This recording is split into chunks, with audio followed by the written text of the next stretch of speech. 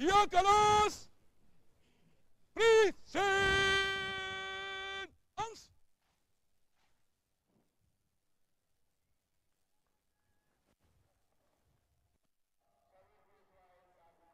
Into the square.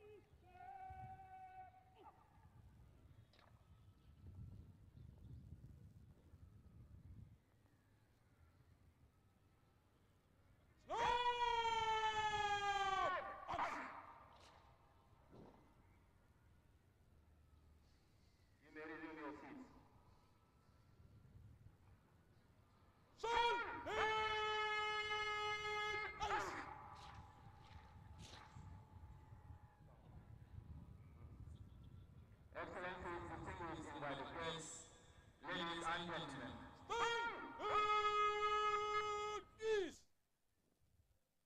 With the color party even taking its position in the midst of the parade of security forces, it means now the stage is set for this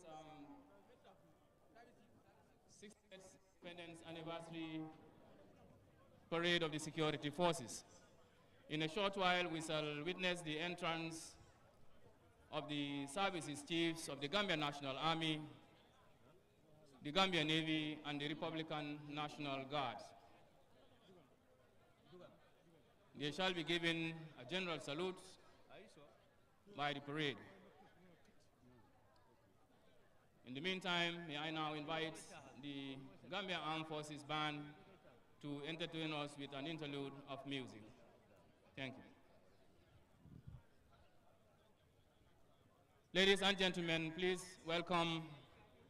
join me to welcome the services chiefs.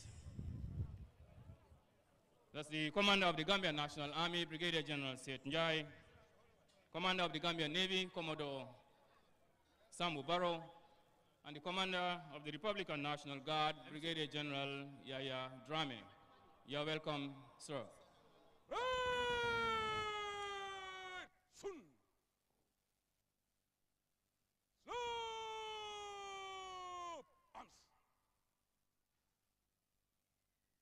General salute! Present!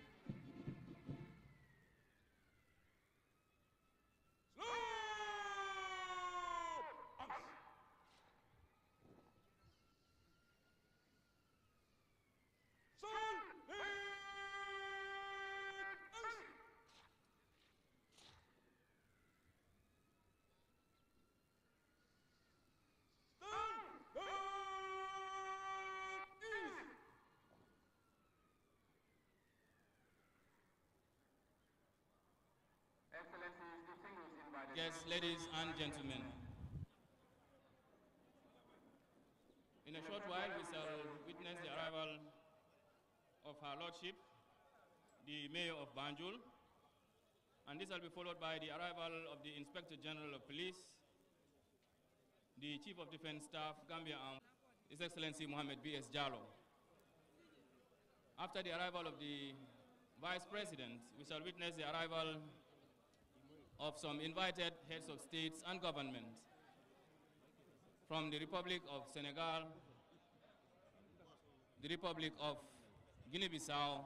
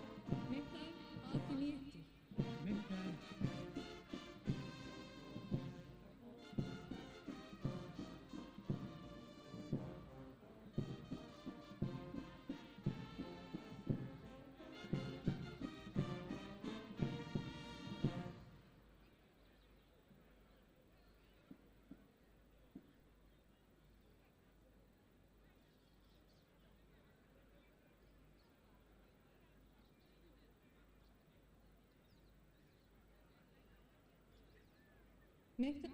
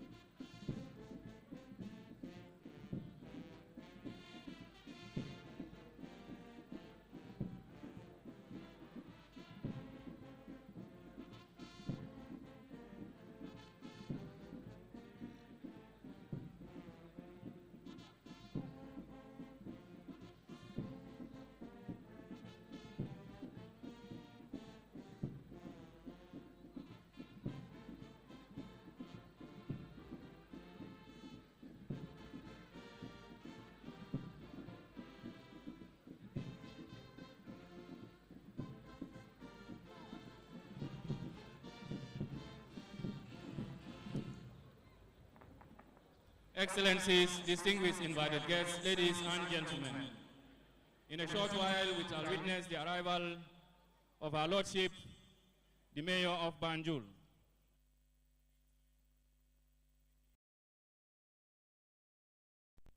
Cabinet ministers.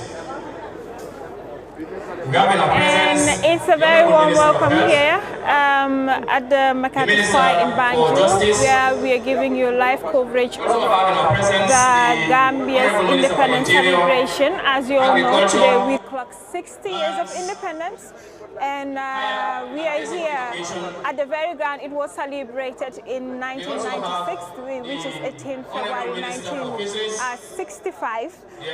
So today, as you all can see behind me, you'll be seeing a spectacular performance of parade by our men and women in uniform, of course, and also you'll be seeing a wide range of activities that will be going on.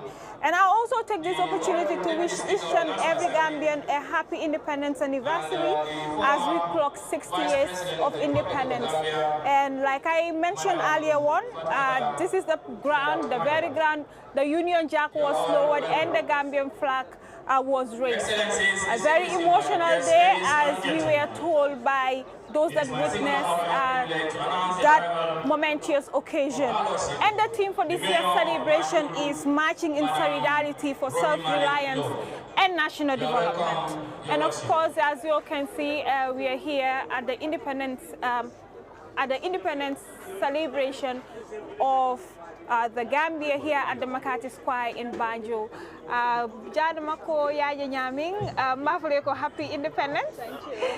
Bi nak nu lumbaleti nanata Gambia la independence karola nanata Gambia niena Johnny Jibe from 1965 kana fobi mumu bilungoti iketo moti miyalo ko nalo ne ko haniata fa ima kala mutava baris according to mol ya fo nyami ko wolungo mi lumbaleti ite wolungo je nyaadire ani fana fobi mfutata nam bi ifele mabe tajam bi fana mabe tajam bi be minnesota ka fo nana ta Gambia independence ka barka bake Aissatou Koli mbe Gambia no be konton na happy independence la ko Aissatou ya fo nyaban bro Yes, ladies and gentlemen. Kabiri 1960 mol basal great kalungo men na me yalon ko Union Jago jindi wala ndoro Excellencies, distinguished invited guests, ladies and gentlemen.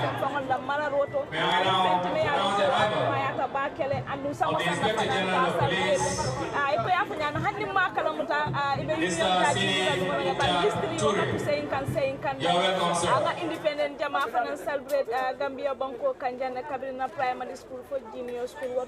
He shall be given a general salute.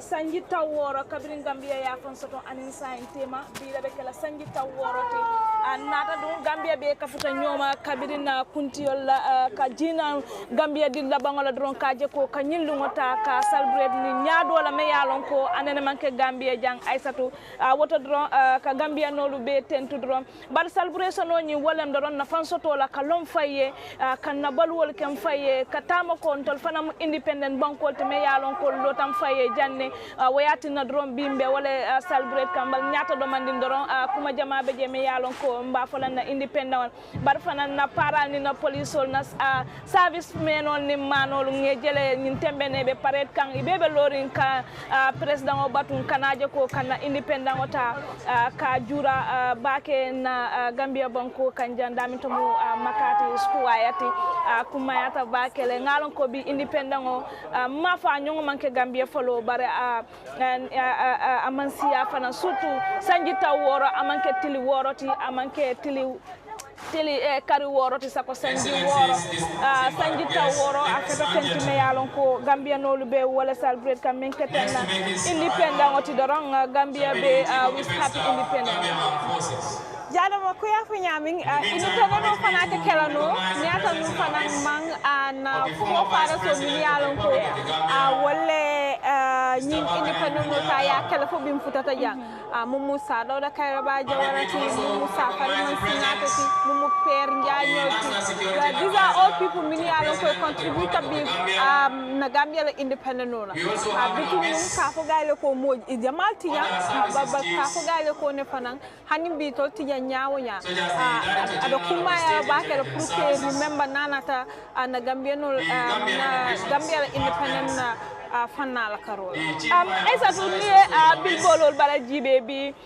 feso men folo kafinti wala former president led Sadauda Kairaba Jawara farman singate nyon ni aje bintol be sida janka independent ota ka sey kan ko tenke ni dem fo fada sorti men yalon ko yedo ko ke Gambia je pour sem fan soto nyame oto independent ke keno la ni ayata Gambia no lu hakilo mambula men yalon ko joy ya judo ta ka kuntum kamoda woto Sadauda Kairaba Jawara anal entire family sa farman singate nyol bi lungola ka Gambia celebrate barinke to le celebrate to me yalon ko joy ya julo kuntum kamala.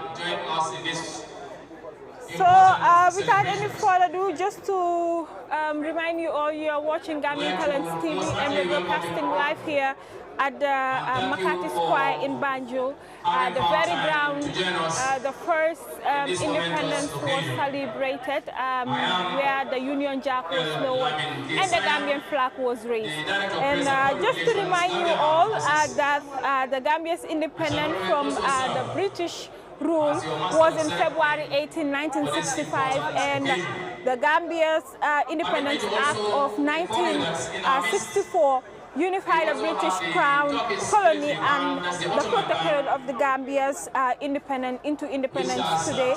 Key events that most of us, should basically recall and remember is the November 24th, 1965, a referendum was held on whether to declare the Gambia a republic, but it failed. That was the first attempt by our people, but it failed. So in April 24th, which is 1970, a referendum was held again, and it got passed this time around with 70% of its votes being voted. So from there, in 1970, the same April 24th, which is in 1970, Prime Minister Dawda Kairaba Jawara became the first president of the Republic of the Gambia, the man that led us to where we are today. So these are some of the key important events that occurred on and before the independence of the Gambia. So, Jara Makaboje Kanabila, Najeloko, 3 republic la tambita. First republic seto second seto saimba third republic la. Nana ta Jawara la republic la ate for over 30 years plus kala. Nana ta Banko Maranyara Karola. Nana ta President Jambela Karola. I over 20 years total miyalonko I wale mara nana ta Gambia mara rola Karola. Bi mbabaro jamono le kono almost 10 years of serving the people of the Gambia.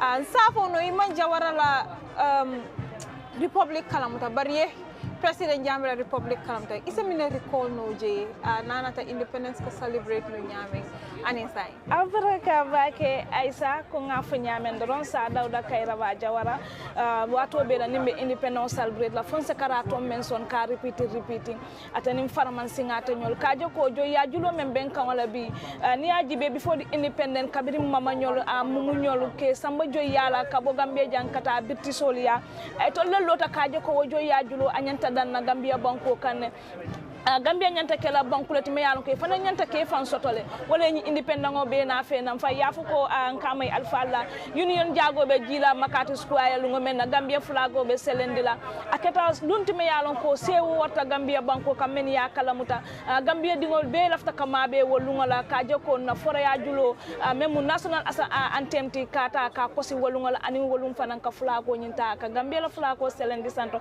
akuma da bar yaje me fana ala independent wato lan ka jele celebration o ke nyame karamuto dindungol mo be katan hapirin janni ba folo subabe sallaw ka tarde dawda dron karamuto dindungol be lorin silo kan kaje ko kela school bosol batum samato kutol be sanna uniform kutol be sanna donc dron kaje ko na independent be celebrate la nyame ngana na service manol fana na ani musolu men yalon ko wol fana be nyin tembe na naliye ko ma jibe wala na les krimoto jibe doron machallah la il faut mol be nyi ñaar kaje ko fe nyanta kala nyi independent no kono abe keje ka independent nyi bi ni afirin domandi ya jibe ka nyi first republic second republic anin third republic ke compare nse fulo compare no bar first one no nyi ave ko yala bakele ka o compare doron bar fana kaje ko independent wol watumo akakenu independent stadium molto me yalon ko nyi regional be kabo KMC Banjul URA CRA be ka ben dula kiline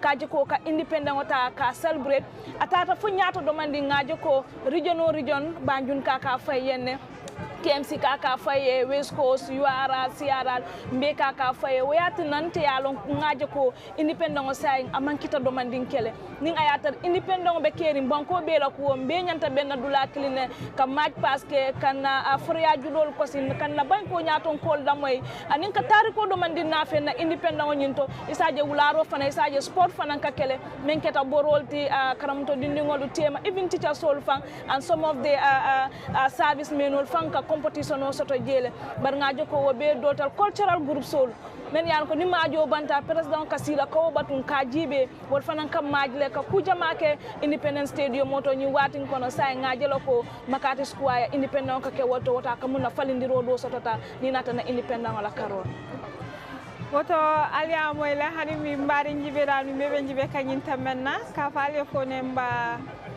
janne mi dolami alon ko wala makati square in Banjul and just remind ko bi school so mi alon ko wala be match pass ka tambi president no nyata be siala bakela compare tun ka minje hade nabota je fanan ko albaje la ko sign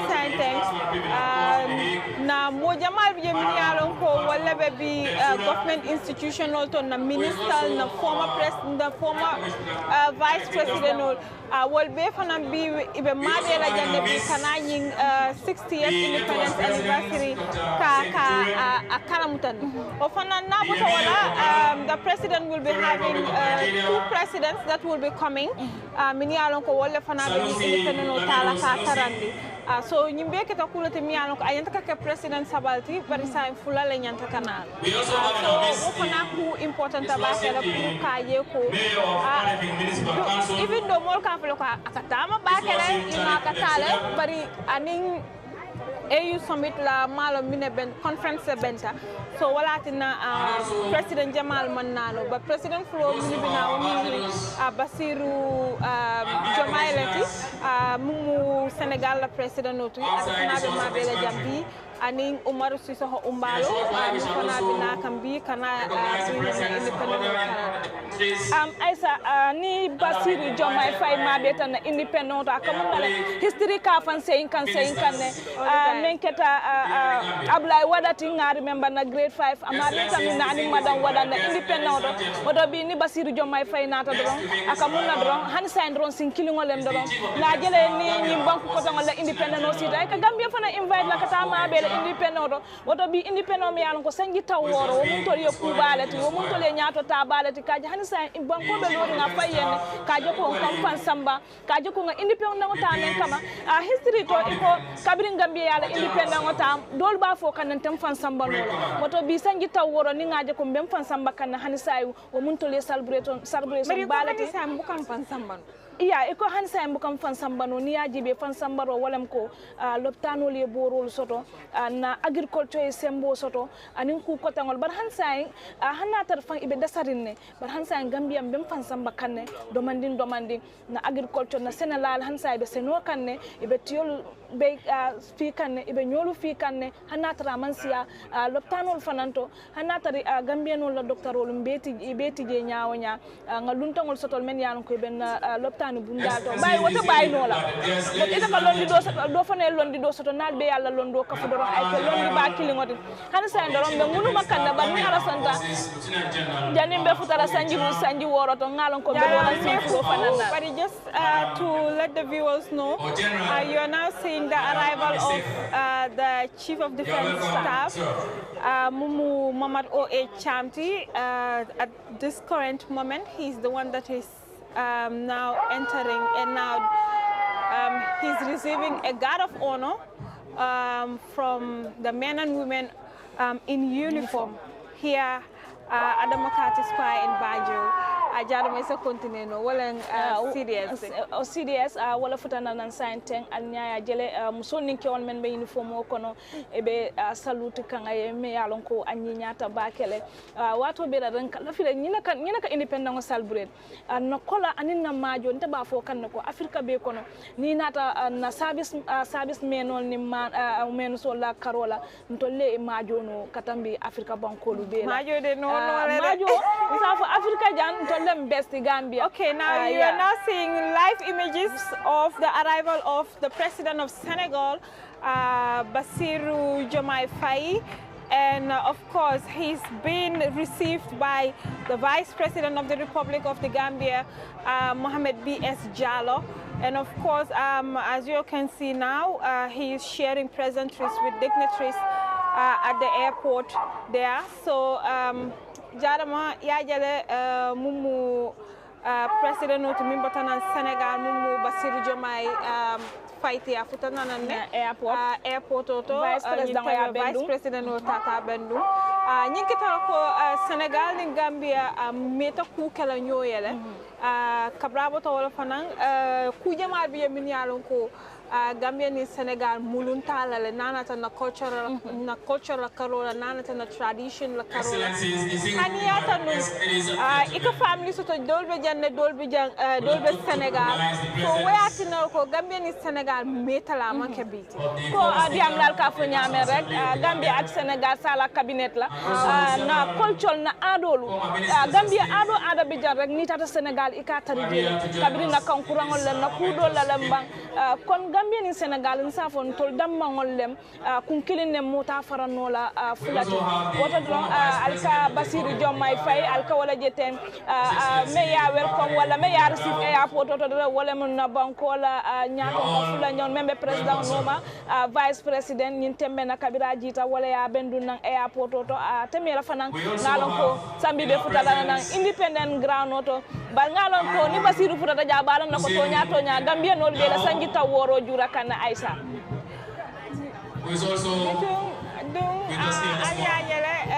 well, wonderful viewers, we are still watching Gambian Talents TV, and we're broadcasting here live at the Makati Square in Banjul, where the Gambia is celebrating its 60th independence anniversary. And on your screens now you are seeing a guard of honor being rendered to the President of Senegal, Bassirou Diomaye Diakhar Faye, and he's been received by the Vice President of the Republic of the Gambia, Mohamed B.S. Jallow. mbokk yi comme lu ma ko wax ci kàllaama angale tey la Gambia di celebrate 60th independence anniversary, and of course gis ngeen ko depuis suba ñu ci ground bi fii nii ñu ngi leen a isi live images of lu nekk di happen ci ground bi.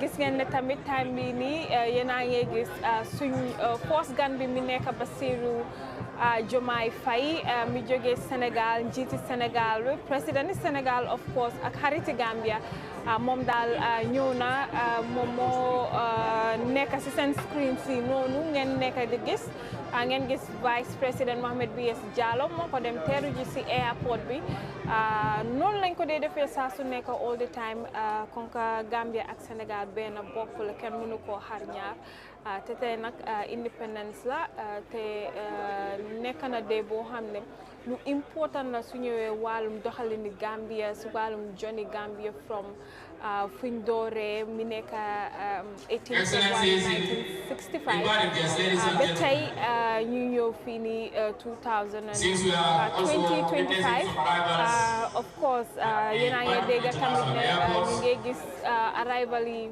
other dignitaries ñoo xam ne ñooñu time bi ñoo represent seen président yu bëri ñoo waroon a ñëw waaye unfortunately dafa tombé AU seen conference bi te loolu tamit important na torop njiit yu bëri foofu waaye nag dinañ gis ay nombre tànka yu bare ñoo xam ne ñoo ñëw tey pour ñu ñëw fekkee ji suñ independent bi kon ka xam ne Gambia président bi def na banquet mu invite dignitaries yi ak ñeneen ñi so loolu jarama ni ko mumu ala teamte mumu marching in solidarity for self-reliance and national development ataka kurete mi yalon ko ay kujamale niajibe na Johnny Mbadani you know niko marching in solidarity and in fana self-reliance and national development would like to confirm the attendance of the Chief of General Staff of the Senegalese Armed Forces. Abarka Aisha ko yafa nyame ay ku jamala fudi wo be mu fenati me yalon ko akuma yata bakele kabirin 1960 or 1965 mota damento anim bi 2025 me damento e jam fata nyola bakele in terms of development and in terms of baluwola karola ni yajibe baluwo jawara jamano to yala o tay mo men ka dukulali je sa yalo ko dukulali je so wala non ko fali wakata je la kabo 1960 la kana for 2025 la ni natan jata ken ya fana na karola security fana na karola security fana na karola and yajibe hansay nga remember former president Jammeh Kabirabe Bola Jandoro ay men wosi ay men kumbo na president wa men kata his excellency Adama Baroti wala mko kada se la bankola tankola ni fiata bankola tankola dron bankobe suri lale anu ka fo dron comme independent wala kono fo fembe keri dron anyanta ka fole maslamba me yalon ko wala be keri na security la karola ni yajibe hani kunum fang kibarol jelo ko men kata fara fenyati androba solu boyta bitika bakanje ñul be mo isulati me yalon ko kadu ngam fan soto le sangi tan woro nyanta ka lowo la fannala la kaje ko ka bambam bake ka ni tan ko te banko kandoron aka kole ya bakele pour ka ko kol men foten ka lon faye kaje ko Gambia lo tan faye na abe kala fenti me yalon ko abe kole ya la bakele na seno fannala fana ni ko ngalon faye ngabalun faye na seno bundala nyanta kala fenti me yalon ko anyanta bambannale kaje ko ngaseno ke ngam fambalunti bar sen yajibe ten ngam men san tubab manola wala siyata ngam fambalundi men na sene fengol la woto sanjita woro ni fembela falo kan nyanta kaje la ko na sene bundal fanana ka loji baake ka abambani sajam san fambaluno fo ngam bamfa ka fengo dol tanam bantala banko kan ke na fe na Gambia anu ngalo ko nin lota baake sene lalbe Gambia banko kanne me konko baynola na banko kanne exemple lay kabirun kunu kaje la mol kata randi mburolu noma kamunna lo katandula ko han santol man lo non faye ning ayatari men yalon ko wala ko mbure balante bam mburo dada Gambia dingol be struggle kan kaje ko kam mburo soto akamunna han sayna independent da soto ko mal because jama be wala foka aman jare nga independent ngo celebrate because mam fan soto follow mam fan soto in the sense that nga independent ngo soto le sain fo le non fam bar ku jama be jel men yalon ko ida sata bakele ko yatina mo jama ka fo independent nga man jare nga celebrate follow bayo mam fan soto follow ila miraro mu nyinati ko na senola bundala amam bambam bake hani say ni yatar banku dingol be ngunu makam buro la même fori nyoti fongol sada dano na banko kan banku dingol se il faut la buro le janino la kaje ko fongol e balu nam buro la wayatin na le han say molbe wosi kan so ngalon ko nyi sanji taworo ko la kabula ko na kata fo sanji taworo nim feng mbelo no lam fayen baaje la ñu kusi fal même be banko kan ko le yanni ngabe talala bakele saje molbe salon ko tonya Gambia sa ye independent soto Mitundung na bota wala mbari njiberal mbe njibe kanyin tambena hanimbi mba Independence Stadium moto banna Independence Anniversary celebration and mba Makati Square in Banjul Ram yalon ko akitawoto the very first time the Jack was lowered and the Gambian flag was raised. Just to remind you all,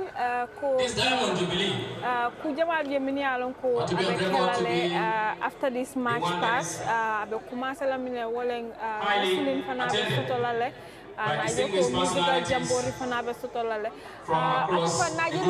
national dialogue organized. It's been a long time. Kanaje, Kasi, That nations celebrate occasions like this. To come together, you may all recall challenges all discourse, and then they put a way forward. So it is national dialogue, second edition, first edition on Yinkatale. This regional level. You know, more perspective for understand Nana Gambia la Carola and Numine Yantaka Nana Sambanya national dialogue Mojamale for Fanako. We celebrated Mojamale Yantaka involved among Kereko every year Nana national dialogue. A politician independence. You know, as an incredible nation. Educational system national dialogue last year in this Aisa ko ya fanyane national dialogue kumayata banko kanne kili ya sabatin linda motem surtout ni independent membe kerinte kala afanna do wala fanna fulanjango kam ndina abe kala fenti me yala ko kumad ba national dialogue men ka kumandi akola la fo dialogue ni wobe tarlan dambangol temale wala mun fenti me yala ko nyanta no nyinin kala because ni ko dialogue be lenta kabri education lemba service lemba health lemba department anim bonku dingol fon in general men yalla ko be gadi non le to ba farol to lemba mbe nyanta kanala amanya nakela ko nyaton ko doronti men be party leader solo stakeholder so amanya na danna wala national dialogue kabirim gambia en lamba fosanto nyanta la ka ani ka fu nyaton ko be nyanta tarra nyun ko kono abara ko la fana nyanta kala kilimotile ni ajibe jama national dialogue mo ka focus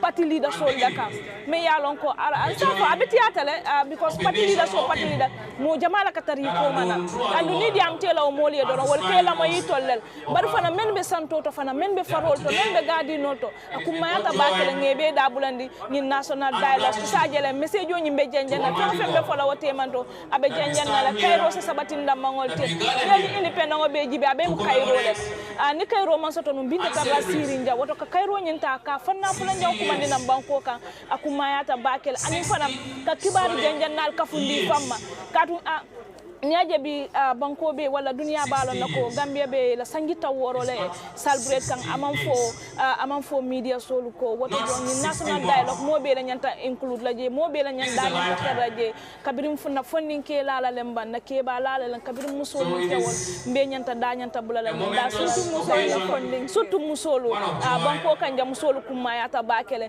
ni anyanta kala kemelati taw woron safa be nyanta kala musolu ni fondin kewol leti isaje an sa kayro but national dialogue member kumandila as independent to yala sanjita woro anyanta kala fenti me yalon ko akuma yata bakala akola la fana nyanta sola nyokana fengo fem pata je nyanta bara la fana amanya na kala fo kenso wala ben kenso ndoro wo kola la ambe men fola banta ani ngamen fo kono to atakala kilenti ay baraka bake jalama marin jibela kaliya jenya hanimbi janne of course 60 years of independence hanimbi aliya nyintembenna wala multi ko wala la nyaton kolti kabrin IGP for chief of defense staff for director of immigration and modol ko tambije baby jannabi kanani independent ta ka talende bitun harim bi ramatulay fana futatanane ramatulay dinala alaman nak biko man ak yow big time bi so dila nuyu dila wone happy independence anniversary duga nga fii nii tey gis nga xolas yi luñ mel gis nga nit yi luñ mel so first of noo gisee independence yi 60 years of independence of course wax nañ lu bari si ñëwee wàllum security waaye dinañ si ñëw si kanam tuuti noo gisee independence yi this year bi 60 years tuus na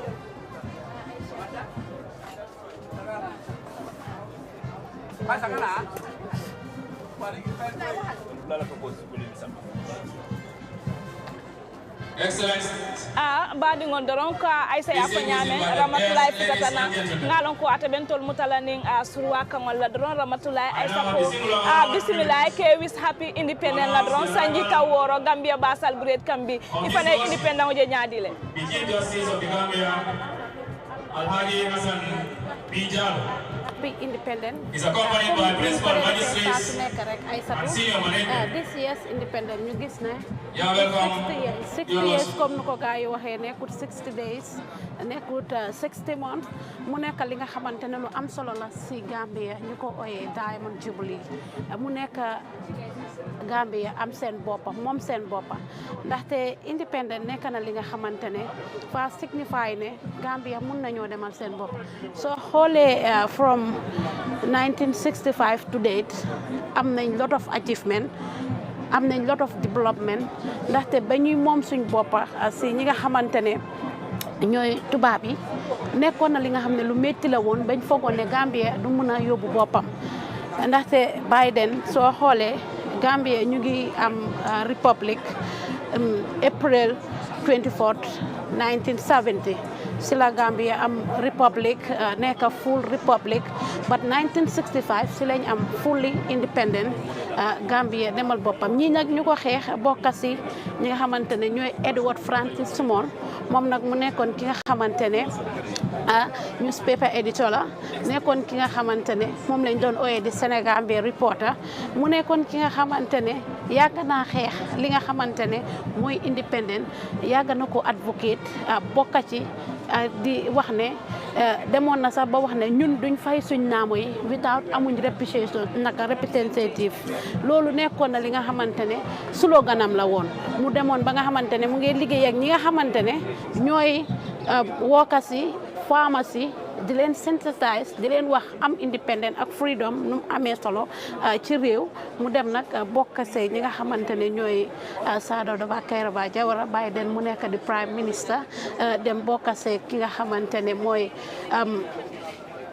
Reverend Jesse Faye ak ki nga xamante ne mooy PS Ndiaye ñoom Gaba Jaxumpa ak ñeneen ñi ñëpp pour ñu bokk si li nga xamante ne mooy xeex independent bi ndaxte lii bokkoon na si li nga xam ne Gambia moomoon Biden amoon nañ fi ñi nga xamante ne ñooy di Kaabu Empire ak ñi nga xamante ne ñooy Fuladu ak yooyu kii ak ñoom yi ñoo fi nekkoon mu nekk lu ama am solo waaye nag gis nga ko ba nu mu demee ni Gambia di dem Biden Aïssatou comme ni ma ko waxee woon moo tax ma ne Gambia we have lot of achievement for now because su ñëwee si wàllum education bu njëkka ñi nga xamante ne ñun Gambien si xamoon nañ ne su mu tee 20 people ñoo graduate on something like that ñëw nañ ba nga xamante ne léegi am nañ ay university am nañ lot of graduates am nañ moo achievement loolu yëpp li ko fi waral rek mooy comme suñ boppa ndaxte buñ jëlee suñ réew mi si tubaab yi ñu bari dañ doon wax ne duñ mën a dem waaye try nañ te egsi fii nii bu njëkk Aïssatou gis nga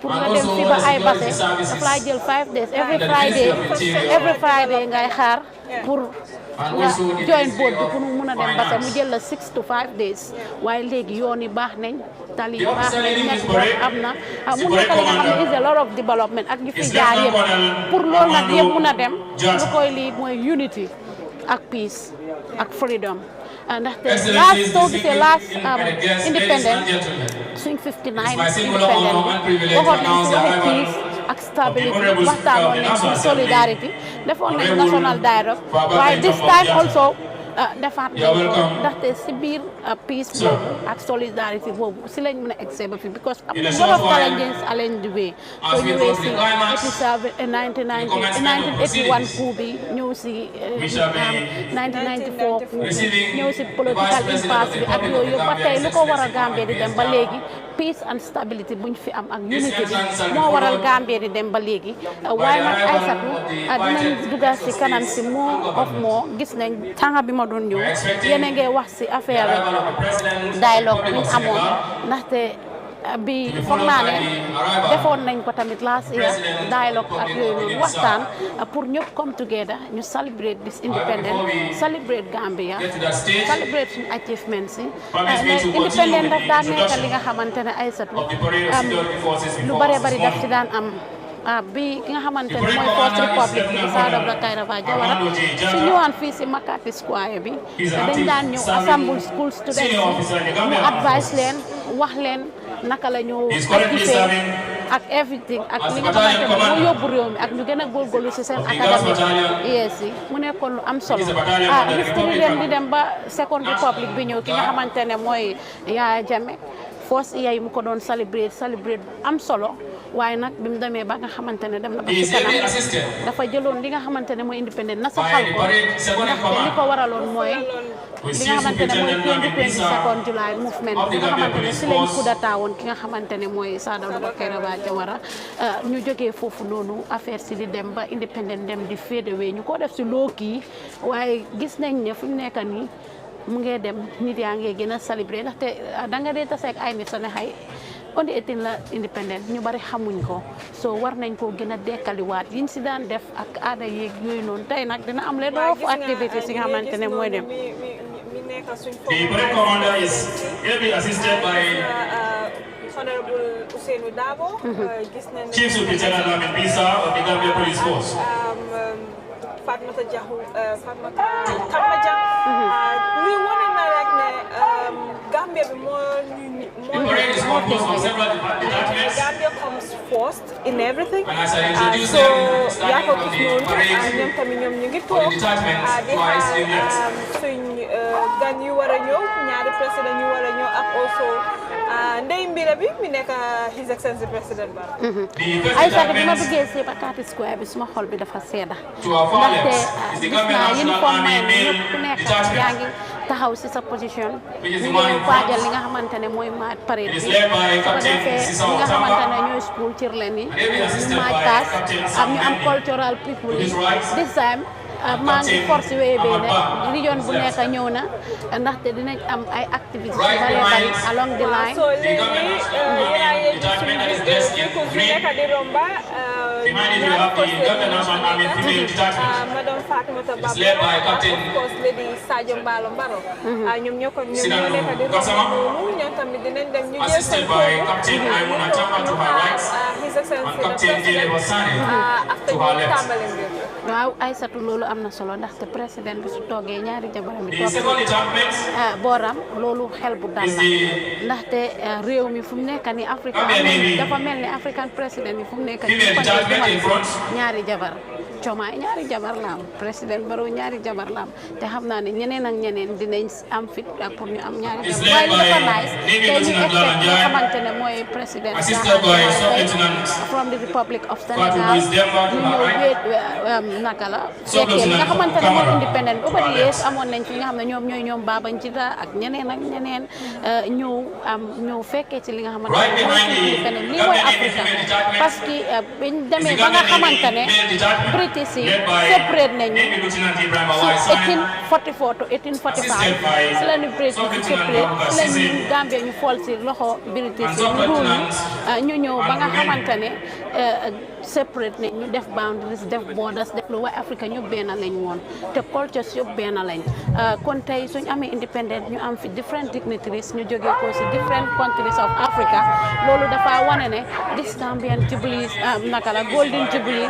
nekk na lu am solo te dina mark history moo tax dina exceptionnel dina uutee yeneen yi fi daan am gis nga ñi nga xamante ne ñooy uniforme meen yi ñu ngi noonu suñ gannaaw lii am na solo te neex na di wisaat ñëpp rek happy independent Aïcha.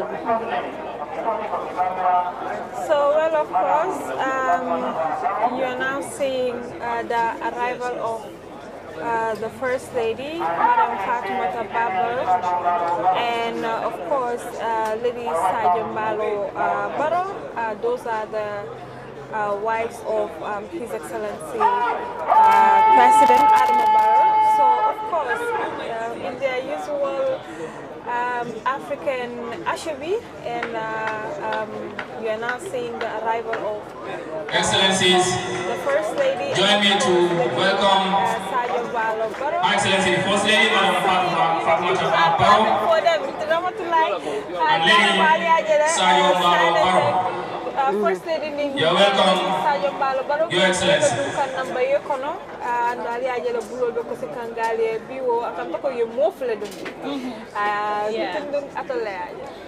Ko Aisha Fanyame, First Lady Fatou Baro and Lady. May I now continue with the introduction of the parade?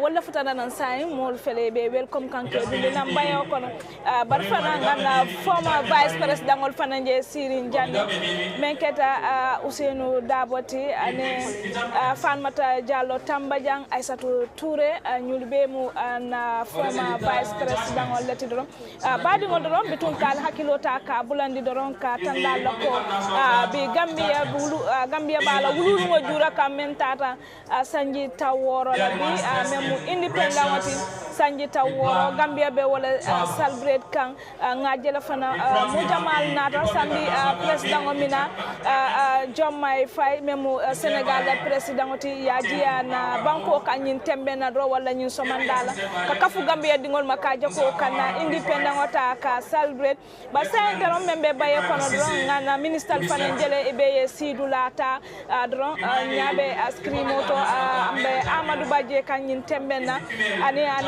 ani minister kotengol dron ito lebe siri first lady koma tendron temena dron ko ka fo nyamen dron kulliyobe na sanji tawora kulliyobe commencé la ko ya fo nyamen ito fintita nyamen dron wala move kolati African dress mbela ado na chosano dron ka garam bodun dron binna banko bama menketa Fatou Baroti ani lady Sadio fintita na wala nya so nga president jibe biya to fintita nyaadi la ani abda sanji taworo banko la sanji taworo bayo ala yatala harjala bi kaje ko ka sanji taworo ta ka celebrate bi woto dron mbe ba mutala fele dron kaje ko kana independent celebrate ni na vice president ngol je sirim former one dron walam ko nyi mu banko la kuwati fengo fe yalon ko aben damangol tema bimba be fay la karatanta ngolala mo bebe menjela dron wala banko la nyato tati wala fana na independent ni ko independent ngama motu koma woto bi kolal bebe faylale même Gambia flag bi mo bebe wala tala dron kaje ko kana independent celebrate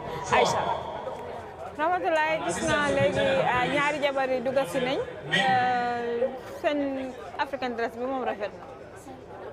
To the left of the general duties, Gambia lii mooy suñ culture Gambia Police lii Force mooy Intervention aada beeg cosaan bi nga xamante ne am na fi tey suñ gisee li nga xamante ne mooy Lady Fatouba Barrow ak Lady Sadio Mballo mu nekk li nga xamante ne lu am solo la lu bëggandoor fi nga xamante ne mooy si Makati Square si Bayern ñu gunge leen ñu dem toog ci seen place ba tey rek ñu ngi xaar ki nga xamante ne mooy président bi ak comme ni ñu ko waxee rek Aïssatou si national dialogue boobu ba tey rek gis nañ fi ki nga xamante ne mooy lawyer Ousseynou Dabo gis nañ fi ki nga xamante ne mooy Aïssatou Touré gis nañ fi ki nga xamante ne mooy Fatmata Tambajang ñi yëpp nekkoon ñi nga xamante ne vice président lañ ci under the leadership of président Adama Barrow ñoom ñëpp tey ñu ñëw toog fekkee li nga xamante ne mooy golden nekkal am solo ndaxte lii mooy Gambie su leen neexoon duñ ñëw waaye ñëw nañ ndaxte lii lañ oote celebration lañ oote lii moo la wax ne politique wute gis-gis la rek waaye at the end of the day ñëpp Gambie moo leen ñëw te ñëpp Gambie lañ bëgg a at tey suñ celebrate li nga xamante ne mooy suñu jubilee muy 60 years of anniversary Gambie moom si boppam ñu ñëw ñii ñëpp ñëw fekkee ko ak am na ñi nga xamante ne bëggoon nañ koo fekkee waaye yàlla def na nekkuñ fi this time nekkuñ fi moo la woon ne this time bu la yàlla may ba nga ñëw fekkee ko bu njëkk a Aïssatou independence daan ñëw nit yi dañuy kontaan parce que accident yi dafay génn am dëkki bambara yi ñëw fële ne leen kankurang yi ñëw fële mama para yi ñëw fële kese yi ñëw fële xalam riiti yëpp a daan am mu nekkoon li nga xamante ne su gaa yi rangaan te président bi toog bañ def mass pass Banjul démba ñëw fee ca fële ne leen ak yeneen ñu génnee ko si bés di independent rek daf daan mel ni li nga xamante ne moo daan wane ne ay celebration bi nga xamante ne mu ngee ñëw. And the senior escort to these scholars is Staff Sergeant development is Navy AU representative. Detachment number 11 is the Gambia Immigration Detachment. Outgoing Ambassador Sharon Kuruma of Gambia Immigration Department Detachment. In front we have the Female Detachment by Deputy Superintendent of Immigration. How important this day is, and also the partners of development. It's assisted by Assistant Superintendent of Immigration, Fatu Kamara to her right, and Assistant Superintendent of Immigration, Fatu Sini Boda to her left. Right behind that detachment is the Gambia Immigration Department, male detachment, led by Deputy Superintendent of Immigration. Over the years, then develop a lot of international relationship. And assisted by Deputy Superintendent of Immigration, a colleague to his right, and Deputy Assistant Superintendent of Immigration to ndaxte soo xoolee Gambia bu njëkk Number 13 detachment is the Gambia Prison Services. ute na lu bari bari always nit dañ lay wax ne nag development amul bu nga more development but there is a lot of difference between then and now the present Gambia comme su ñëwee fii su time bi lii nekk na li nga xamante ne lu am solo la Dignitary su jógee fu nekk ñu xam ne recognize Gambia though is very small to world part of the smallest country Gambia to Africa wala the continent at large but right now ni Gambia turam dem na fi nga xamantane make nañ record su ñëwee bare ndaxte leaders yuñ fi am la tey soo gisee ki mel ni ki nga xamantane mooy Sada Babakary Jawara def na fi lu bare bu na lot of foreign relations ak réew mi because réew mi daf leen jaral réew mi dafa dañ bëggoon ba nga xamantane dem na ba nga xamantane bu gannaaw resign gars yi oo ko foofu sa man sa konko ñaan ko ñu waxtaan pour bu mu resign ak ngir li amaloon bi ban président mooy dem toog ba nga xamante ne mu ruul ko 30 years mu ñëw ne dafa bëgg a resign ñu ne ko non te ñu ñëw ba nga xamante ne ki nga xamante ne mooy His Excellency former président bi Dr. Yaya AJJ Jammeh ñëw overthrow ko si coup d'état moom tam mu ruul foofu 22 years ñëw ak dictatorship ñëw ak yeneen waaye si biir loolu sax indi na lot of development parce que si la school su ñëwee si lañ am université si lañ am yeneen ak ay yoon ak yeneen mu nekk li nga xamante ne continuité la parce que government dafay follow government ñu ñëw am ki nga xamante ne mooy président Adama Barrow moom tamit ñu gis nga xamante ne bu ganaa another level waaye nag ay satu ba léegi rek ci biir taraay boobu noonu ndaxte réew mi dafa nekk taay boobu situation bi nga xamante ne dañ ko war a adresse dañ ko war a waxtaanee suñu in terms of security ak yooyu noonu parce que Gambia nekk dëkk bu ndaw bi nga xamante ne nit nañ investors si jógee ko outside ñu invest si réew mi nit nañ suñu réew mi gën a développé suñ amee security threat ak comme dina dem ba nga xamante ne Gambian si ñu bari duñu mën a ñëw dugal fi seen alal pour ñu invest pour ñu liggéey ak kon foog naa ne tey si pijam yi lu mu war a gën a bokk na si security ba pare dialogue buñ dee oote every time mu nekk li nga xamante ne lu si ñoom la luñ gëm la ndaxte suñ la dialogue nekkul politiciens yëpp dañ si war a boole stakeholders boole si askan bi ñu waxtaan ñu relief su ko defee ñu jéggal never again slogan bi la moo gën a effective but tey soo xoolee lot of things yi nga xamante ne ñu ngi goon tey jaar ci recommendation si ba léegi gisaguñ ñu def ci dara ñu nekk yeneen ak yeneen nga xamante ne war nañ ko pour Gambien yi mun a giif pour Gambien yi mun a come together ñu liggéey ñu ñëw as one Gambia one nation ñu amalante loolu ko disorder su ko defee réew mi mun a dem si kanam comme naa ne yii war nañ see taxaw gën koo adresse gis nañ ko mu doon féeca di celebrate Gambia mu Kaira Suleti because Gambia is a Kaira Sul. Gambia was once the smiling coast of Africa.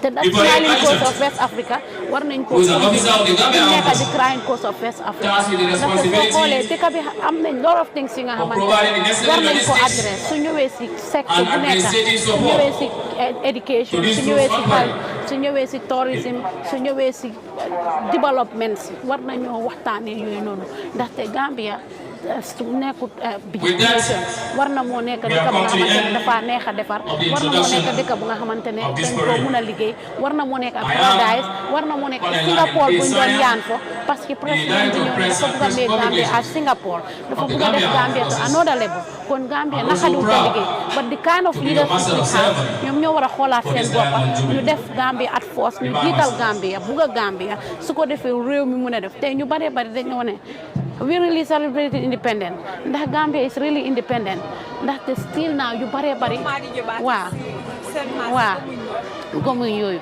ndaxte yu lot of things yu nga xamante ne nit nañ ko address lot of things need to be done pour loolu pour Gambia nit yi mën a gëm ne Gambia is independent démba xoolal whole dëkka mburu amul dara amul mu nekk li nga xamante ne Gambian si ñaawlu deñ ko rafetlu wuñ ko ñuy waxati affaire robbery ak yooyu noonu fële sa Farafenni ñu gis fa robbery ak yeneen so moo tax ma ne tey si spijam yi ndaxte luñ wax ñu ne promoting solidarity and okay marching in for self-reliance and national development national development so yooyu war nañ see gën a taxaw war nañ see gën a bàyyi xel ba nga xamante ne Gambia dinañu ñor ba nga xamante ne celebration bi nii nit yëpp dinañ come together ñu nangu ne Gambia independent na ndaxte every time loolu la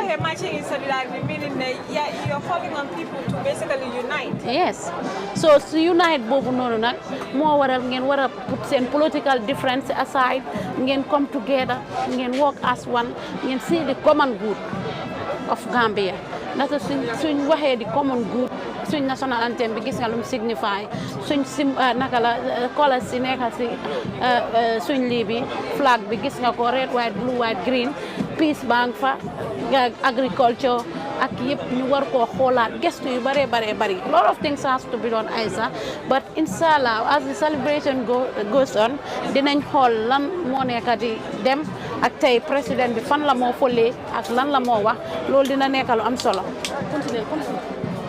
loolu dina nekk lu nga xamante ne lu am solo la waaye ba léegi rek di wax mbokk yi seetaan ne ñu ngi fi nga xamante ne mooy si Makati Square bi ñu ko daan awee Tati Park fii si Banjul tey ñu ñëw di celebrate li nga xamante ne mooy 60 years of independence di Diamond Jubilee nekk lu am solo ndaxte Gambia moom na boppam comme léegi lu des mooy luñ ko dee waxee liggéey jot na Gambia moom na boppam kon ñu liggéey ñu booloo together ñu address situation si together ñu liggéey réew mi tey soo xoolee paak baa ngi fees step uute woon naag yeneen yi nga xamante ne ñoo fi daan am ay satu soo xoolee tey paak bi ma dugasee dama gis paak bi yëpp mu ngi fees step understand nga ute naag yeneen celebration yi nga xamante ne yëpp a ngi am ute naag yeneen celebration yi nga xamante ne ñu ngi doon am te fekk paak bi du am ay nit waaye tey bi nga ñëw si yoon bi sax gis nga ay moto ñu ngi ñëw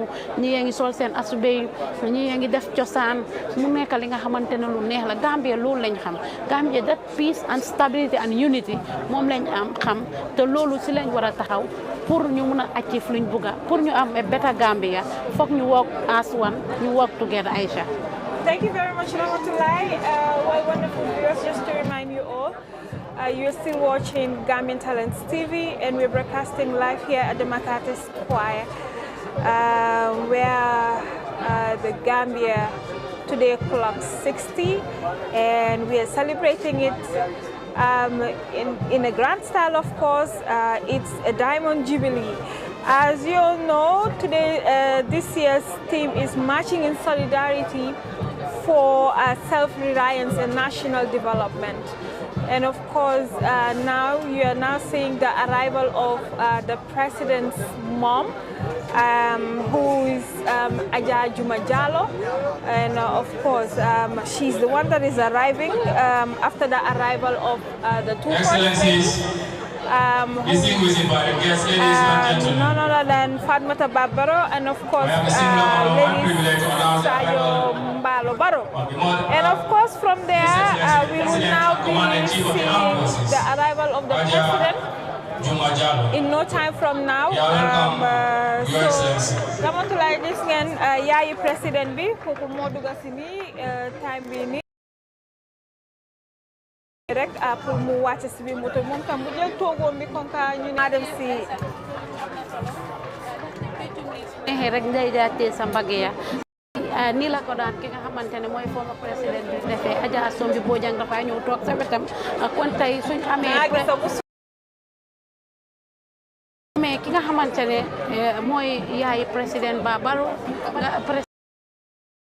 si gannaawam xam naa ne dina ko digal te dina ko waxal lu yóbbu réew mi kanam ndaxte mat naa bàyyi si réew mu ñëw fekkee li nga xamante ne 60 years of independence loolu nekkut lu ndaw ndaxte saa yu président bi gesto rek gis yaayam si booram dina gën a am hope ay sax kon ñu ngi ko dalal fii si Makati Square moom tamit mu dem jël place am toog si ñi nga xamante ne ñooy boori gorom yi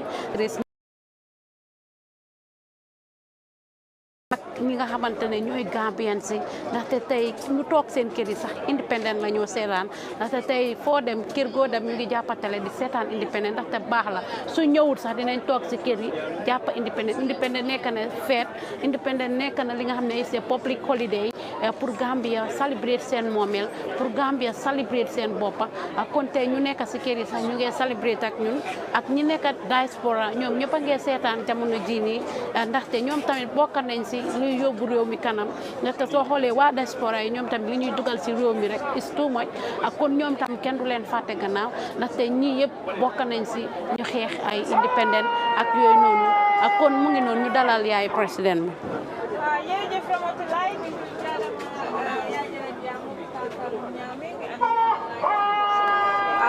mumu ajajuma jalati president Barrow Bama sana fana dunta baye kono bi ñi atandiro ko rek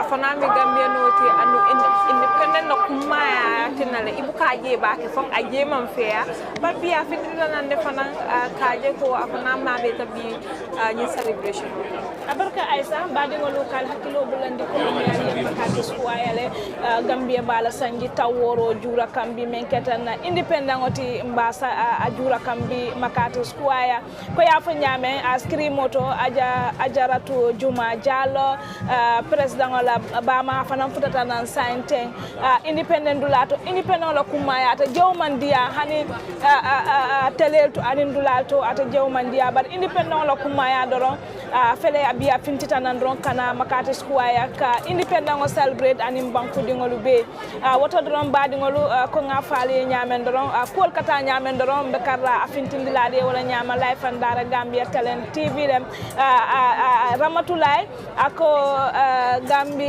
liggéey jotna Gambia amna bopam me yalon ko den kilo le me yalon famous tabake na independent o anu fanan ay mentandi wolem ko do ku wato sitale te sito sitale Gambia ya fon sotole woto doron ngalon ko nyi den kilo ye men firing banku dingol fanan be lola wala kaje ko ka do ku ke kam fan londi no nyamen wolem liggéey jotna Gambia amna bopam liggéey mi yalon ko aden kilo nyi findita former president jamano le men kete Yaya Jammeh nawe la kan doron ika sewo suta tole kaje ko to nya gambindi ngol ya filo ko yera banko ta le sai fangol se la banko sambanola ko kata fenti me yalon ko aden kilo nyi kabiri nga moy doron ko fonsa sen kan kamol hakilo bulandala liggéey jotna la anim fana former president Jammeh afane ku balke ni natan bankola development oto ngaje ko jawara ya dandi damen atayata woleto atadanta damen adam baro ya ta woleto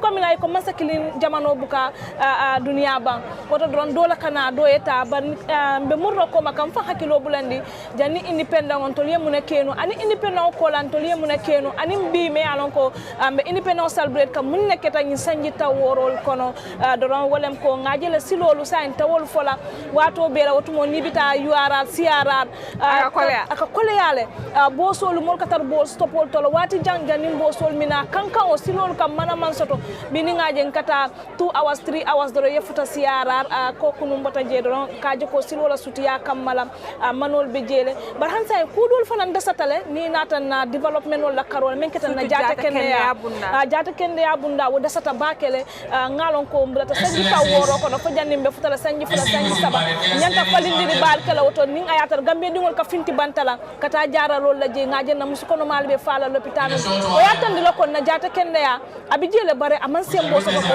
ase banku dingol tankano nyamen o desata na independent to bake ni nata na agriculture fana na hansa be ngunu makko na ko ngafa nyamen mallo no na agriculture desata bayo mbukam fam balundino hanisai balwo jama babije ni aje bimbe kumbola fengol la serol ni ko la koleala hanisai na agriculture mambamba ni atan kamense na fongol ka do man kamense na banku dingol sile binte mano la seron ta kumbola nte fengol la sero kumo bar fana ngaje na sene fengol men yalon ko aka do ku banko kan banku dingol fengol bukasan no compare to American rice me yalon ka na banko kan ani me yalon ko wala mun na mani farolti na bara manol bi wo poto be dala simuwanne do ko tanin sey be ka jela fana kamense na banko kan ata ata defende me yalon ko akole ata bakele tiya poto be kemenin fe ni wolu be jibe kamen fo sene na banko kan akole ata mune wasabu na agriculture man sembo soto wala amon fasaro soto ko anyanta soto la nyami ngalon ko ninna agriculture minister be siri aben jibe kan ron ka hakilo bulan de dama don har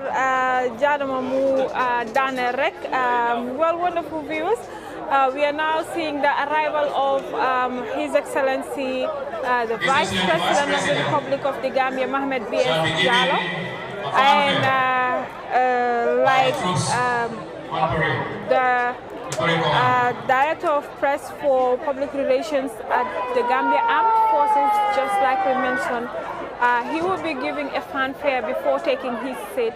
As you may recall, the Vice President was the one that received the two presidents from the airport, and he's now here to take his seat before we will be seeing also the march past, which is the parade by our men and women in uniform who have been on their feet since morning to basically give us a spectacular performance. I was here 2 days ago to see their final rehearsals, and you know, what I have seen really impressed me. You know, mi nekk suñ jigéen yi ak góor yi nekk suñ si kaaraange bi tey nag di nga gis, you know, a spectacular performance. ñëwoon naa fi 2 days ago, gis naa guys seen match pass bi ak lifin bi kon nag gis nga loolu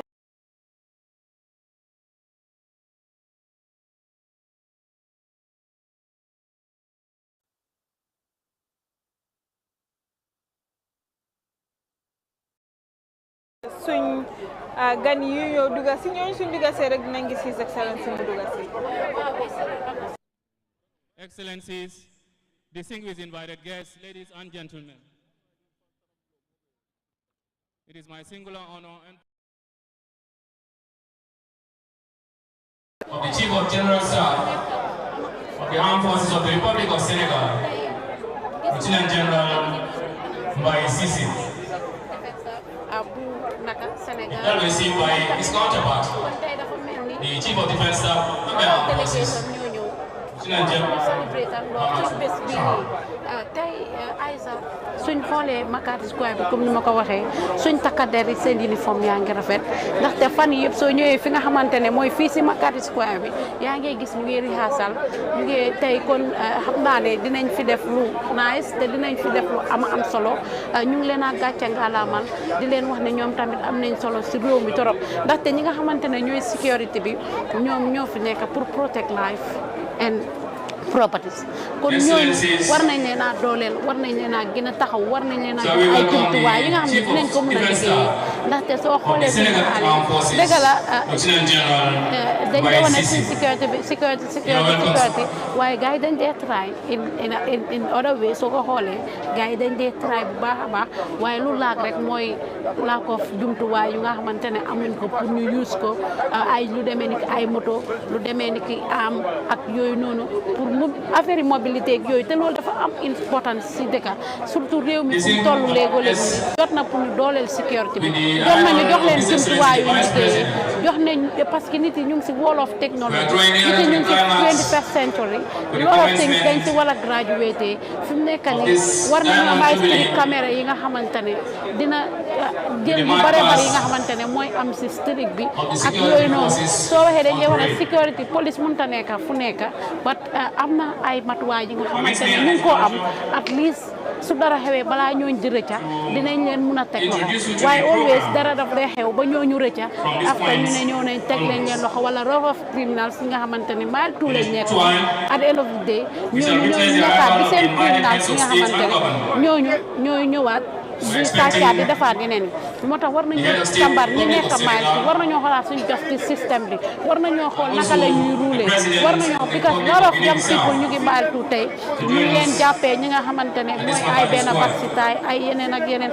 parce que leen dee génn si strict si di waxtaan ak youth si di waxtaan ak ndaw si soo gisee yuñ leen dee jàppee yu bari bari di ko def while the bigger criminals are outside ñu ngi break and enter ñu ngi rob ñu ngi def yeneen ak yeneen ak kon ba tey rek comme ni ma ko waxee luñ nekk lu fas bu ndaw daw nga yokk ko yar sécurité bi ñu ngi taraay waaye war nañoo gën a taraay war nañoo gën a taxaw ndaxte fi mu nekk ni ñu bari ñu ngi si biir waaye dañ ragal dañ tiit ndaxte ñu fee xew kon war nañoo xoolaat yooyu bu baax a baax kon sécurité bi kenn amul seen fay they are brothers and our sisters our uncles our mothers but still ñu gën a stand firm ñu gën a taxaw ñu gën a xool réew mi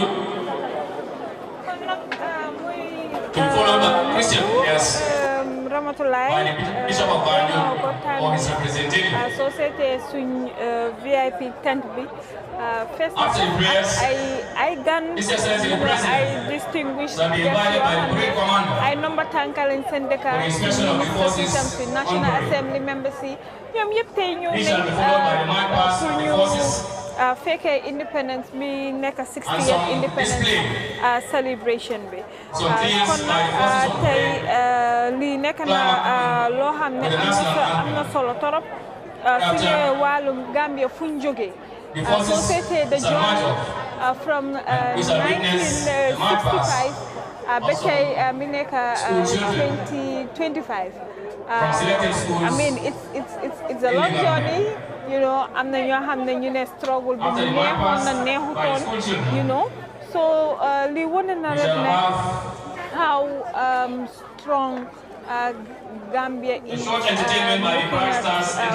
fu ñu jógee ak fu ñoo dem te gis naa ne time bi nii su ñëwee wàll nit ñi ngi wax lu bëri doxalin réew mi suñu wàllum security suñu wàllum corruption suñu wàllum educational system bi ak yooyu noonu loolu yëpp dinañ si ñëw si kanam before then ñu seet journey bi wax na fi lu am solo mi nekk nguuri Jawara nguuri léegi si nguuri président Barrow la nekk te most of his focus bi yëpp si infrastructure ànd nag président bi almost Christmas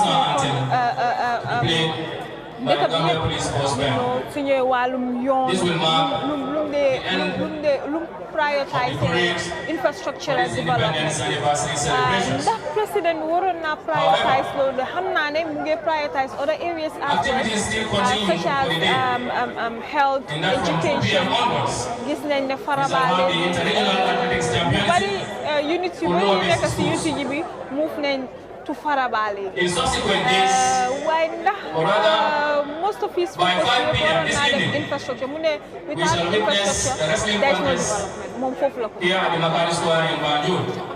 solo lool defar ay tali ay yeneen waaye soo xoolee suñ amee yoon yu baax te amuloo lopitaan ndaxte yii ngay def taxpayers money la wala dangaa dem jëli li nga xamante ne mooy loan si biti pour nga ñëw defar dégg la nit si bari suñ waxee one thing achievement yi président Adama Barrow rek li ñoo wax mooy defar na ay yoon defar na bridge defar na lii that is very important it's part of development but loolu danga dem jëli ji loon si biti danga ñëw gis nañ ci li nga xamante ne mooy OIC bi ci jógee bu yàggul gis ne ñaata lañ dépassé yu affaire yooyu ba lot of people dañ wax ne loolu c'est fail project ndaxte yoon yi ñu waroon a demee ba léegi yoon yi jeexagul ba léegi yoon bi eggagul ba léegi projet yu bari gis nañ OIC bi ñi nga xamante ne ñoo waroon a ñëw pour atteindre ko lu tax ñu lack of security ak yeneen yu nga xamante ne laxasu na si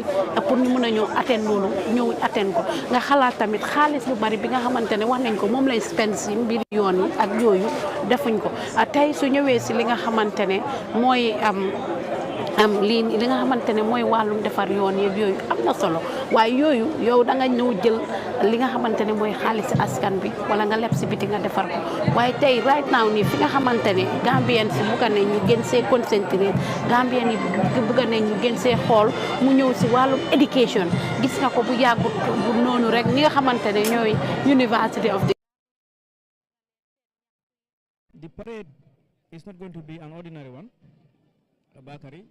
The parade we will witness quick and slow motion.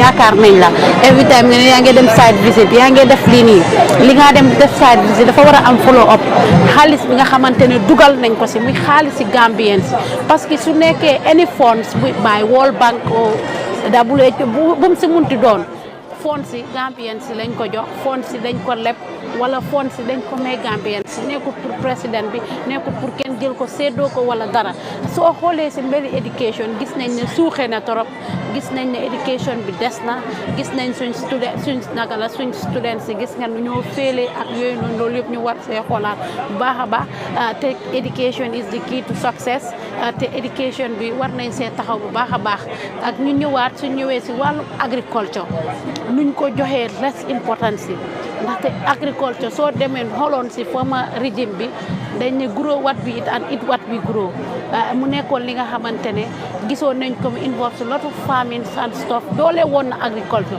parce que agriculture man ma feel like ne dañ ko war a decentralize dañ ko war a jox ñi nga xamante ne ñoo nekk si kaw gi tey soo xoolee at biñ duga nii mbay mi gis nga ko ba léegi baykat yi amaguñ seen fay ndaxte joxe nañ seen gerte yi ñu jaaraleen turu ay kiw moo nekk ay yooyu seen dëkk yu nekk amul ay kiw mani dañu war a ñëwaat ba fii nii pour jël si ko ñu leen a dog ak yooyu noonu ba léegi baykat yi amuñ seen fay loolu ñu war koo xoolaat affaire famine bi tey gis nga ko ñun amuñ maalo bu doy maalo bi outside laa jógee maalo dem na ba léegi 2500 te dina yokku gën a yokku foofu noonu yooyu yëpp ñu war koo xoolaat ñu ñëw si wàllum li nga xamante ne mooy health sector bi tey health sector bi gis nga ñaata depuis kañ lañ jël pour defar li nga xamante ne mooy fii fi nga xamante ne mooy RBTH gis nga ko jël na lot of time demoon na amoon na ay wax yu si nekkoon ba nga xamante ne lot of patients dañ leen di jël leen refaatoon ndembaan fii right now CT scan problème la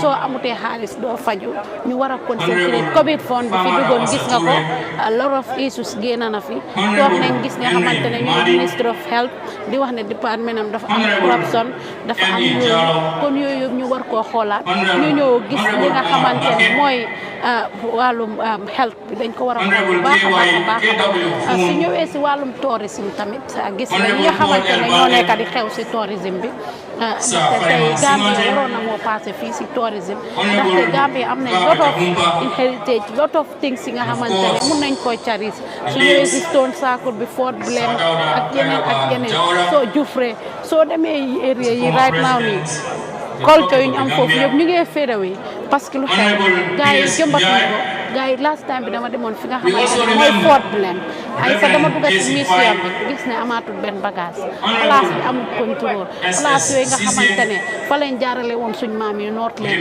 place yooyu nga xamante ne tey tubaab bi moom lañ ñëw fii di ko seet li yooyu noonu ñu war koo suxali ñu ngi ko bàyyi ak tourisme bi gis nga ko naka la ne is very poor ay sax yeneen ak yeneen su ñëwee si wàllum ferry service bi foog naa ne ki nga xamante ne mooy président bi war na mu gën a xoolaat foofu noonu ndaxte tey soo xoolee audio bi nga xamante ne moo doon circulate by the former président ngay wax ne bi government bi toogee ba léegi benn ferry bu ko rek sax mënuñ ko indi tey sooy jaala problème la sooy lii problème la dem na ba nit yi dañ dee joxe misinformation maa ngi gis ñuy dugal yeneen vidéo yi nga xamante ne 2024 la xewoon ñu dugalaat waaye always nit yi suñ duggee dañu am problème always nit yaa ngi am jafe-jafe ci wàllum dem ak dikk bi kon yooyu noonu yuñ war a xoolaat la taxte comme ni ma ko waxee ñi nga xamante ne ñoo struggle pour ñu am independence dañ bëggoon a betterment of Gambia ndaxte comme ni ko waxee woon si njëlbéeni suma wax bi ñuy jël réew boobu métti woon na boobu amuñ woon dara fooguñ woon ne dinañ egsi fii gaa yi xeex gaa yi liggéey ba Gambia bi am dara ba Gambia bi taxaw kon ñeneen suñ ñëwee dañ war a eggali li nga xamante ne mooy liggéey boobu noonu waruñoo bàyyi seen loxo ndaxte nit yi kuñ fal rek dañ la fal ngir nga taxawal réew mi dañ la fal ngir nga liggéey ci réew mi dañ la fal ngir nga dooleel réew mi dañ la fal ngir développement dañ la fal ak yeneen ak yeneen ak yeneen ba léegi rek mbokk yi ñu ngi fii am si Makati Square bi fii ci Banjul ñuy celebrate 60 years of independence mu nekk Diamond Jubilee mu nekk lu am solo tey nag lot of dignitaries ñu ngi fii am si park bi gis ngeen ñi nga xamante ne ñooy suñ takk der yi immigration ang fi fire service ang fi navy ang fi yeneen ak yeneen ñëpp ang fi gis nañ ñi nga xamante ne ñoo nekk noonu gis nañ fi deputy speaker baa nga noonu toog docteur Aïssatou Touré ngay noonu toog président bi ñaari jabaram yaa ngi noonu toog Aïssatou gis nañ fi ñi nga xamante ne ñooy suñ délégation yu jógee outside Sénégal ak yeneen ak yeneen ak yeneen soo kon suñu celebrate independence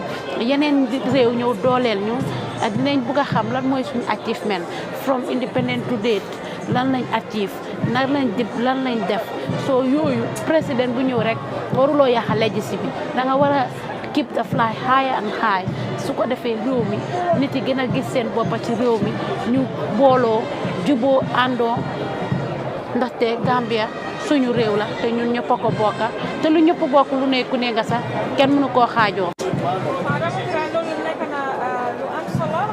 tey rek di leen wax ne yéen a ngi seetaan Gambian Talents TV kon luñ ko dee defee saa su nekk and all the time di leen isil live coverages of what is happening here today gis ngeen ko konka independence lañ wax and munuñ ta wax independence yu génnee si suñ founding fathers yi gis ngeen ko ñoom tam they played a very crucial role suñu wàllum the attainment of Gambia suñ independence bi soo gisee time ma toogal leen fii nii yéen ngeen nekk si kër bi di ñu seetaan ñi ñoo tax ñu ne independence celebrations ñu commencé sa Dawda Kairaba Jawara mi nekk suñ first prime minister bi mu play fi a very crucial role su ñëwee wàllum Gambia la when it comes to the attainment of independence mi nekk lu am solo Kairaba Jawara from 1965 to 1970 and later become the president of the republic in 1972 to 1994 bu nga xam ne boobu lañ ko forcefully coup d'état mi nekk forcefully taking over of government by Yaya Jammeh mu lead People's Progressive Party mi nekk PPP mi played and then you play a very significant role su ñëwee negotiating independence and shaping the new era of the nation kon nag Saa Dawda nekk na nit koo xam ne saa su nekk man dama foog ne suñ ko gërëmee tey sa gërëm bi du jeex you know dafa continue all the time because moom you know moom nekk na nit koo xam ne depuis bu mu jëlee nguur 1970 ba 1994 gis nañ lu bari loo xam ne ceeñoon na gis nañ ne démocratie bi fesoon na démba education démba maa ngi doon seetaan MC Cham interview am bi mu am su yu am solo su ñëwee wàllum how they attain independence you know and mu nekk nit koo xam ne moom tam war nañ koo gërëm you know MC Cham senior mi nekk nit koo xam bokkoon na ñu demoon Britain pour ñu négocier mi nekk at the Marlborough House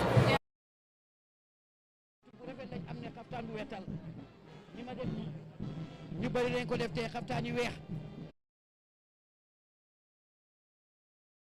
nga gis ne PS Njie tam the same thing you know so Bala Gahumpa tamit gis nañ ko fi mu play a very crucial role so ñëwee you know Bala Gahumpa mi nekk nit koo xam ne moom tamit politicien la te moom moo nekkoon leader of the Muslim Congress Party you know mu nekk an instrumental party boo xam ne ñoom daal ñu ngi woon advocate for Gambia self governance te you know nguur munoo dem so munuta govern nit yi governance is very important to suñ all structures so moom tamit play na a very crucial role Alaaji Faraman Singate mi nekk nit koo xam ne moom tamit suñ history yi sax da nga dee dégg turi Faraman Singate all the time moom mu nekk the last Governor General of the Gambia te moom gis nañ ko from 1966 ba 1970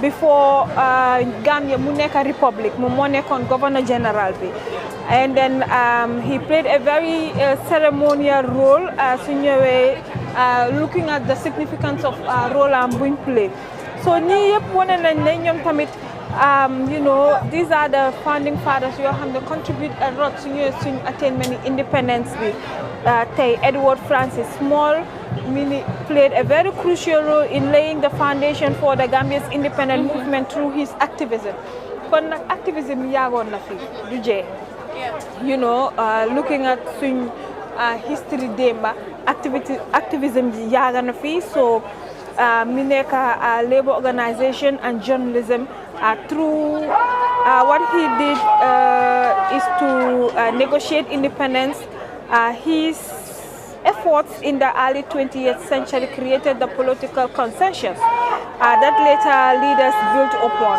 His key contributions include the founding the Gambia's first trade union.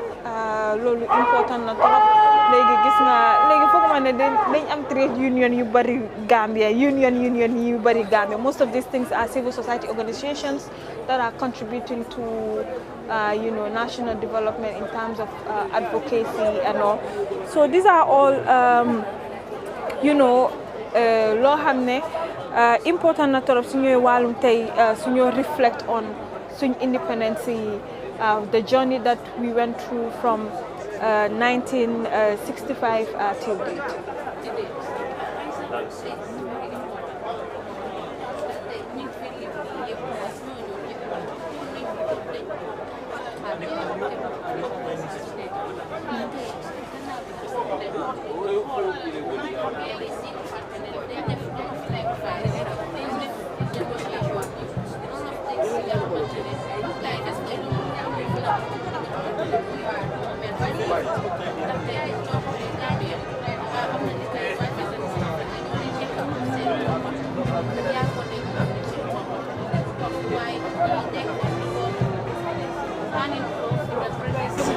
colonies pour ñu mun a am suñ boppa pour ñu mun a ruul tey suñ demee ba nga xamante ne gis na bi ñuy celebrate suñ first independence ki nga xamante ne mooy Elizabeth II of the Great Britain jëkkëram teewoon na si independent boobu noonu nga xamante ne moo la wax ne ñoom xooluñu woon Gambia as a small country parce que dañ xooloon ne ñi nga xamante ne ñooy Edward Francis Small xam nga yi ni ba léegi moo tax history is very good pour ñu ko jàngale si school si pour ñu ko xamal ñi nga xamante ne ñoo xeex pour ñu am suñu independent tey xale yu bari xamuñ ñu nga xamante ne ñoo xeex bañ am independent bii nii ki nga xamante ne mooy Reverend J.C. Faye moom lañ tuddee tey school yi J.C. Faye bi Edward Francis Small moom lañ tuddee tey RBTH bii nii Gaaba Jaxumpa Gaaba school amoon na fi gis nga Reverend J.C. Faye ak Père Ndiaye ñi yëpp nekkoon nit yi nga xamante ne ak ñeneen tey MC Cham bi nga tudd noonu is a living legend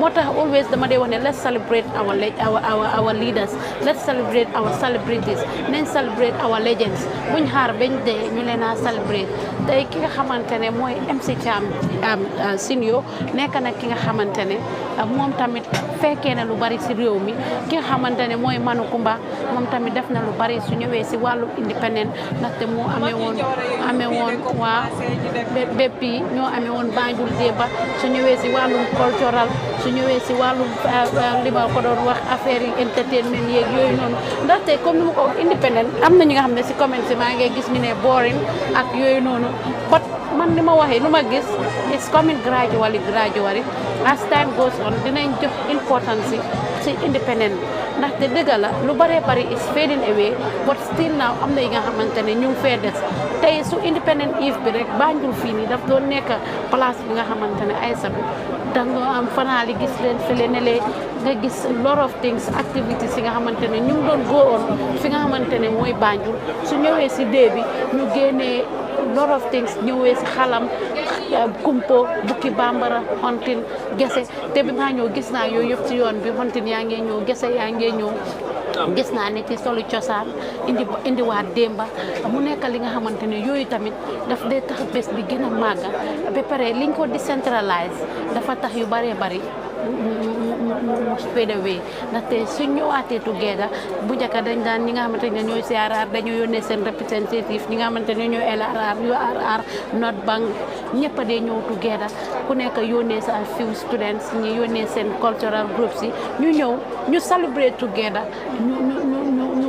ñu am ñu dime together ñu eat together mu nekkoon li nga xamante ne loolu dafa indi unite ñoom dañoo feel like ne dañoo bokka but independent bu mu ñëw rek ñu ne Kombo area wala Greater Banjul area ñoom rek ñooy celebrate independent is whole Gambia independent nekkul fi a single Adama Barrow wala a single prime minister or whatsoever Gambians yëpp la fi independent bi nekkal ndaxte we yearn for this ñu bare bari ñoo xee pour lii tey dañ dem ba Adama Barrow jël réew mi mu nekkal ama am solo moom tamit ñu ngi ko ndokkeel si li nga xamante ne fekkee na ko muy 60 years of independence barki démb rek la doon celebrate li nga xamante ne mooy birthday bi dafa nekk ne moom ak former président bi ñoom ñaar yëpp seen birthday yi dafa jageeg li nga xamante ne muy independent kon loolu mu ngi laa wan ne ñi yëpp dañ bugg a Gambia at xaat waaye seen bugg a Gambia boobu noonu lu koy gën a firndeel rek mooy ñu yóbbu Gambia to another level mooy ñu liggéey réew mi mooy ñu gis réew mi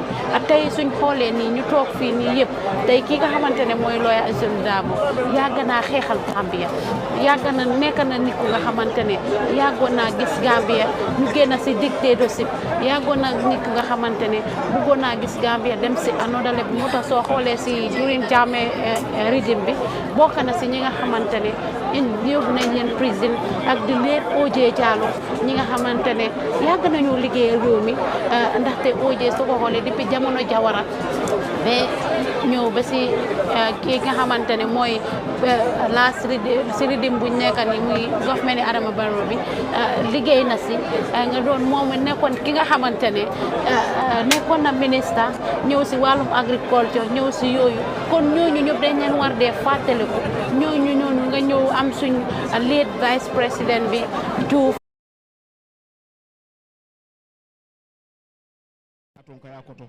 Alhaji Modou Diouf Mr Diatta ñolu kata ñolu sedi tey ñu baree bari fii tey ñu bari ñu mun a fàttaliku independent bu mu dooree ñu bari nekkatuñ fi ay few ones nga see fekkee waaye ñooñu war nañ di leen mit di waxtaan ak ñoom su ko defee ñuy create awareness independent suy jot si ñu def lot of centralisation si radio si TV si ndaxte réew mi nit yi war nañu aware war nañu gis ne independent mu ngi ñoo am so war nañu gis ne independent mu ngi go on the week of independent dafa war a nekk a week of celebration laay nit di penturaat seen kër yi laay nit di balewaat seen kër yi laay ñu bare bari si la gis nga soo xoolee ñi nga xamante ne ñooy suñ takk der yi national force bi gis all this week ñu ngi woon si clinique ñu ngi dox ndax yooyu noonu pour clean everything so loolu dafa nekk nga xamante ne cleaning boobu set na boobu dafa war a continuer comme nu ko dee gars yi doxee Aïssa Thank you very much, Ramatulai. And we are now seeing, we will be seeing the arrival of the first head of state, who is Bassirou Diomaye Faye from Senegal. He will be making his way to the square at any moment from now, and of course he will be received by the Vice President of the Republic of the Gambia, Jallow, to give him the guard of honor before he also will take his seat. And just to let you know, you're still watching Gambian Talents TV, and we're broadcasting live here at the Makati Square, where we are giving you live coverage of what is happening here at the 60th Independence Anniversary celebrations. And of course, you know, independence, everyone have a role to play in terms of what we are going to do, some of the expectations and all. We also reflect on the journey from where we started from, the transitions that happened, and so that is it. And even yesterday, we've also seen the party leader and of course the Secretary General of the United Democratic Party, Ousseynou Dabo, congratulating Gambians on this significant journey with a press statement reflecting on the journey of our people. So that is it here at the Makati Square in Banjul.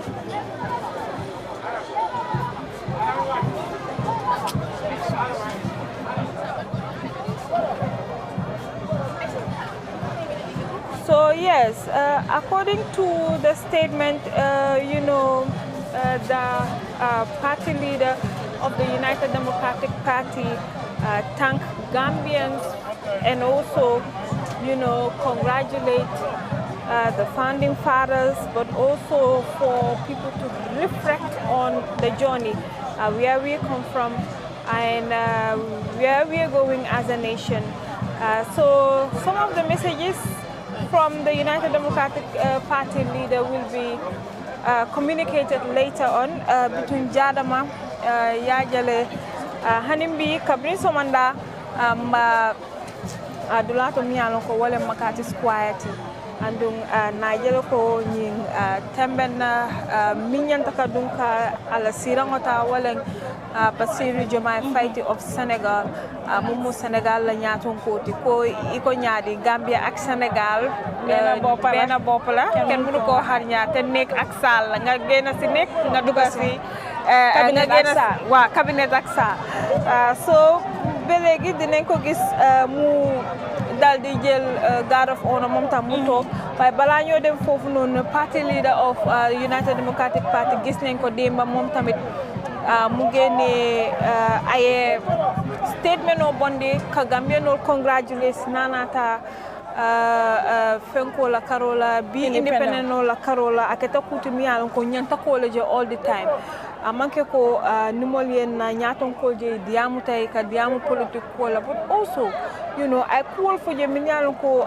important ba ke reflecting on a journey bankola ko banko samba nyala karola so ite his excellency Ousseynou Dabo la statement o je nyale ko ay sa ko ya fa nyame bankola ko lem ko nga fa nyame no ni independent o sita mo be nyantale ka kudol fay men yalon ko wala mun na patio la ko ti bar mbese nyatilim bankola his excellency party leader of United Democratic Party Ousseynou Dabo keta moti me yalon ko kunum be ala message elementa da independent la karola rek kuma ba fa je men da banko samba nyala kabiringa sanjita woro kabiringa bankota 1965 waka futa nambila kuja maka chaje menta da bankola karola na nyina lo independent ni ko independent mo be nyanta independent na mo be nyanta fan soto la mo be nyanta kala democratic party banku dingolati mo be c'est la miro fo ka kafu nyoma don ka jeko mais independent celebrate la nyame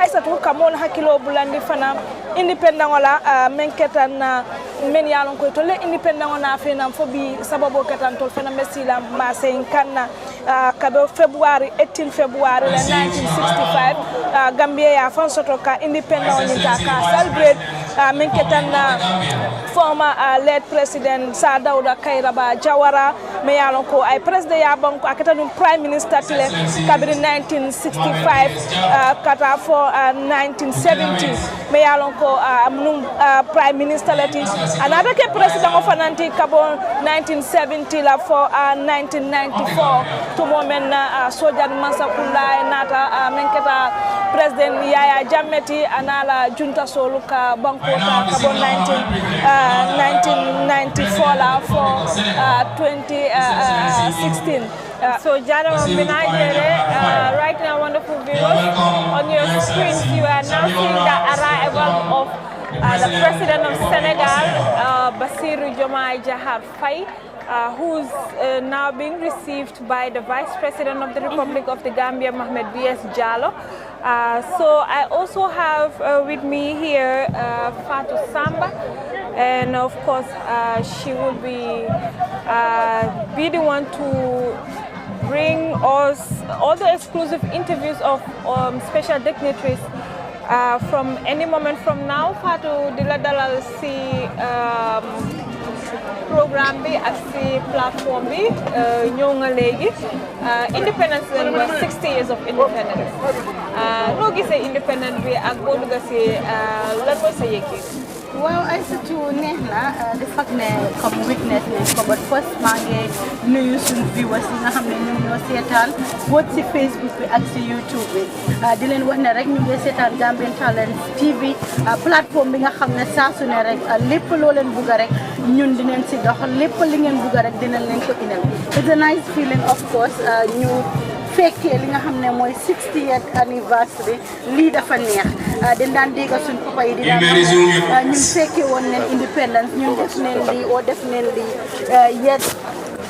yet still di nga gis ne loolu noonu daf daan neex si ñun waaye Aïssatou comme ni ma ko dee waxee rek liggéey yi bari neen waaye bokkuñu right now man Fatou Samba dama jóg génna ku ma xam-xam ne man ak ñitti la ku ma xam-xam ne dama bëgg a ñit dama génna bu dee mun naa am access to ministre yi bu dee mun naa am access to ordinary Gambians si ñu interview leen laajte leen seen gis-gis ndax gëm leen ne independence am na ndax amul su ma munee waxtaan ak Adama Barrow sax dinañ waxtaan ak moom parce que speech la moo riit te su riidee speech ñeneen dinañ ne lu ko neex loolu la moo wax waaye ñun dinañ ko laajte ndax amul soo xoolee woon last year independence defoon nañ fi lu rëy muy Gambian Talents ci dox yi nga xam ne moom lañ dox laajte ay nit time boobu noonu ñi nga xam ne ñoo nekk docteur Ismaila Cissé ak ñeneen ak ñeneen ak ñeneen interview woon nañ leen and it was a nice feeling ñoom ñu génnee seen yëg-yëg gis nañ tamit ki nga xam ne mooy lawyer Ousseynou Dabo gis nañ ko fi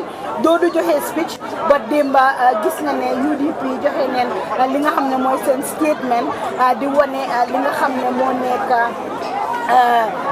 seen gis-gis ci independence bu ko defee ñu nit dinañ ko interview mais mun nañ ko dina bale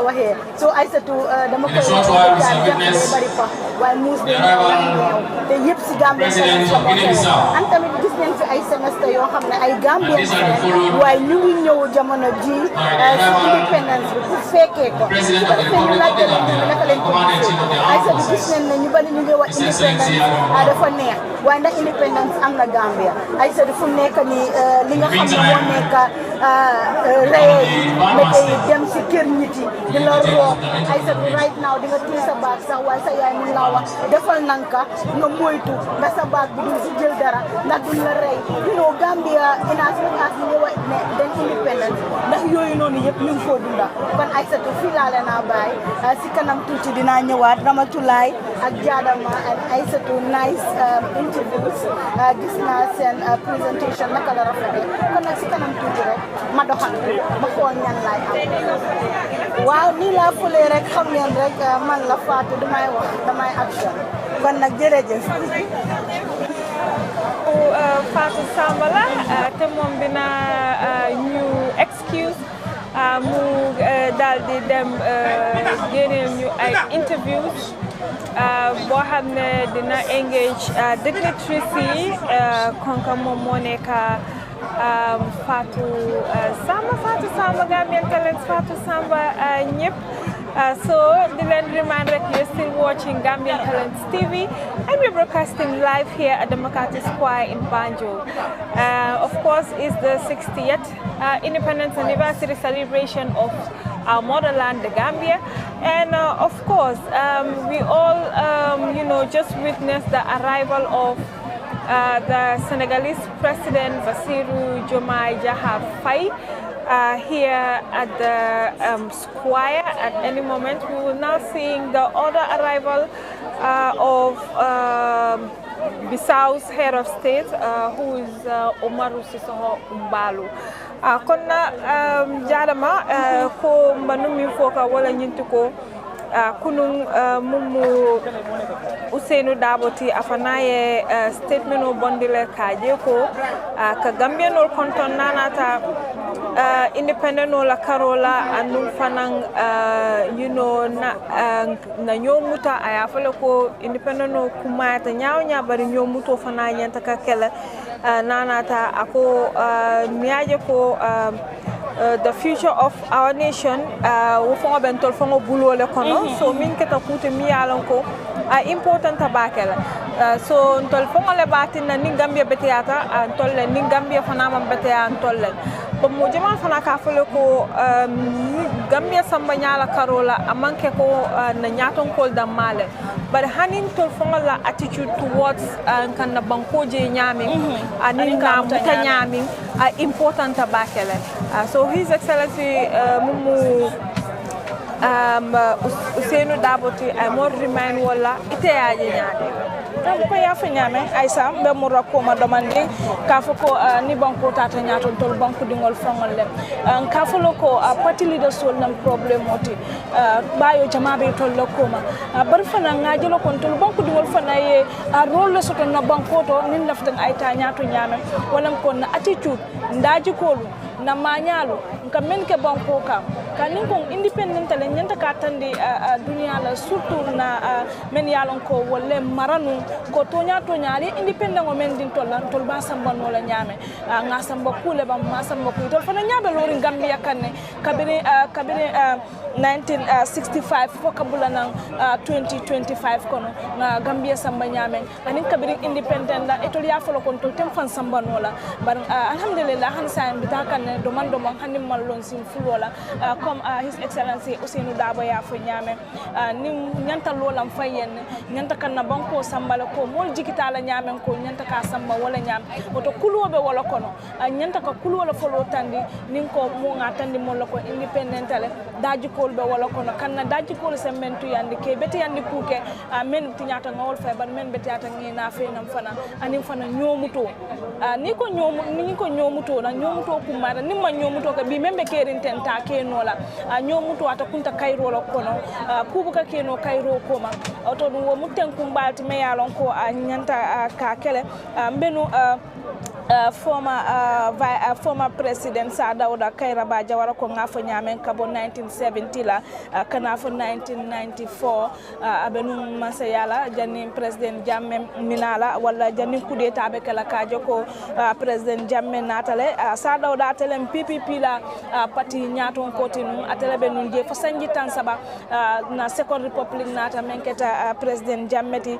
fo sanji muang anin fula wala anin kilindala fanansa faraman singata nyolu ante nyolu be tuno la ko men yalon ko bi nimbe independent o fala wala mo multi men yalon ko to le independent na fenan menketa na loptan bati atoma me yalon ko akuma yata bakele nyul mo molati men yalon ko nyanta kan dula kumal le tole la pour kana nyina led Sadauda Kairaba Jawara kabira banta na député bumba to me yalon ko Gambia be la bumba yo hono diala ye bunya ba diala ka landije isaje dindingol men fana minala wato be lan kata jen kan hakilo bulandala ko nyunna moti men yalon ko itolle bondi joya julo kono yenna fenan ka foro ya julo minin kan wala munna independent bimbe sangita woro men juraka abaraka bake jadama bitung wonderful viewers. Yes, you've been reminded that you're still watching Gambian Talents TV, and I now introduce our special guest here for this significant independence coverage, who's none other than able boss, who's basically on holidays, and he's here for amazing activities. That is his domain at the United States of America, and he's none other than Pa Ousmane Diouf. Pa Ousmane, what's a significant day, of course, in the Gambia's history. We clock 60 today, and we are celebrating a diamond jubilee. First off, your reactions when you basically entered the square, how do you feel? I mean, I understand you once, march in front of, other past presidents. How is the feeling like? Thank you very much, Aissatou. Happy Independence to all our wonderful viewers out there. This is a great feeling for me. I want to congratulate with all the Gambians around the world. Happy Independence. This is a great day for the country. It means a lot for the Gambia, and I am very happy to be here, Aissatou. It brings a sweet and sour feeling for me as I sit here today, because I remember over 25 years ago when I was attending St. Augustine's High School.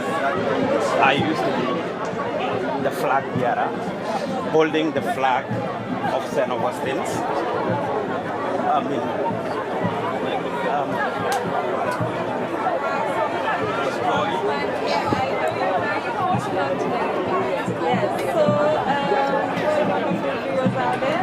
You're still watching Gambian Talents TV, and it's the 60th anniversary. Holding the flag of St. Augustine's High School, marching at the same square, seeing the students doing it today reminds me of those days.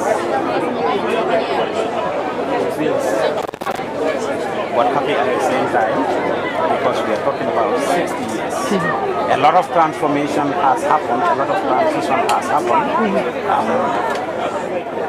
I'm happy, but also sad at the same time with the conditions of the country, which is what we will be delving into. Yes, lots of progress, lots of development taking place in the country. Is one side, and this is the fact. We congratulate Gambians. Thank you. So, the team for this year is marching in solidarity with Ryan national. Just to contextualize this, in your own perspective, does this signify our having a state as a country? I will say no. And it brings me to 2 days ago when we were at the Sadauda Kairaba Jawara Conference Center in Bijilo, where different stakeholders were invited. Stood up and took the mic and said that the country is going through a lot of challenges. And he specifically questioned the disparity and the big gap between the senior government officials and how much money they are earning as salaries. He referenced how the judges have positioned themselves well. He brought up how the National Assembly members have positioned themselves well through bills. He referenced the senior executive officials and how they have positioned themselves well. And he compared that to them earning hundreds of thousands of dollars a month versus what is ordinary citizens, the average police officer, the average security officer, and other people are going through. This was Imam Babali saying it in Wolof at the Sadauda Kairaba Jawara Conference Center. Yes, at the National Dialogue, the second National Dialogue that was at the Sadauda Kairaba Jawara Conference Center. And when he said it, people were clapping for him. The average person in the room could relate to what he was saying. When we talk about marching in solidarity, means we are all marching together. If you look behind us, if you see the different security officers, here that are marching, it's uniform. Everybody doing the same thing. If you see this different groups that are present here today marching, you will see them going parallelly, you will see them going together, working together. In uniformity, everybody doing the same thing. Everybody at the same page. That's why it's beautiful, that's why it's nice, that's why it's lovely, that's why people enjoy it. If you see the school children marching, that's what you are going to see. Everybody doing the same thing, the uniform, the color that they wear, even when they turn their head, when they do this, when they do that, everything that they are doing is actually the same. That's what it should be. But it's one-sided. Mandinkol ka fo nyameng a jenketale kara killing kuolem. Fo nyinsifo. Banko bita kanne. Progress bina kanne. Development munge am ci dekk bi. am na ñoo xam ne ñu ngee yokku waaye ndax ñëpp ñoo nekk di yokku te foofu lañ war a gestu dem nañ through political independence fiñ toll nii nga xam ne amin dëkk bi am moom nañ suñ boppa ñu ngee gofaan suñ dëkka suñ président moo ko jiite koo xam ne Gambien si ñoo ko tànn muy président Adama Barrow waaye ndax ñeneen ñi nga xam ne ñu ngi toppa ci gannaawam ak doomi dëkk bi ndax ñu ngi moom seen bopp lu am solo la. ñu jógee foofu noonu comme noo ko waxee suñ waxee independence meaning moom suñ bopp la te Gambia went through transition 3 republics lañ amangu from Saroda Kairaba Jawara to the former president Yaya Jammeh. Now we are in the era of President Barrow. Now we are talking about marching in solidarity for self-reliance and national development. Most of the thing, solidarity what now serves as a catalyst in addressing challenging issues that this country is facing. Senior challenging issues, we are talking about poverty, addressing the living condition of people, unemployment of young people, which the young people of this country constitute over 60% of the country's population. Social inequality, soon addressing this will foster a sense of ownership and pride in our national development, efforts. It's a good starting point. Te ñu ngi gërëm nguur gi ci jéego yi nga xam ne jël nañ ko pour gis ne dëkk bi dem nañ foofu. The fact ne ñu ngi koo xalaat rek si man step in the right direction la. Ndax dëkk lañ wax lu nekk dafa am fu moo dooree konte bu nekk si benn laa tàmbalee. Te loolu daf maa delloo si ñi nga xam ne ñoo liggéeyal Gambia ba nekk si fii. The founding fathers. Suñ ne independence ñu bari ñu ngi koo dooree ci ñoom Sir Dawda Kairaba Jawara 1965 because loolu la ñu taarix gën a wax ñu bari ñu ngee dem ci ñoom Safari Mang Singate ñu bari ñu ngee dem ci ñoom PS Ndiaye ñu bari ñu ngee dem ci xel dina dem ci IM Gaba Jaxumpa ak gaay waaye ñi nga xam ne ñoo door lii Edward Francis Small cannot be left behind ki nga xam ne ci 20s yi mu nekk ab ndaw tubaab yi nekk suñ dëkk not ñu ibe tajirinte ya laam kang na banku dingol kan ñu toroxal ñu façon toroxande bu nekk gannaaw bi nga xamee ne yóbbu nañ suñuy kilifa yi suñuy maam yi yóbbu leen def leen ay jaam ñu dellu si waat ne dañuy war a moom suñ boppa mu nekk ay young man nekk fële ci dex gi di xeexal dëkk bi mu establish the first trade union ci dëkk bi fii ci Gambia di jàppale ñi nga xam ne ñooy béykat yi di jàppale ñi nga xam ne ñooy liggéeyee di daan seen doole Edward Francis Small ñi la doon neexal kon dox ñaxtu li ñoo ooyee protest movement yàgg na ci Gambia fii te ñoom Edward Francis Small ñoo xaali yoon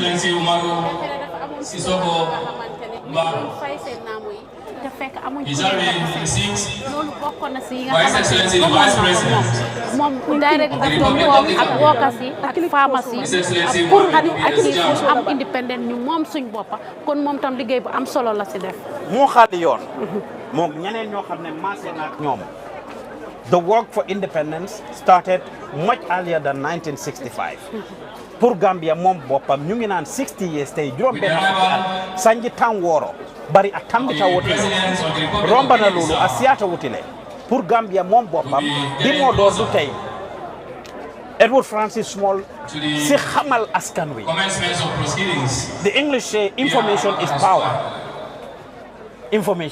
power Edward Francis Small jël na ay matuwaayam di xamal Gambian si di leen jàngal ci newspaper yi nga xam ne establish na ko ci binda yi nga xam ne mu ngi ko doon def ñoom Sir Dawda Kairaba Jawara daf leen jàngal lu bari the average Gambian soo gisee tey ba dëkk bi di demee ni moo demee nii Gambian si dañ xamut seen right Gambian si dañ xamut seen boppa Gambia seen awareness dafa des barki de balaa jógee mosa am waxtaan ak benn alkaali ci dëkk bi fii mu ne ma ñun suñ dëkk bi buñ ci toogee ba tey depuis suñ maamaati maam ñun duñ dee kontoon nguur tool bu ka balang mansama ku ñëw ñu ànd ak moom suñ maamaati maam yi Sir Dawda lañ fi nekkaloon Yaya Jammeh ñëw mu ànd ak moom Adama Barrow ñu ànd ak moom te keneen ku fi ñëw it suba ñu toon ànd ak moom So we please rise. Doesn't matter what your program is. It doesn't matter what your project is. It doesn't matter what you have for the Gambian citizens. To the president's address. Ite men sambana mole wometo sambadulato. Ibe men keka banko e a betiata a jawyata wometo sambadulato. It will come and give ñom lañuy xor rek moy duñ control nguur. So thank you very much, Pausman. And now we are now seeing the arrival of the president of Guinea-Bissau, Umaru Sissoho Umbalo. He's the one that is now arriving, and he's been received by the Vice President of the Republic of the Gambia, Mohamed B.S. Jallow. He will be giving a guard of honor before taking his seat to wait for the arrival of His Excellency the President. So gis nañ loolu Pa Ousmane time bi ni président ni Bissau moo nekk di dugg si mi nekk Umaru Sissoho Umbalo bi vice président bi moo ko dalal force ñu gis Bassirou Diomaye Diakhar Faye mi Sénégal mi egsi tey nag ñu am ñaari njiit ñu fi nekk tey pour ñu witness li looking at it xam nañ ne président bi daf dee génn lu bari you know di dem seeti ji di dem witness ji independence ci jàmbur yi tey nag ñun tam ñu am ñaari gan ñu ne ñetta la waroon a nekk Sierra seen président bi last minute la wax ne mënut koo make what do you make of this you know all the time ñu ngi gis suñ président bi is going out traveling you know muy attend ñeneen yi seen independence you know du benn yoon du ñaari yoon all the time Gambian si dañu complain loolu tey ñu am ñaari njiit fii no si sa jàngat loolu de xanaa di rafetlu président yi nga xam ne ñëw nañ man Sall wala président ol mel bota banko ko tangol to kanaka maɓe feejang ñaari dëkk yi nga wax yëpp great feeling la pour ñu war a teew fii Sénégal is strategically located Gambia ak Sénégal mënuñoo xaajoo benn dëkk la weda nangu nañ ko wala bañ nañ ko mun nañoo am suñ différence yi mun nañoo ñàkk a d'accord ci yu bari ci suñ diggante ak sénégalais yi waaye benn dëkk la Sénégal seen interest la pour seen président bi ñëw fii pour ñuy jëflante yeneen dëkk yi tamit nag xawma lan moo waral ba tax yeneen dëkk yi ñëw ndax dañ leen invité ndax 60 years juróom benn fukki at du juróom benn fukki fan wo manque tili luluti sanjitan wooro manque tili wooroti juróom benn fukki at du juróom benn fukki fan bi ñoo am celebrate golden jubilee bi fii la ñu fekka silver jubilee fii la ñu fekka yàlla def na ñu ngi nekkoon lu ndaw ci 90s early 90s yi bi Gambia di celebrate silver jubilee it was big loolu jamono Saa Dawda la ñu ngi nekk xale xam naa yéen ñi sax juddoogu leen time boobu members of the security services in uniform are expected to pay compliments independent lu bari dafa fade away am na yu nga xamante ne ñu gis ci remain wat su ñëwee ci yu bari su ñëwee ci wàllu cosaan su ñëwee ci wàllu yuñ daan def performance yi ndaxte dañ ko decentralize bu njëkk nit yi dañ daan jëlee representative yi ci all regions ñu ñëw ñu attend ñu celebrate together mu nekkoon a nice feeling da nga daan yàkkamti independent jot pour nga ñawlu uniforme bu ees ak jënd kawaas yu ees leetu cosaan ak yooyu pour nga mun a màcc waaye léegi yooyu dafa mel ni school sax joxatuñ ko important naka la daan mel jamono yooyu dama la independence sax daan neex independence ñëpp a ko daan yàkkamti moo beele ka koronda koola su waree jot ay fan dëkk bi dafa yëngu dëkk bi dafa neex ñëppay lekk xaalis income dafa dugg si dëkk bi ñëpp gis ci seen boppa ngir fulla ak fayda gi nga xam ne nguur gi doxoon na at first fii lañ ko daan defee démb rek maa ngi waxtaan ak suma benn paa si guddi boori midnight mu ne ma maa ngi woon foofu ca Makati Square ci boori aj bi ci Gambia in 1965 bi ñoo wàccee Union Jack bi di égal Gambia flag bi mfama Alhaji Ibrahima Ba mama koto no hakkilo tata kan birin na be sokela menyanta on Gambian Talents TV about this independence, and he narrates to me the things that happened here on that fateful evening, that fateful night of February 17. muy li am solo loo xam ne Alaaji Ibrahima Ba def nag am fekkee na ko mu nettalil ma ko si naka la fii daan mel jànka taranu ñaame mool ka maa ñaame ni naata Aïssatou, it looks like we are now seeing the arrival of the Commander-in-Chief of the Gambia Armed Forces and the President of the Republic of the Gambia, the Chair of the OIC, and also the party leader of the National People's Party entering the square currently with a spectacular entrance of our men, and of course, as you can see, you know, the Gambian flag is in front of him, and we are seeing the president. I guess he is in white, of course, and now we are seeing the entrance of His Excellency the President here at the Makati Square in Banjul. So that is what you are seeing. Pausman time in His Excellency gave a spectacular again right and of course one half time you get securities are with him. Of course we flow home Gambia dal you flagging you get ñi ñaatale li dafa rafet ñu ko ndokale ci benen yoon ñu congratulate His Excellency the President Adama Barrow. I mean li history la pour mom ne ci jamonom la xewé. This is history, that the Gambia celebrating 60 years of independence happened under his leadership with this colorful environment. We can see His Excellency the President is coming right there.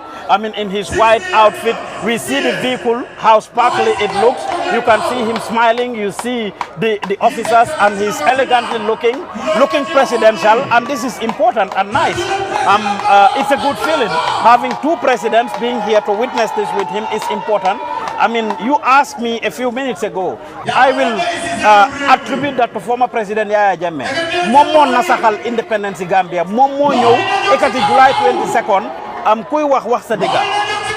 Sadawra did his part for the Gambia. Yaya Jammeh came and decentralized the independence. Tay ñu def ko this year, ñu def ko next year, ñu def ko July 22nd square fee. Sometimes ñu def ko independence. There was a lot of inconsistency, and inconsistency fum xew rek moy lolu. So President Adama Barrow, he's trying again and he's doing his part. You can see him. The Independence Stadium, the Makati Square here is filled up. This used to happen at the Independence Stadium, which is much bigger. It could be for security reasons as to why the other presidents didn't come. Because the reality is the security has to be there. We just witnessed the OIC several months ago, less than a year ago, when it happened in the country here, and we saw that several presidents did not show up. It's important we make reference to things that happen in the country. OIC bi mu ngi fi xew ci gannaaw ñu bari ci président yi ñëwuñ seen prime minister ci leen yónni ñi yónni seen ministries of foreign affairs ñi yónni ñeneen. So these are things that need to be talked about, that need to be looked at. They cannot be sidelined. Yes, it is independence. 60 years of independence. Yaya Jammeh nasaxal na li. Could it be bigger than this? Yes. Was it well promoted? Obviously, park bi mu ngi fees. I came not long ago and people are outside. That's the bottom line. The Makati Square ground is full right now. So the president coming, this is a good feeling. Let's look forward to his message, Aïssatou, what he will be saying and telling Gambians. We look forward to it, and we will see. That's what I wanted to ask you. You know, what are some of your expectations in this year's speech that the president is going to, you know, deliver to Gambians? You know, normally, you know, he delivers speeches that people will criticize, and he did not talk about burning issues, you know. So, some of your expectations from the president's speech now that we clock 60? Yes, as he's coming through, you can see the Gambians here excited and happy. The reality is, you go outside, we are talking about 60 years. I ask you again, Aïssatou, and all of you on this panel, Allah sate olto, Allah kabirol kono, Allah dinkiralto, si sen goxi ak sen keri, lan la nit ñi di wax ndax the average Gambian on the ground xam nañ ne Gambia teel a 60 years independence ndax ñëpp a ngi koo célébrer ndax ñëpp gis nañ ci seen bopp foofu Gambianol deye fanje ñi ngi konole neo ansañi nsine jaabi fo quand mira woto président o ɓe men fola ala diyamo kono bisimilla abarka bake ye jema ka fodoron kunum botanan siarare damintu yalon ko ngam sot video dadaje ka tandi mo lako mbe sanji taw woro mbe na wala jura kanjam so nimmol ye kacha so je kamen tandi ne etol me fanje independent no kono ni nga yatar hansan bere wuren silo wala be tol la silo kam e man courant so to man ji kendo so to me yalon ko be balulala wota kamunal hansan tol man tan independent kono so wali men fo wala ko etol me fanje nyin sanji taw woro independent no kono kabiri jawara jamano itol be damente sulo men bebul hansa wala bebulo kono kurangol mam futanoje ji kendol mam futanoje ay la pompol ka yele sola aka yele le talantang dani ba fala talanta ni man jobi doron pompol nyim bitala la because of nitiloji ta do be ka jiyo sato wote to la sanji tawora independent no tol man kala jura ka men yalla wala siara ko tin temben na wol fanan ko ime fanji independent no kono because sila kilo men beje hansa wo sila kilo ni sa fatam fansi kabona choyala kadun dankun ku kono men mu nyamina dankun ay lawo silo be mu bara wulan silo lati kuranti je jio mu problème moti je so ni ko wasi fali hansa be sangi taworo le salbre kanja wolto sonna wala so kon hansa to la independent ma fo ma independent bara da sato ko so la jero ya wala je president is the president is now about to take the guard of honor and of course the national anthem, and he is also being received by the vice president of the Republic of the Gambia. So we will also rise for the national anthem. From there we will see the parade done by our men and women in uniform here at the Makati Square in Banjul.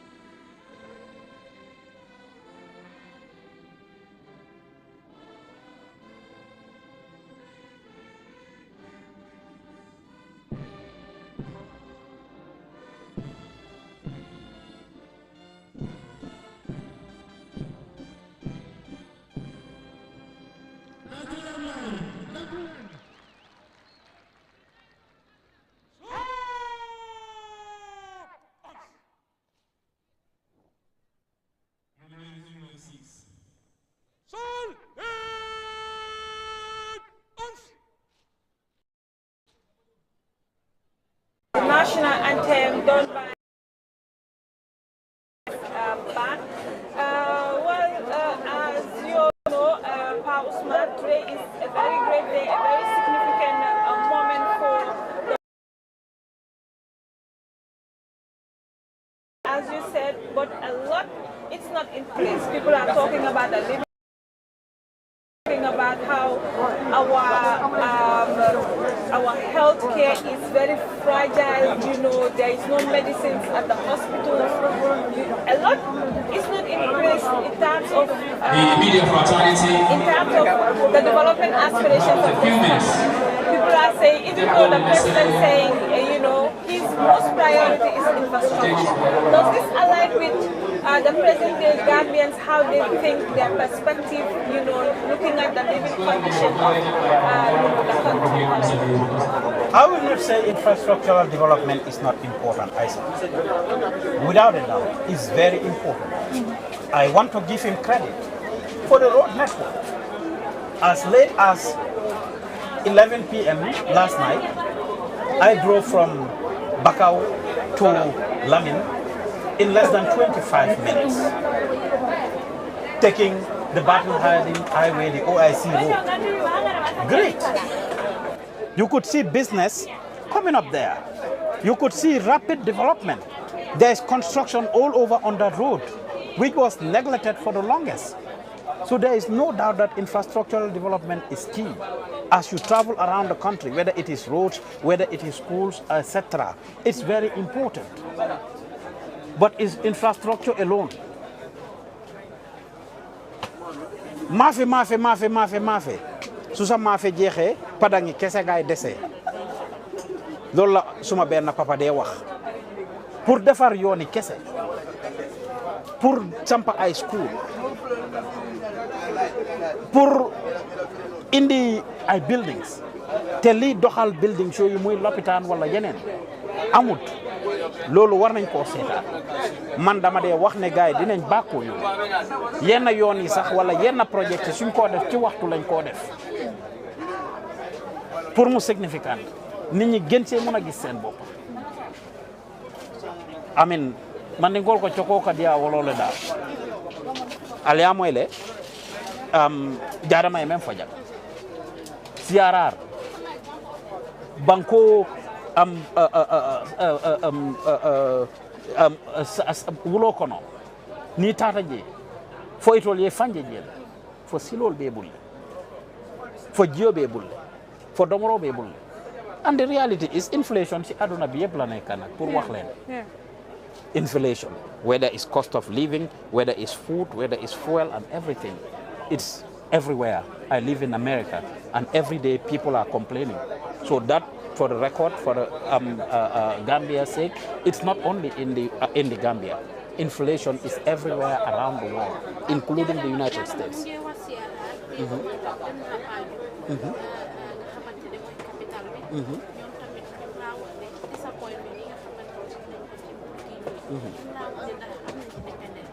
Excellencies, distinguished invitees, ladies and gentlemen. As protocol requires, before we venture into the program proper, we commit ourselves in the mighty hands of Almighty God through prayers. Merci lañ nekk oote nañ waxtaan waaye d'accord guñ ci waxtaan ñu ne dañoo yokk mburu mi ñu ñëw toog ci biir oote waxtaan boobu noonu ñu xëy toog def ci down strike ñàkk lakk mburu démba dëkk bi kenn lekk mburu ak yeneen yi nga xamante ne ñu ngi ko doon wax last independent bi waxoon na ci wàllum peace and stability ak unity coming together pour ñu liggéey this year nit yi ñu ngi expect lot of things yi nga xamante ne na ko wax ci pijam bi parce que soo xoolee su ñëwee ci wàllum li nga xamante ne mooy security et c'est très fi mu nekk nii ci réew mi soo xoolee lot of armed robbers ñu ngi am soo xoolee ñi nga xamante ne ñooy suñ sécurité bi amuñ jumtuwaay yi nga xamante ne moom lañ war a use pour liggéeyee ko amuñ ay moto amuñ dara this time robbery daf dee am ba jeex ba ñooñu escape ñu dogal leen a jàppa wala ñeneen ñi sax duñ leen jàppa ñu ngi wax barki démb beneen robbery démb ba gis nañ robbery bi nga xamante ne am na foofu Farafenni si muslim mini market bi te ñooñu dañ rëcca te yow nga ne the security is under control gis nañ ki nga xamante ne mooy police IG bi Sidi Moutar Touré wax nañ na su demee ba nga xamante ne fail nañ country bi fail nañ pour serve country bi dafa resign but still lot of people feel like ne dafa war a resign su ñëwee si wàllum health sector dem nañ ba nga xamante ne kii di ministre bi moo taxaw mu ne ministre mu ngi am corruption ministre gis na yu bare bari li fa nekk dem COVID funds si fii la ñëw ba léegi gis nga ko problème yi si am xaalis bi wees dugaluñ ko si yuñ ko war a dugal ak yeneen tourisme nga ñëw am ko comme Gambia bi right now ñu bari dañ feel like ne yaram buy métti la rek foo laal muy métti secteur boo laal rek am na njuuj njaay secteur boo laal rek am na lu nga xamante ne war nañ koo xoolaa war nañ koo defar bu baax a baax tey soo xoolee ki nga xamante ne mooy Edward Francis Small mi nga wax noonu dafa xeex lot of things dem def comme liggéey pour réew mi egsi fu mu egsi nii tey su ñoo wax tuddee woon nañ ko fi lopitaan bi RVTH waaye léegi tur boobu sax nit yi bari xamuñ ne moom lañ ko tuddee woon ak yooyu noonu moom nekkoon na nit nga xamante ne daf doon create networks nekkoon na nit bu nga xamante ne dañ ko doon dem ba dañ ko doon ooyee Sénégambia reporter parce que dafa doon create awareness lot of awareness dafa taxawal yu bëree bëri pour nit yi xam ne yow lii da nga ko war a moom lii da nga ko war a actif lii sa moomeet la pour réew mun a dem si kanam foog nga am kàddu sa lii waaye nag yooyu yëpp dafa mel ni soo ko xoolee comme li nga doon wax sànq tamit am na solo imam ratib bu Banjul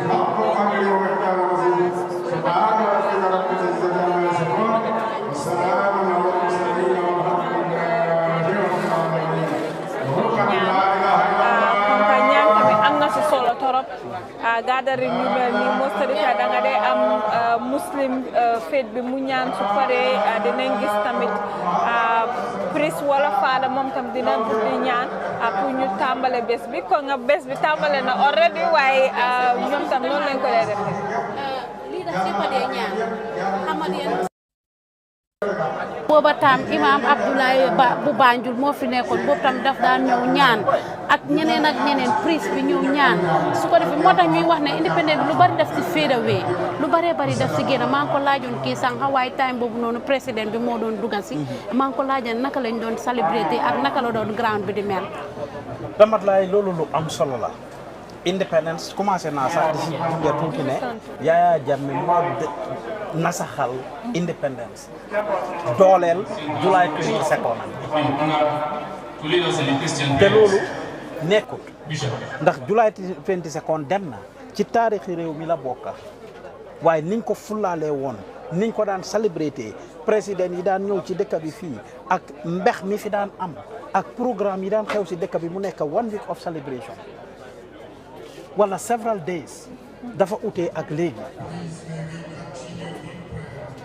so loolu duñ ko jox baro ci dëgg-dëgg du loo xam ne dañ koo jël teg ko si ndoddam ndax moom dafa fekka te bi mu ñëwee ba tey gis nañ ne ñu ngi jël ay jéego pour delloo si waat independence boobu te ñu ngi koo ñaax pour ñu continuer loolu man dañ kool kaa fo ñaami ko tarakumu kee kuuleti ñantan kato dango kelale kaje ko ngamen tara nga sabatinde taarixo kummayata banko kono la gis nga ku ne li nga doon soo ko bañee dafa fekk nga ngeen koo ñaaw te suñoo wax history limbe taarixo fola suñoo wax aada ak cosaan li xew yëpp lañ war a wax te man ci loolu laay dox su ngeen ma seetee si Washington West African Center maa ngi def lu nekk pour dekkil suñ aada pour dekkil suñ cosaan ba pare pour make sure ne ñun suñ taarix du luñ ñoo waxal na taarixo moo kotentina ka satañe nte sila nga rilay tubabol kan nga rilay modol kam mele alon ko itole tajirinte ya la mol kan itole mantora ko la mol kan itole mamañol ni mumuñol taake dundi problème ol kono kan muso rep ka fani akol fo ka lankan ndele tara siri ngande ye na ya fo nya alla banko ten al mamanal mumuñol le ñin ne ke be tenne e ka ñin do ko sifale ke ñine long ñine no gaay ñoo di ñu nax lool dafa wara passer bumi jam gi dañ ko wara dog be tay suñ nguur yi ñu ngi rely on international community ñu ngi rely on international help te gis nañ ko fi. There is no doubt that the current U.S. government accent policies, Donald Trump and his policies, is going to affect the Gambia like it affects every other nation. It's just the fact. I was at the National Dialogue a couple of days ago, and I met somebody that works for an international NGO, an American-based organization, whose work had just stopped. Her work had just stopped immediately as soon as President Donald Trump took over. So whatever support that was doing here, whatever support USAID was doing in the Gambia, providing to the Gambia and others will all be looked at. The foreign policies of the United States are going to affect the entire world. The Gambia is not an exception. So 60 years of independence, what is our government doing to prepare for that? Not long ago we had Prime Minister Sonko talking about that. How relying on this aid are going to affect the country. We have seen what the U.S. government has also done to South Africa. They don't have a lot of interest in the Gambia yet, probably, compared to the other African nations. But South Africa, U.S. was making billions of dollars from South Africa. Them cutting the aid, you can see the type of retaliation that the South African government have come up with, the measures they came up with. So what are we doing? What is our government doing? What are we doing as ordinary citizens to change the status quo? And to be fair to the government, They need to create policies in place, and they have put together a lot of policies in place. Gambianol, tell Tariata back while we are very good at Kaseferolke, Safari Bal, Safari Ninarimol, report you referred, Kade you back, Kade you referred. We write colorful texts. We are very good at it. Just 2 days ago, again, when I was at the National Dialogue, they presented the report of last year's National Dialogue. I read it, and I was most particularly interested in my interest as a media personnel. I was most interested in the part that has to do with the media. And when I looked at it, all the recommendations that they have about the media are not in place. They talked about, when the National Dialogue happened, from the discussions with all the stakeholders, according to the report, from page 16 to page 19, it talks about the media and immigration, irregular migration. I was very interested in both of these things.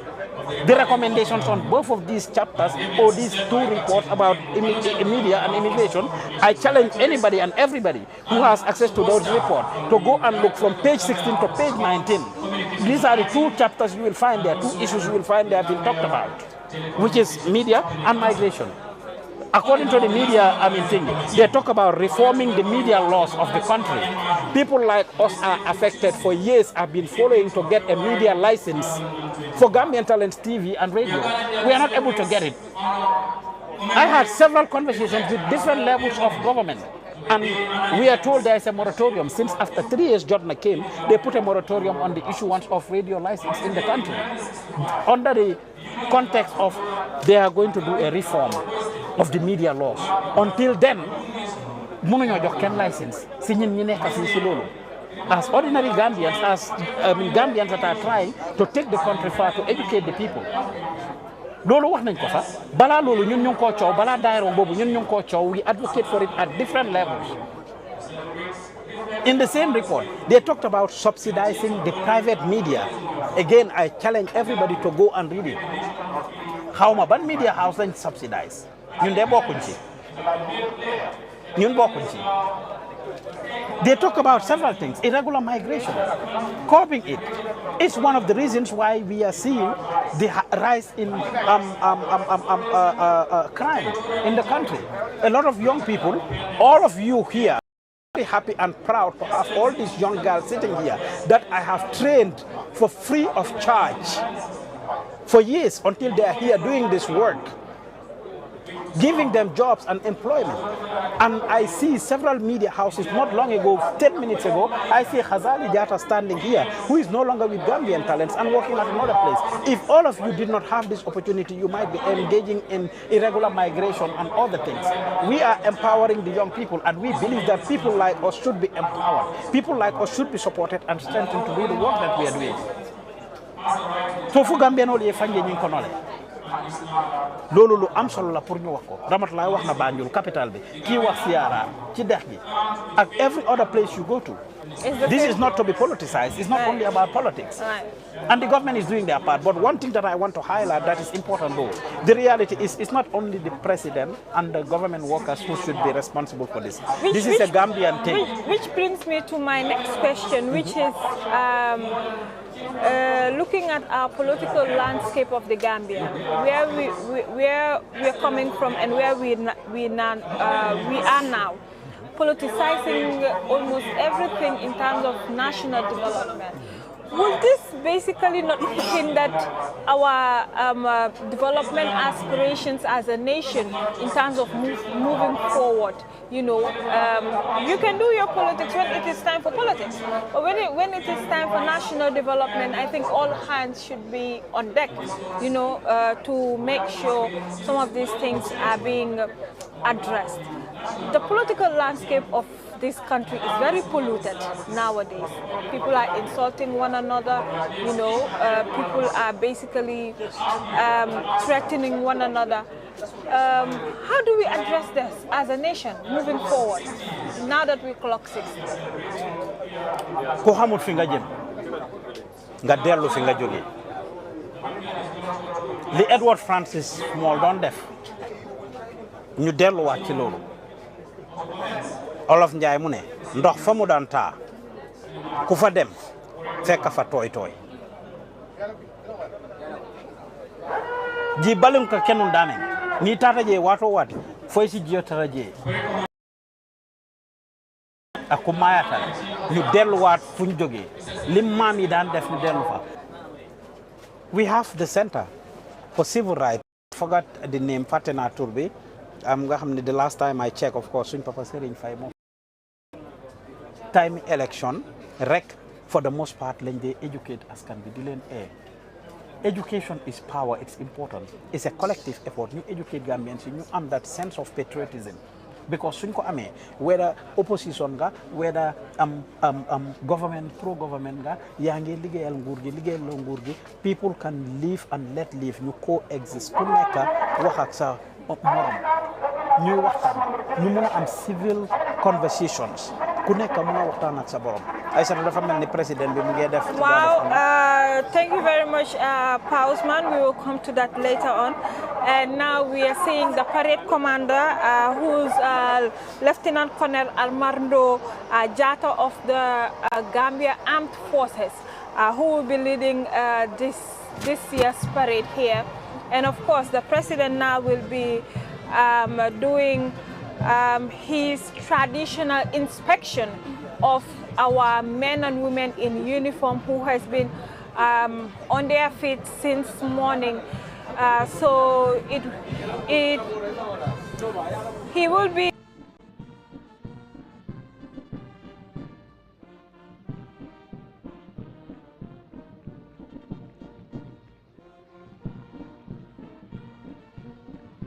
woy bi nga xam ne fenta nañ ko ak woy yi nga xam ne dañ leen daan fenta ci different local language ñu ko woy su independence jotee ñu ne liggéey jot na Gambia xam na boppam liggéey jot na Gambia mun na boppam Gambia di suñu réew liggéey leen mun naa góorgóorlu leen di wax ci mboxa dugub maalo witeen ñu teg si nappa ndox ñu naan talking about the issues, the natural resources that the country have that we should utilize.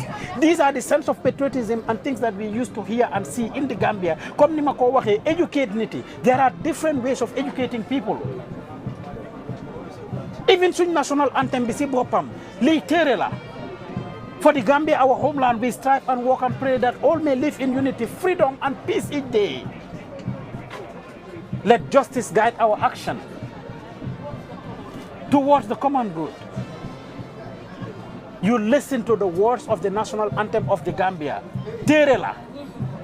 They are very powerful. Ndax Gambians understand nañ ko ndax ñu ko jëfé.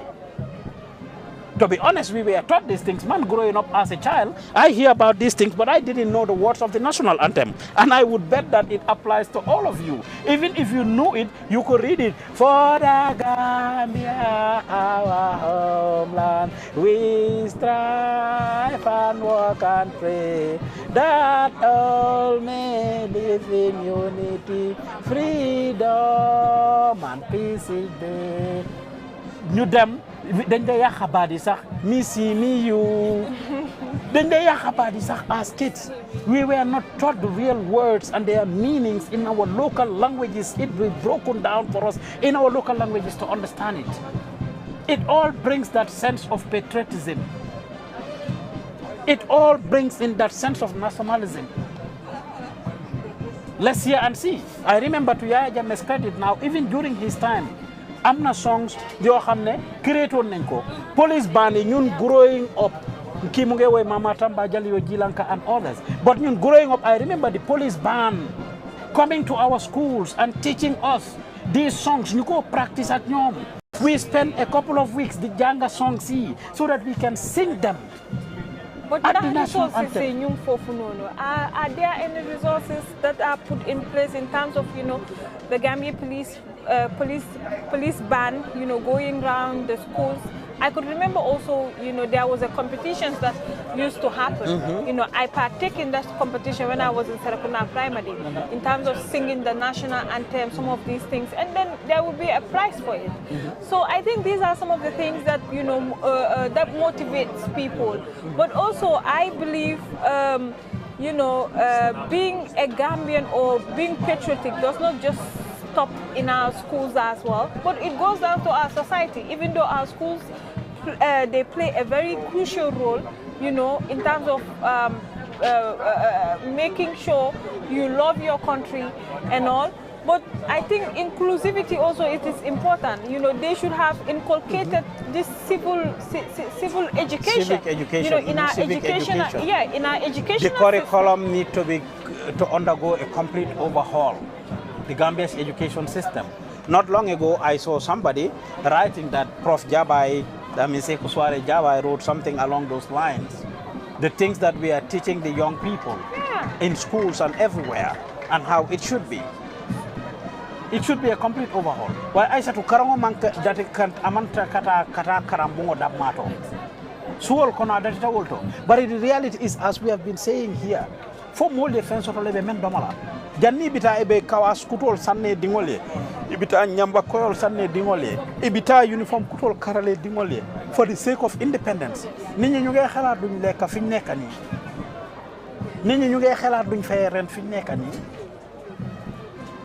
There are issues around the country that people are dealing with. There are realities. Parents dafa xey genn suba bala mo execuram budi. I talked about going to Lamin yesterday night until midnight to the house of an alcalo at whose village I have a property that is under dispute by 4 different people, 3 to 4 different people claiming it. Kër go xamne man ko jënd lease property in my name since 2012 or 2013. Time buma ñëwé Gambia fekk part of it ñu ko demarcate ñu ngi am development. ñoo dëkk ci kër goo xam ne man naa ko I have lease property Messiri Mengal kër goo xam ne dama ko jënd start di ko fence ñu ne ma nañ stop because there was a dispute benn dispute laa si xamoon case was in court must stop development but man time bu ma fa ñëwee fekk ñu ko develop I said the president is going through the guard of honor. Of course, he's still inspecting men and women in uniform, and he's been accompanied by the IGP, Sidi Mukhtar Toure, and the Chief of Defense Staff, Mamad O.A. Cham, and also his ADC, Major Usman Nyang, of course, who are basically now accompanying the president, led by the parade commander, Lieutenant Colonel Armando Jata, here at the Makati Square in Banjul. Most of the people, you know, this is their favorite in terms of, you know, the independence, how the president will inspect the men and women in uniform, but also the display that follows after the inspection of these men and women in uniform. Of course, you are now hearing, you know, cheering the president up from our various pavilions here, and it is full to capacity. And I said, you can see this is very beautiful and colorful. I get nostalgic and I got emotional when I just got on the podium with you guys, on the seat here with you guys, of course, looking at the situation. As I said, I used to hold the flag for St. Augustine's High School, marching through the same ground here. And in fact, growing up in Farafenni too, I have led the entire parade inspected by former President Yaya Jammeh at the Farafenni Primary School, because I was, you saw Pausman Lubari Ladef, I was the Cub Scout leader of the Farafenni Scout Association back then, and I led the entire Army Commander Armando Di Defni. I did this and led the former President Yaya Jammeh at the Farafenni Primary School one time. Not only did I lead the scouts, but I led the scouts, I led the police, I led the army, and all of them. League Commander Di Defni, man definitely Farafenni as a scout, as a Cub Scout leader, which was very interesting for me. So seeing these things happening, you can see the president, there is changes. Just look at the way he's marching. It's coordinated. You can see he seems to be doing slow march. So I will give him that credit, because a lot of times President Barrow dafa def dara guy diko togn ne okay, he's not presidential the way he's acting. Speech yi yenn mu ñew mu xawata xasuuf tuuti ñu ne am na benn word bu miss wala benn phrase boo xam ne mit na ko barki demba bi ñoo wax fele sax nag si national dialogue bi he was in scene and I said su fi président bi nekkoon fii dina fees maa ngi nuyu suma brother Zano Williams toge wele siato ñu ngi la déggee waaye the president wasn't at the national dialogue, and as we were talking about it, Ken toog rek jokingly ne president bi mu ngi practice bijam bi pour indifel pour gannaaw elek, and everybody busted out laughing. The president bi mu ngi practice bijam bi. So we will hope that his speech will be great. But you can see the way he's marching. Just look at his foot. Even though mom nekkul di def, you see Army Commander bi, I mean Mr. Cham, IGP, they are all going together with the security officers. You get march, slow march, and it's very nice and beautiful. And you can see the president also going like that. Coordinated. It looks like he's getting a lot of training and becoming more coordinated and everything. As you said, Jamal favorite party. You can see even the red carpet and the way it is put out there and how the president is doing it. This is very colorful and nice. The landscape is beautiful as far as I am concerned, and it's definitely a beautiful thing, Aisatu, and we should appreciate that. And yes, this is a lot of people's favorite part. Amazing. So you've been reminded that you're still watching Gambian Talents TV, and we're broadcasting live here at the Makati Square in Banjul, and it is the 60th Independence Anniversary celebration of the Gambia. And at the very ground, the Union Jack was lowered and the Gambian flag was raised. It is, of course, a very significant moment for each and every Gambian, both home and abroad, and we are witnessing such a day. Mr. Youth bala ñoo dem konka am nañ fi yeen ñaar yépp diaspora ngeen but then before ñu dem fofu nonu ñu nekk di ñu seetaan, most of them are in the diaspora, and they played a very important role in economically, socially, even looking at our GDP, they contribute a lot every year.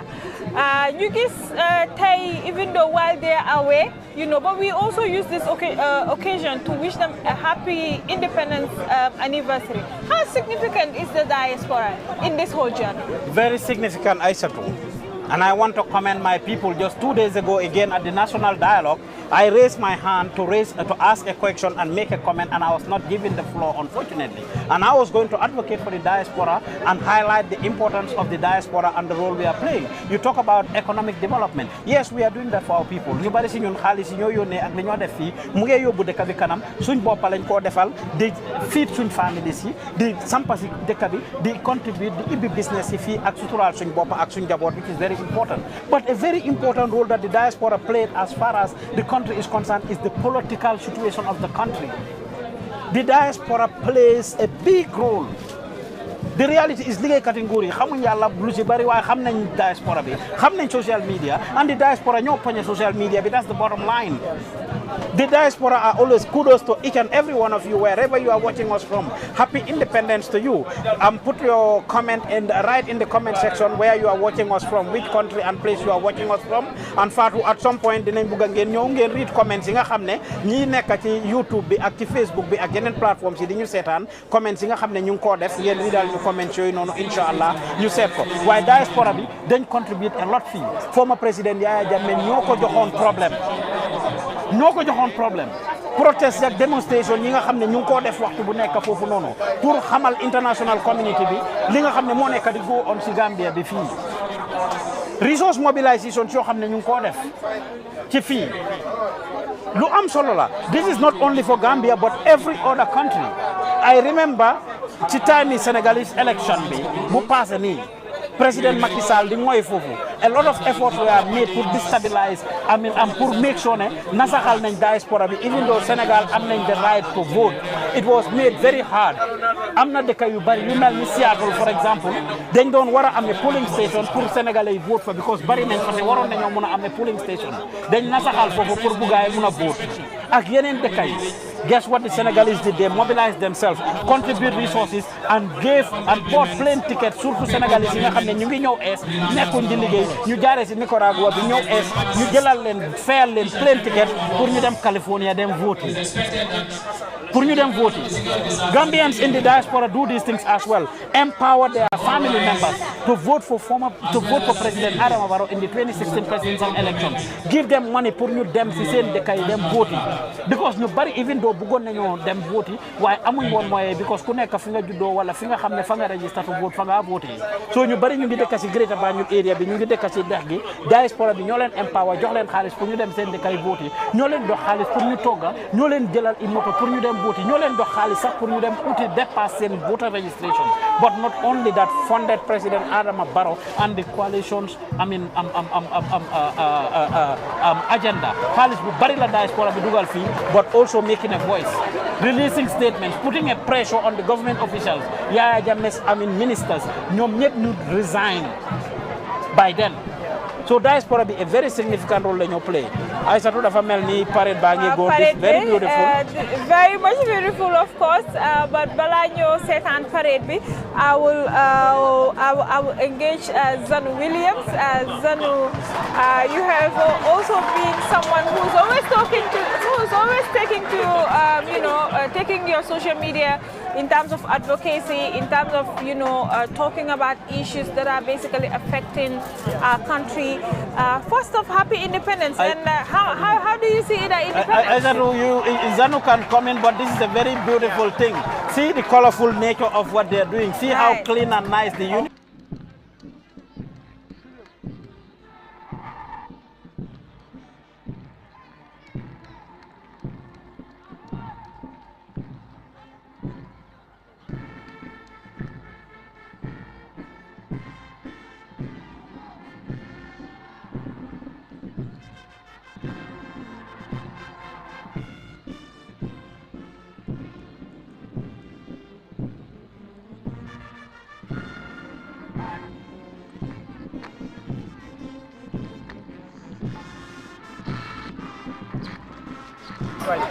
And it shouldn't be just lip service. It should be, realistic. Of course. And which department is that, by the way? Which of the security forces? GRA. Yes, this is definitely beautiful. We are really proud of them for having an all-women. Yes. Fit, pretty, elegant. I love this. Yeah. It's definitely beautiful. See them out there. See how colorful they look. Yes. Right? See how colorful they look. In its finest. Which are the security apparatus represented? You have Gambia Revenue Authority, the Gambia Armed Forces. You have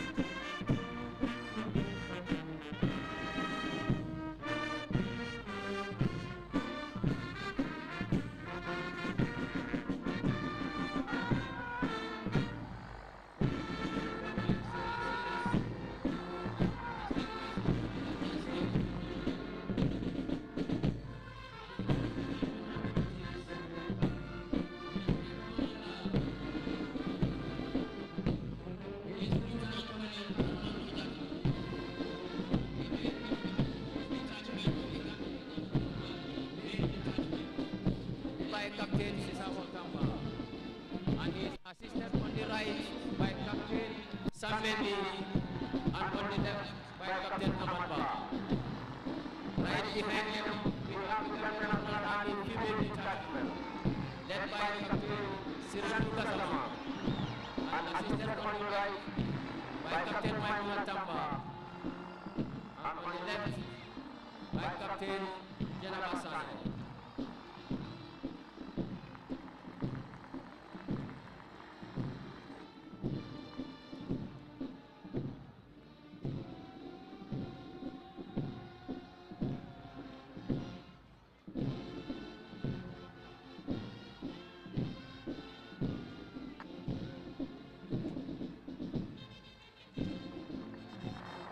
By Captain Pirandu Kajama, and assisted on the right by Captain Maimuna Tamba.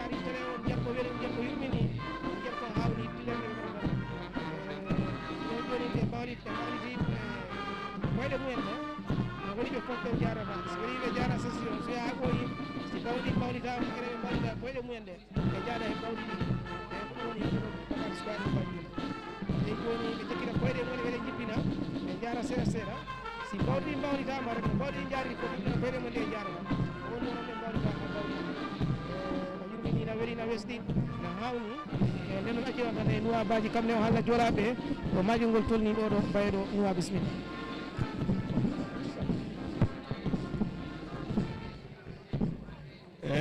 March past Kenya inye National Army, Immigration, Fire Service, Gambia Police Force, Gambia Revenue Authority, Koko Nyare Mache, Jat Dere, Funaka Special Day, Golden Jubilee, 60 years Gambian, Nampaju Fanga Foli, Ya Ejawekila Yoko Mwenga Mache, Police Band Kurumbe. Talman ko non Gambia National Army kurunde bane ci law o pour jati ko jibo be ci yan ko nya babe ko nyala ke kala mo ngi ko te be jo on ko bokku maaj kaatu berunde o ci law ko woyno mi Gambia Police Force ko to berunde taate man ko kanji ma ci law o to ko bokka safa noir siri ala junwa mara mo ko wara ko ngara mo be ke hajura men tan ci fanna ni sasa kundo wa gemu match basket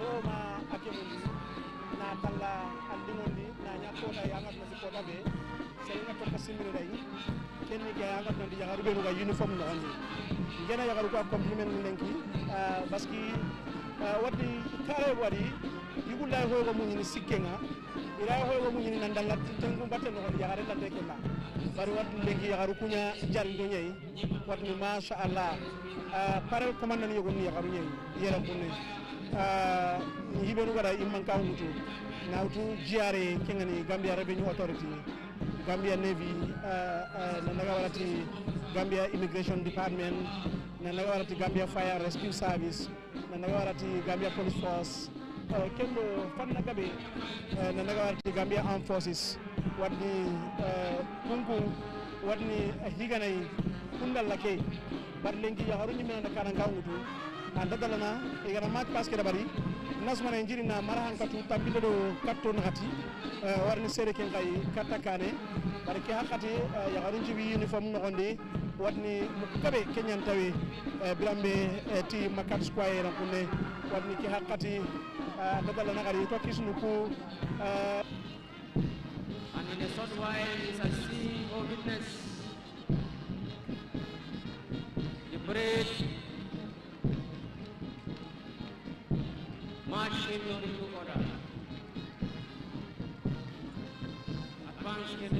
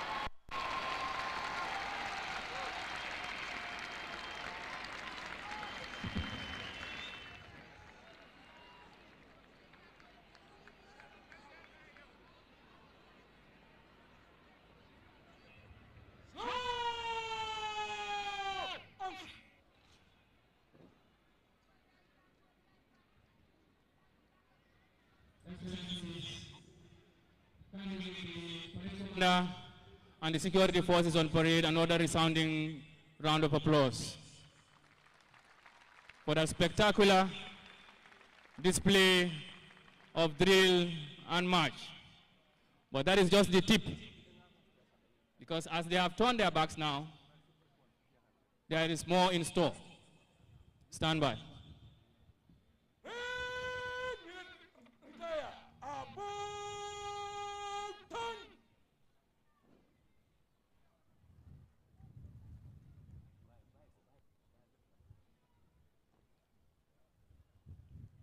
Retire!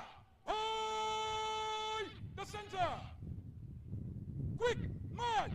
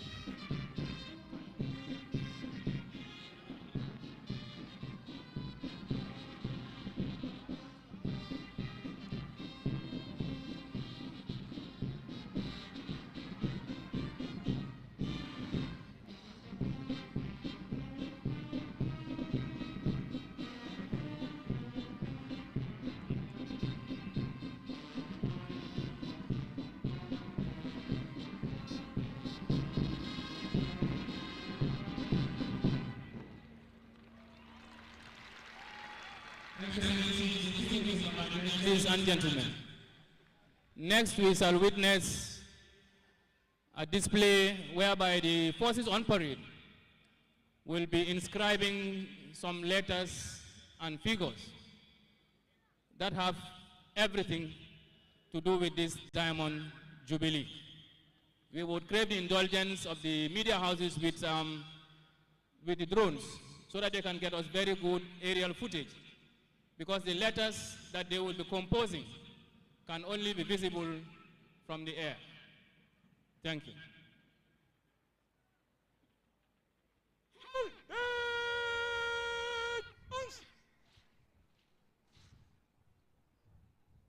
Move to the right in column of roots. Right turn.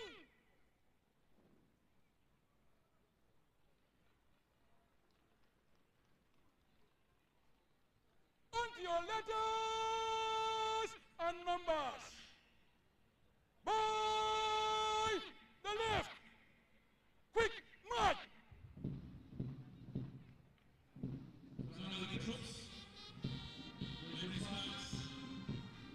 And each will go to a position, and by the time they are ready with their movements, from an aerial vantage point, they will be forming some letters, which I will leave for the media houses to help us decipher. Thank you.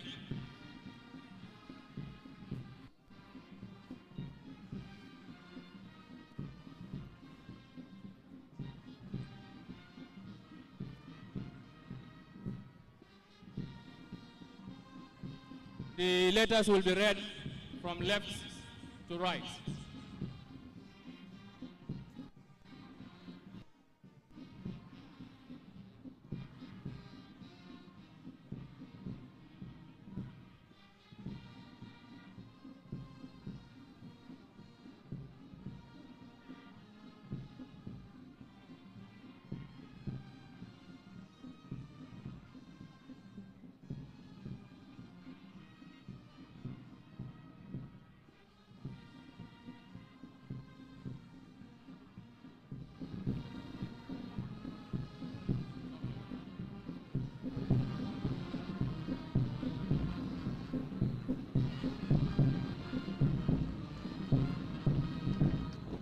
So you read the numbers from green down to TI. From top.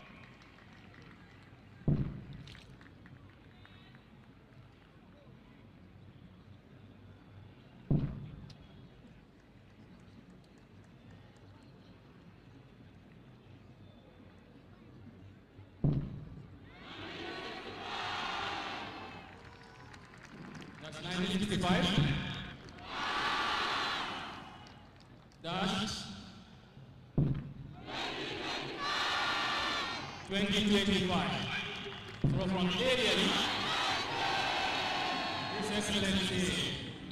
So from top to the green, from the green, that is the National Army, down to the GRA, the aerial footage will show us the figure 1965-2025. They will now take us to the next drill.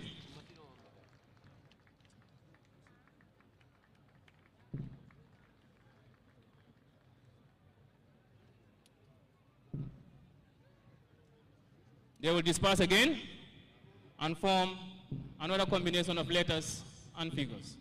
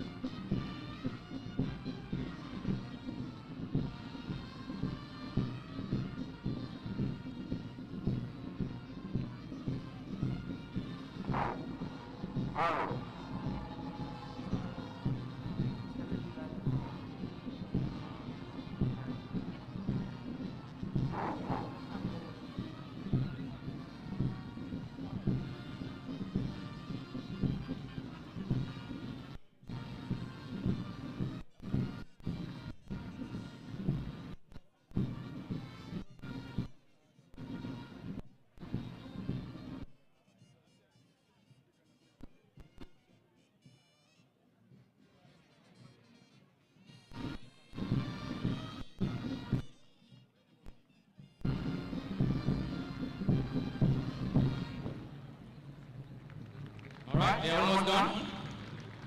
So aerially, what do we see?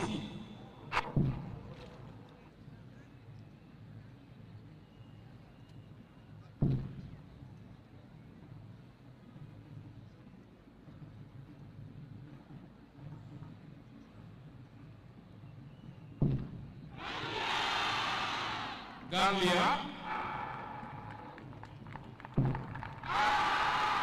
at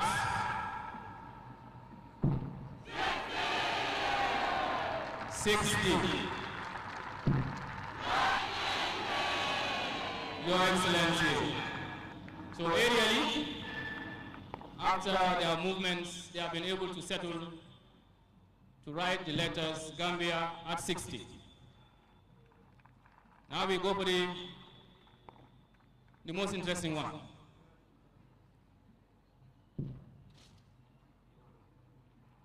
Now they will move back again and then compose another design. Or is it a color, or a letter, or a figure?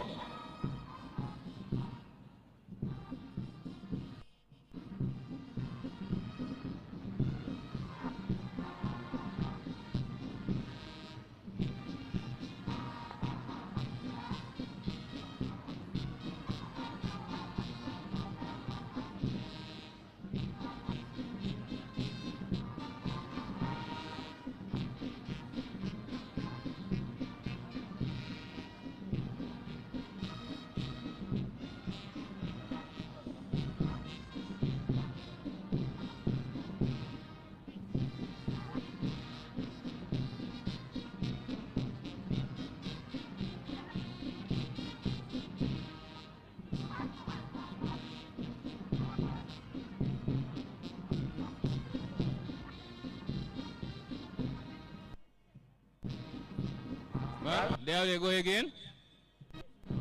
What magic will they pull this time around?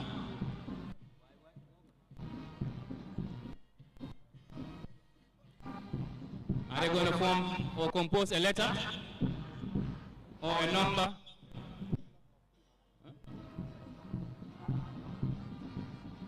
Or a color? Now they have formed themselves into a rectangular block, very closely knit. Then they will face us, and then from the air, they will give us something very interesting.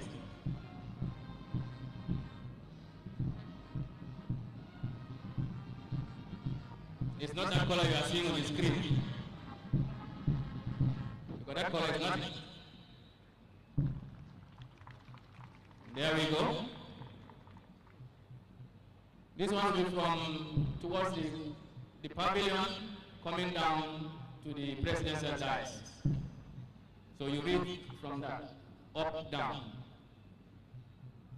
So they are bringing out something from their pockets. Well, it seems like those at the top there have what? Red color. Those here to the bottom have what? Am I seeing green? It's a red, white, blue, white, green. That's the Gambia flag there you have.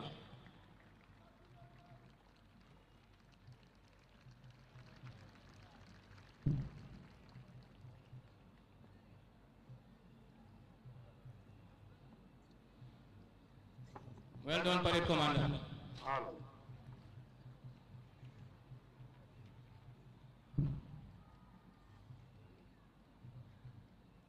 Now they will go back to where they left off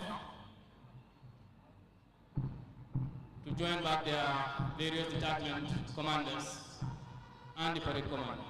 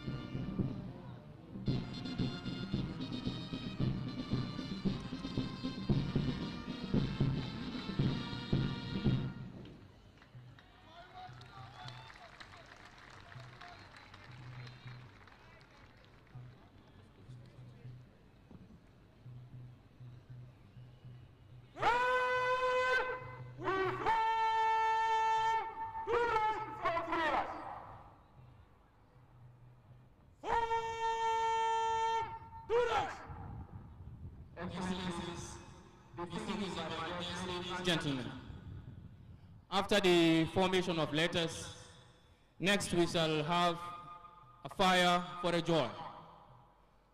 For a medical personnel, your instrument is the needles, the syringes, the stethoscope. For the electrician, you have your toolbox.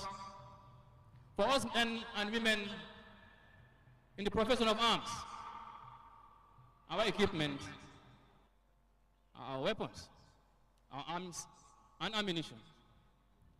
So each of these professions have a way of expressing joy in commemorations like this. So for this occasion, these troops on parade will be firing for a joy.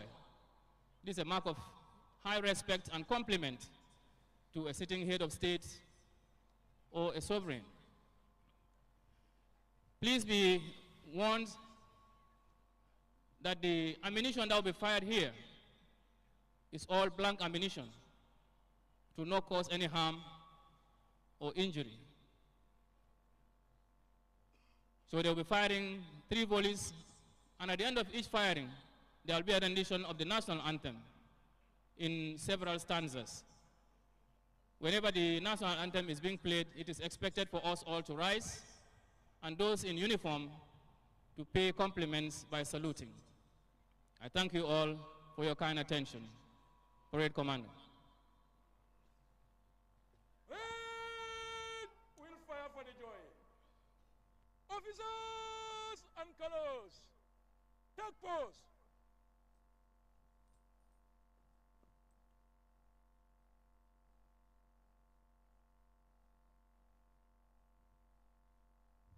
Stand in load.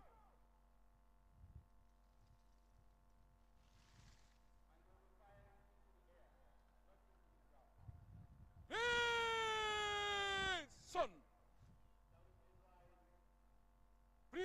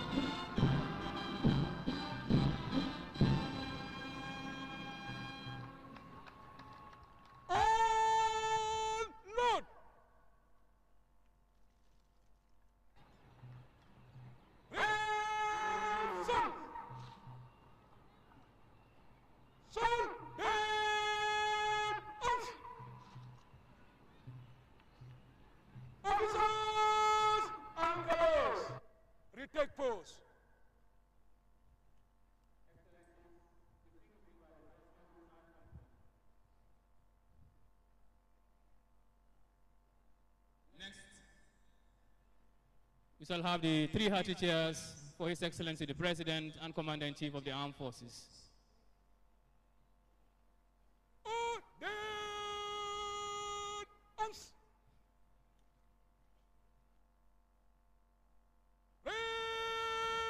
We remove headdress. Remove headdress.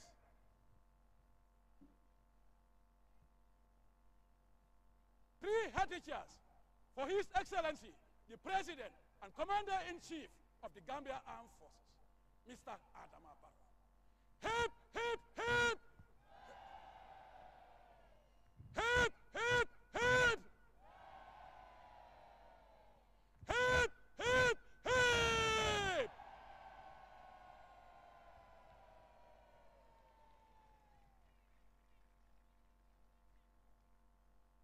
Red! We replace headdress. Replace headdress.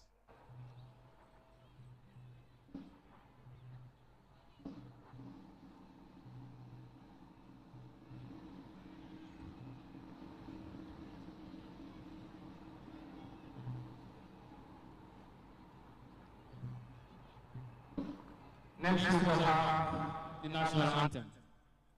We shall all rise to pay compliments before the parade marches off. Sol, dead, arms. Red, we reform 3 ranks from 2 ranks. Form 3 ranks.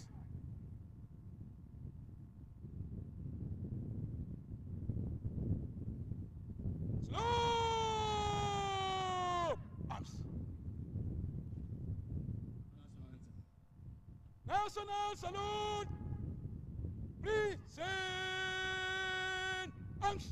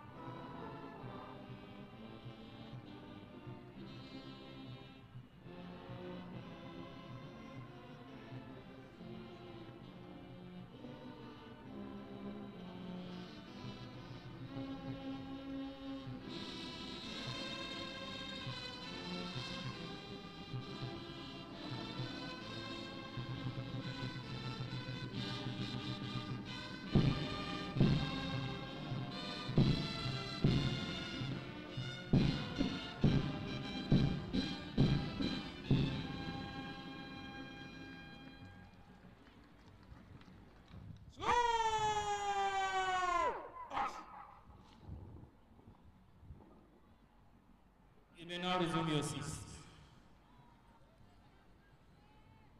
Next, the Commander will march forward to seek His Excellency's permission before he marches with the troops on parade. Parade Commander.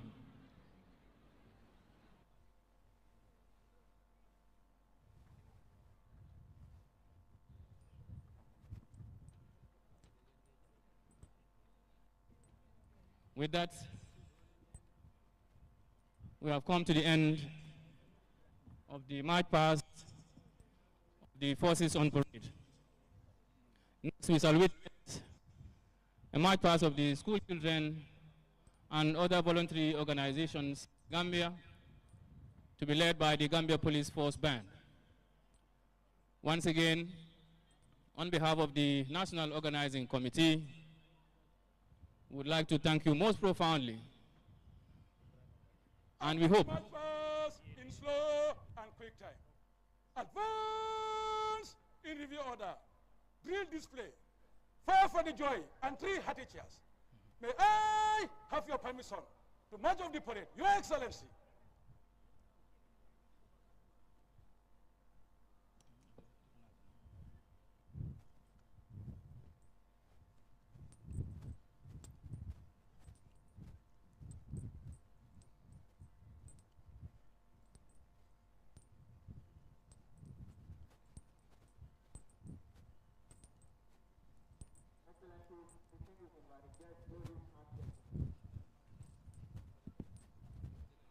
With that, we'd like to bow out and pass the podium to the Director of Press and Public Relations at the Office of the President, Madam Amibojang Sisoho, who will do the commentary for the school children and other voluntary organizations. Until we come your way, once again, I am Colonel Lamin K. Sanyang, the Director of Press and Public Relations, Gambia Armed Forces. Congratulations. Move to the right in column of routes. Right, done.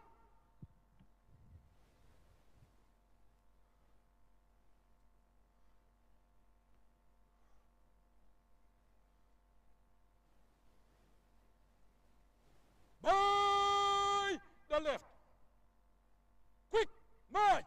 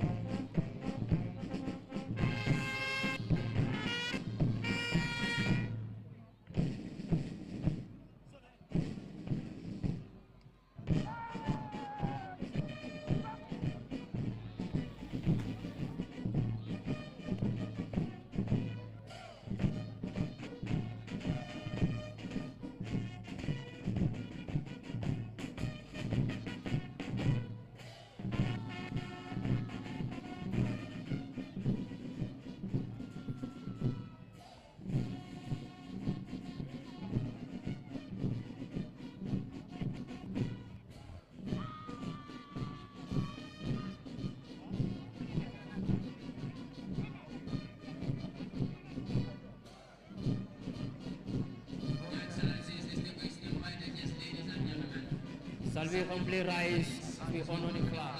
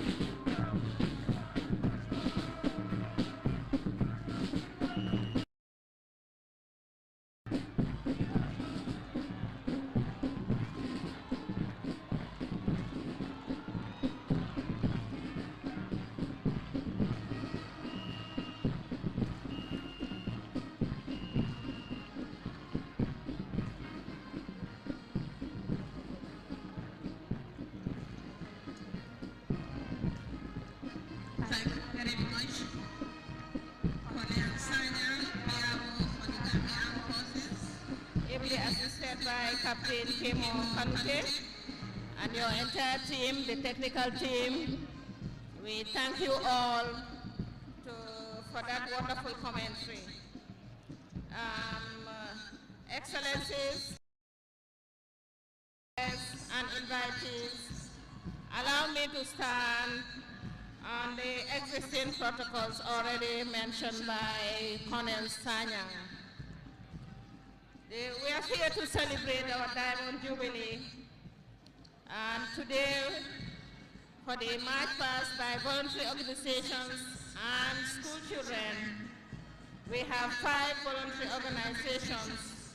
That's the Scout Band, Boys Brigade, Girls Guide, Red Cross, and the regional athletes. However, we'll have 70 lower basic schools who will also be marching, along with 46 upper basic schools.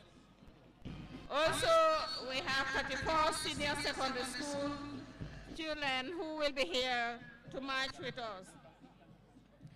Today's parade also includes a performance by Bright Stars on the 3 Diamond theme, marching in solidarity for self-reliance and national development.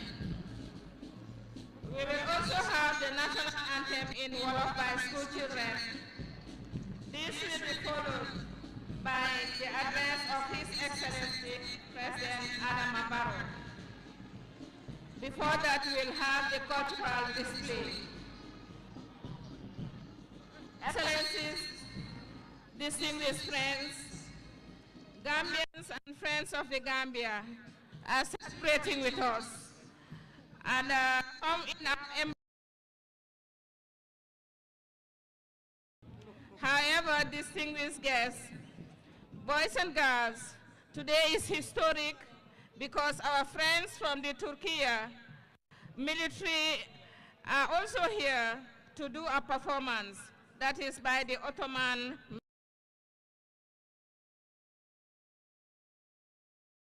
Will also be followed later in the day by the Interregional Athletics Championship at the Serekunda Westminster Stadium. Before we continue, we also remind you that later in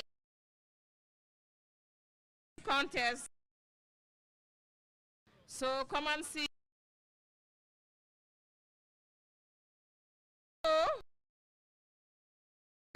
And to see how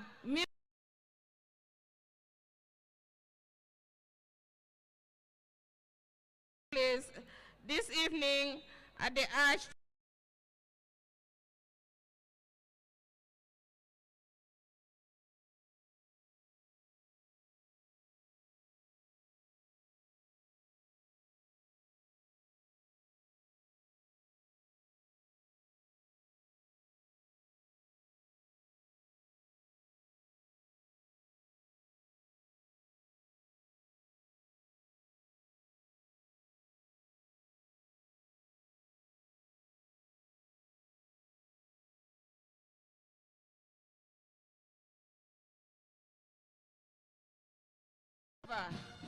Like our 18 forefathers and the mother, Rachel Palmer, the only female among them, who negotiated our independence and self-rule in 1961 and 1964, respectively. Distinguished guests, excellencies, ladies and gentlemen, this colorful parade here today will be a memory one for many of us, the young and the old, are recalling, especially those of us who witnessed the earlier march past when we were younger, when the Gambia took over from British colonial rule. It is memorable, emotional, and it's very touching. However, at the end of the day, we must move on by working hard to be more sustainable with our national development efforts, and also to ensure that we strive harder to make sure this country develops further. Today's March past, mbokk yi ñu nuyu leen di leen sargal di leen wax ne tey bés bu maagal ne juróom-benn fukki at di ko maagal loolu du caaxaan dafa wone ne liggéey bu rëy am na si gannaaw am nañ fi kilifa yoo xam ne nag ñoo fi teewe tey ki nga xam ne ñooy gani président His Excellency Adama Barrow di ganam yi président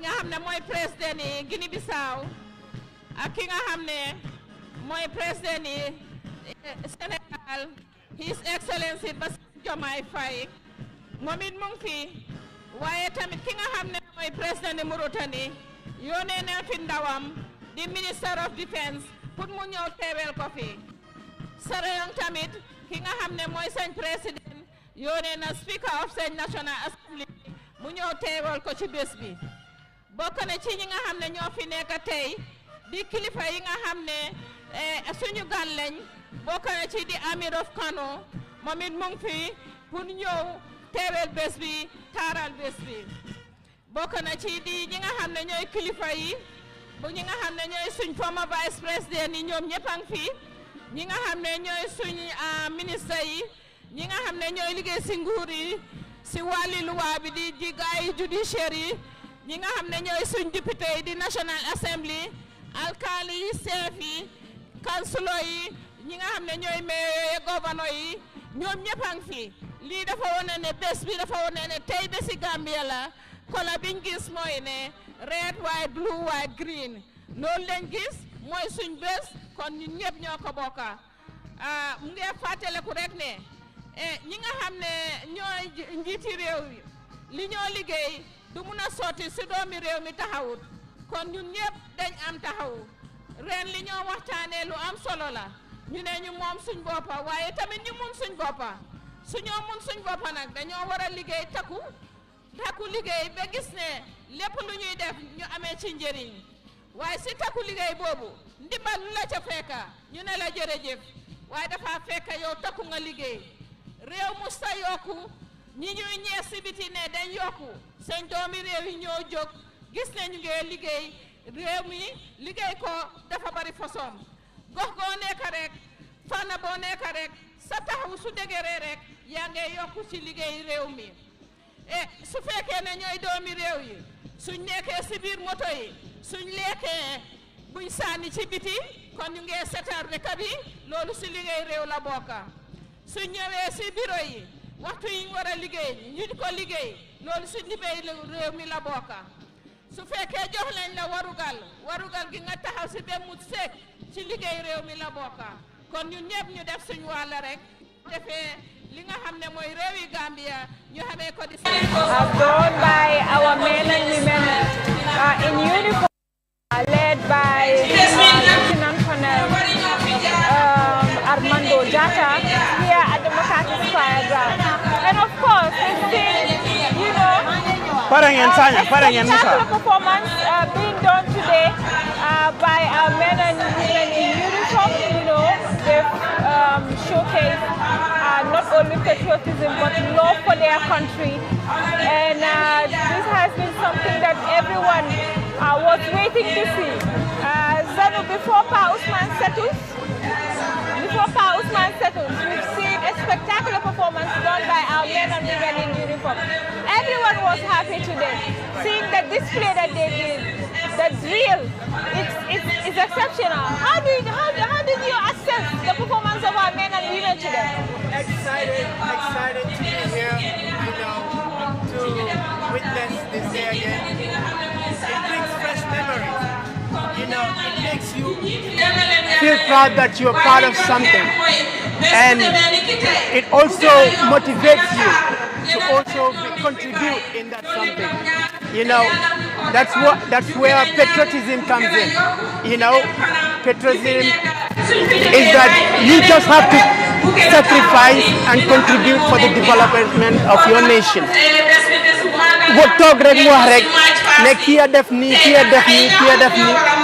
That is cheap. everybody can do that. But every time I talk, I like to say, what am I also doing to add up to the development of my country? At 60 years, we are here. At 60 years, we are here. It's a tall order, but then it's also achievable. We've seen nations that are way older than us that are also struggling. It's across the globe. It's across the globe. It's not just unique to Gambia alone. So this gives me hope. It inspires me to know that we have a nation. Although it's expected to be, but everybody can contribute their quarter and progress can come from that. So seeing the march pass, it gives me hope. Seeing the people with their colors, the red, the white, the blue, the green, it gives me the hope that I belong somewhere. Even though man see Allah before a whole long time, this is home. And we as the people who live here, you develop. You understand? Just walking around, this mbaliti is not the job of Adama Barrow. So walking around T750, that's not the responsibility of Adama Barrow. Every household of them, you have a public figure or a public official. Your own me knows that maybe it's not legit. But then the people in authority will be very mindful who to go after. So it starts from us, the citizen. It's a small nation. It's a small nation that can be developed if the people love it so dearly. I heard many people say they can't come here because what are we celebrating? That's their question. I think that's a cynical question. I think that's a cheap question. We are here to celebrate self-reliance. Self-reliance means you are proud of where you're from. You also know that your contribution would also guide your generation to come. I do not know that everybody contributes anyway. So I'm very, very proud that I'm here in Gambia today, enjoying the Gambian people, just forgetting the troubles of the world and focus on what our nation can give us and what we can give to our nation. Yeah. A spectacular performance done by our men and women in uniform. ñu gis ñu génnee lu ees tey ñu génnee Gambia at 60 ñu génnee suñ flag yi color bi ñu also gis ne ñu génnee 1965 as well.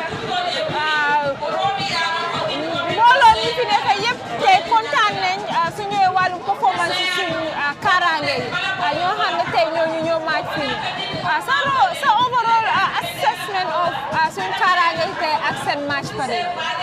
Aïssatou li ma la wax lii daf ma delloo gannaaw léegi laa xool ma gis ne xale yaa ngi match fi ñu toll nii mu fàttali ma suma jamono ma gis police ba naka scout band bi léegi I saw Nature mi nga xam ne depuis bi ma nekk fii he was part of the scout band then tey Nature moomu moo jiite xale yi maa ngi ko gis si screen bi mu bégal ma bégloo ma I would wanna go show him some love ma gis Asu Baba mu fàttali ma bi ma dem school St. Augustine's léegi nii fele bala ma dellu si waat fii maa ngi taxaw ak Asu li ma leen doon wax léegi laaj ko ñaata independence nga fekkee mu ne ma 55 independence celebration Asu Baba mu ngi si crowd bi ma taxaw ak moom mu fàttali ma nañ woy liggéey jot na Gambia moom na boppam maa ngi ko record ci suma phone bi Asu woy loolu xale yaa ngi taxaw kenn mënut a fàttali ku woy xale yi taxaw foofu ma ne leen ñu woy liggéey jot na Gambia moom na boppam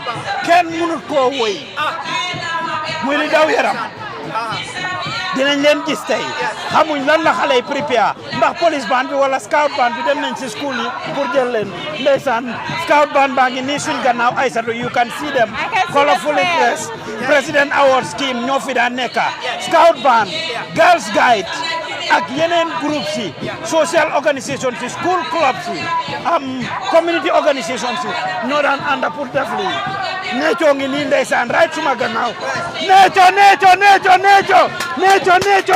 Nature good job that's my brother right there ndeysaan kii maag moom ñoo nekkandoor fii nekkoon scout léegi gis ngeen ko moo jiite scout bi I am super happy seeing this waaye suñ men and women in uniform li ma si gën a bégal mooy I saw young men I saw young women I saw innocent citizens that do not want to criminalize themselves that do not want to engage in criminal activities that believe in their country that want to serve their nation ñoom laa gis naa fa ay koto ak ay jeeg waaye bariwuñ I was right there in front of them filming them and I saw them and I'm super happy and proud of them. They had a spectacular performance here and this is amazing. As you said, collectively every Gambian regardless of where you are, this short moment brings us together. This short moment that they've done this display makes the Gambian happy and proud and would love to be together at least tentatively. The country is polluted, the political landscape of the country is polluted, especially within the politicians. So Holy Coast stage, you see them there. The biggest controversy and challenge and issues are between President Adama Barrow and lawyer Ousainou Darboe. For this moment, they are both here. For the past several hours, the country is here. ñi ron dëkk bi ñu ngi fi ñi jiital ñu ngi fi ñi yaakaar pour jiital ñu ngi fi borom dombo tànkay ci dëkk bi yëpp ñu ngi fi ñi nga xam ne ñoo bëgg a jiite suñu réew mi ak ñu jiite réew mi ñu ngi fi kon lii lu am solo la ñu ngi cee bég di kontaan bu baax a baax ay sa I like the passion. I like the passion. This is what this brings to us. This is what it makes us. Xam nga, so celebrating this is bigger than what people say. You know, it combines you. daf la dee boole si groupe bu nga xam ne yow you did not choose it. ñoom ñoo la tànn dugal la ci groupe boobu noonu. all you loo mun a def rek mooy nga contribute si loolu. so passion bu suma mag bi di génnee nii loolu la ñu bëri di feel. loolu la bu ñu bëri di feel si ñëwee fii. and you only have to be here pour nga mun a koo feel. kenn mënut la ko explainal and soo gisee suma mag bi mu waxee nii xam nga ne am na lu mu yëg ci yaramam gis na am na ay ñu nga xam ne age mates am lañu woon ñeneen ñi magam lañu woon and they come here to celebrate that togetherness that uniqueness xam nga that solidarity that ne this is Gambia this is the red white blue white green yaa ngi ma understand wax na fi woy bu nga xam ne suñ jamono liggéey jot na Gambia am na boppam and it's so crazy ne ñun duñ dee xool woy bi the meaning it comes sometimes dañ dee woy waaye am na fu mu waxee ne bay leen suuf si am na njëriñ ana lan lañ mun a jox yaa ngi understand so suñ réew mi foog ñu also preserve suñu land si foog ñu preserve right yes yes and self-reliance yes yes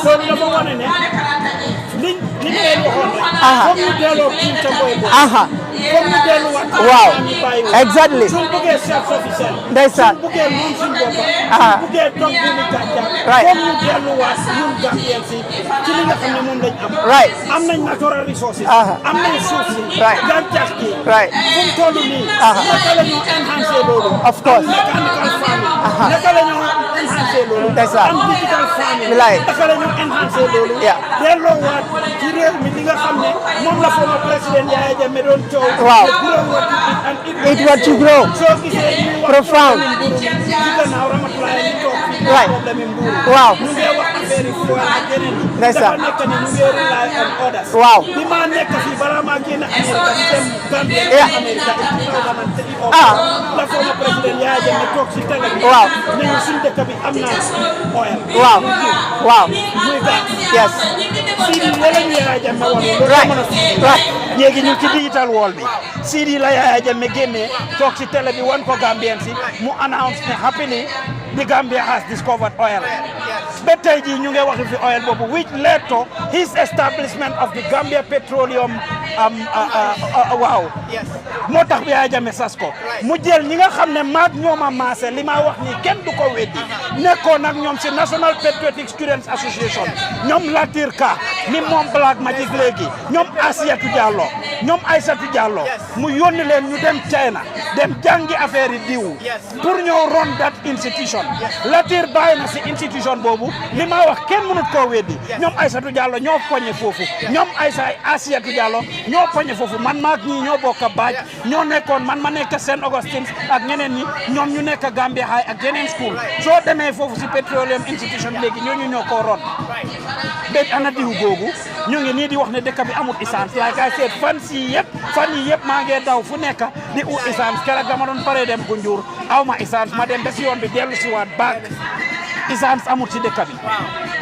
nguuru amul ci dëkk bi yëpp because ñu ngi rely on foreign aid luñ am suñ institutions yëpp self reliance lañ wax Aïssatou Colley te dañ war a bàyyi xel foofu mënuñoo naxaate di wax ne celebrate nañ ko this is beautiful true waaye foog ñu dellu si waat ci topic yi tey bi we have to stay focused and I hope the president's speech is going to address this in a short while after the students do their march past the routine is gars yi ñëw ñoom tamit ñu def national anthem bi I mean ñu woy yooyu I am looking forward to these people marching to sing those new songs that would educate the country, that would motivate the country, that would empower the country. I look forward to seeing that, from these young people. But I look forward to the president speaking and talking about these burning issues and taking us back to how we can be self-reliant in terms of agriculture, in terms of production, in terms of packaging, because even when we produce here, do we actually export anything? Groundnut bi nga xam ne moom lañ daan export through cooperative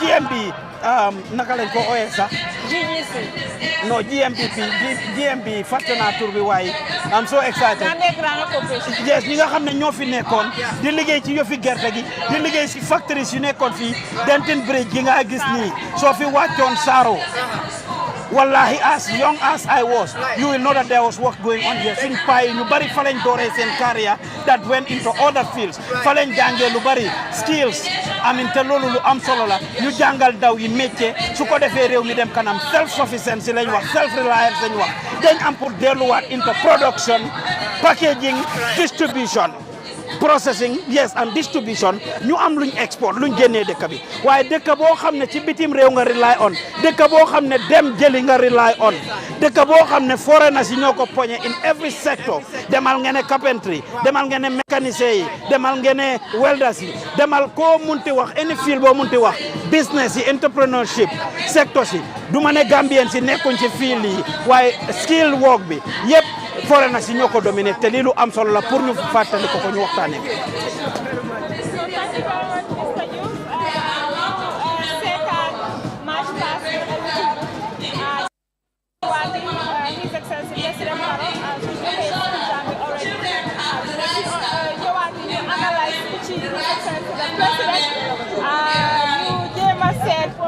ndax some of the issues yu nga xam ne loolu lañ doon suñu wàllu security education. Aïssatou seen tresses a ngi noonu Aïssatou Serekunda is upper basic school waaw Kanifing Serekunda upper basic school sa school ndeysaan no dama ko ba mun as a scout as a former scout soldat yi bi ñoo woy sax maa ngi ànd ak ñoom di woy biñ ne bi ami band bi tegee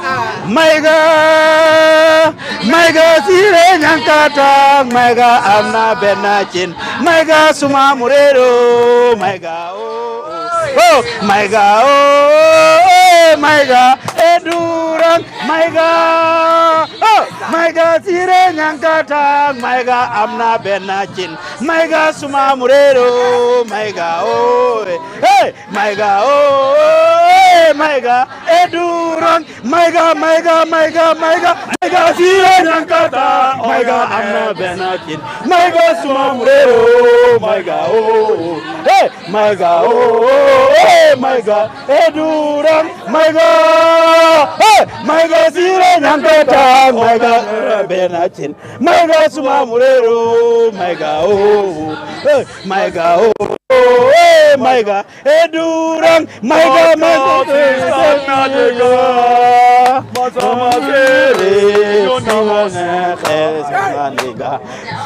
banye maribra sauti samgendiga sere jonyane love my nigga.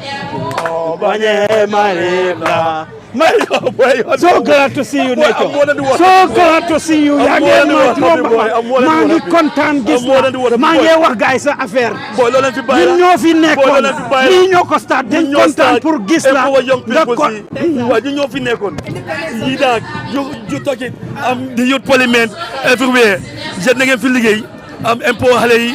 Capacitize leen, to get the knowledge and stuff, so that how to handle themselves even in the absence of their parents. That's the same thing why we are continuing. We must engage our young people. For you engage Halei, because Halei don't buy they will go them the back way or them do something else. That's why today I'm part of the immigration, but today I'm join Halei to Boka celebration. 60 years is not 60 days or it's not 60 months, but it's too much fun buguda and we are so happy. Anytime Gambia Talent TV, Mahola, I'm over happy because why? I remember I'm in school days. Born organized cancellation, sense, all those things, because the mentality we Gambian youths are, then we're joke why come to Bopa and you take up the leads. So people like you, seeing you set up with all these things, it's a hope. I'm not why at my age, I will not leave. Your former G-Talent, I'm gonna support guy, you build our nation, build our country, because Gambia our homeland, and Lolewa. We strive and work and play. That all makes us live in unity. Nejo, dama kontaan gis la di la gàccanga la ma ndax man ko nettali si gannaaw ne seede yàlla ma ne leen fii la daan maajee St. Augustine's High School ma daan téye flag St. Augustine's bi. Later on I will publish that picture on my social media where I'm holding the flag of St. Augustine's High School on the same ground marching and leading St. Augustine's mu nekkoon li am solo ba tey ñu nekk fii ñoom Nejo yàgg see nekk ma ne ko si scout band bi tey mu nekk di liggéey si Gambia immigration war a ñëw jiite xale yi ba tey pour delloo buum ca mboy mboy ga Nejo loolu ñu ngi sa gàcce nga la mal wax fi lu am solo tamit dëkk bi ku nekk foo xëcc rek mun nga faa saaf lu fi wane about youth si am nga youth si needs guidance am ne ku mel nii muy guide suñu youth si am na fu bëri fu nekk xoolal bee jaaw bi tey pa la gisuloo bee jaaw to celebrate 60 years of nationhood. Them go celebrate to the right venue. Remember why we don't take up independence. Feeling hostile. Union Jack be feeling national flag. And you remember in those days, no time we never had a pavilion. It was a simple pavilion. Do you remember why they let them contact independence? Paul Joseph control because he never let themselves because couldn't get a so imagine here today Mama for all those things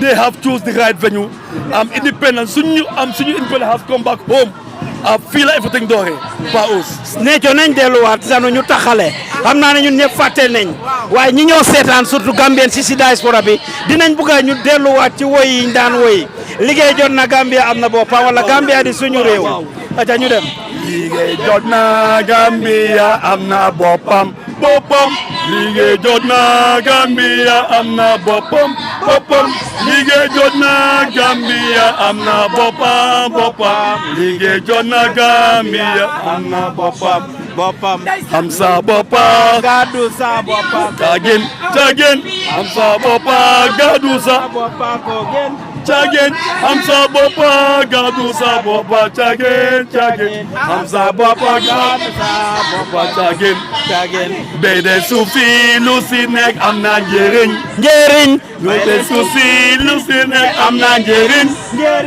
bede sufi lu si nekk am na njëriñ jagde dugub malo bo ha witel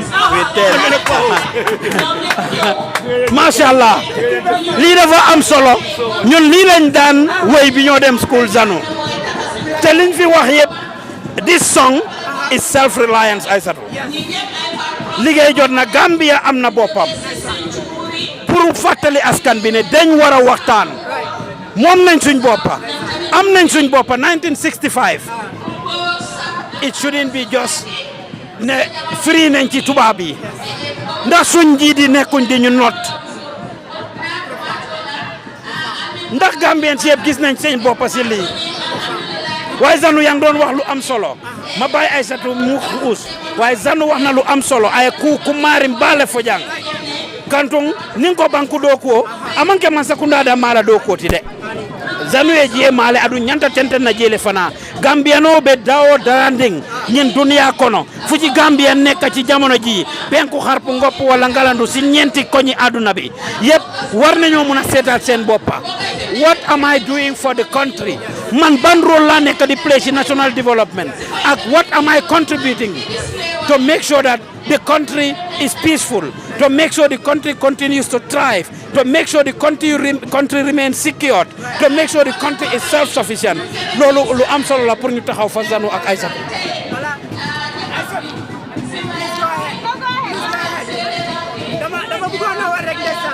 When it was time for us to march, I can remember danga am sa dala Police ko looking forward for this day. That's an initiative in the Sando thousand Nadi, just waiting for this moment.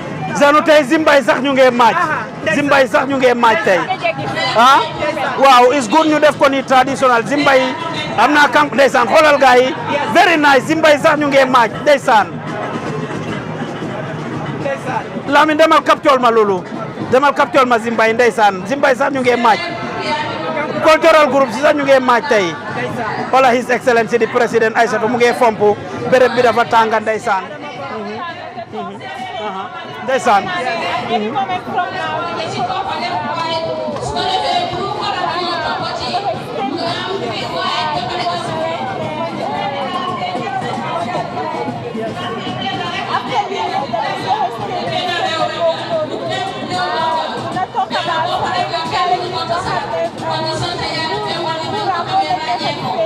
the country as a whole.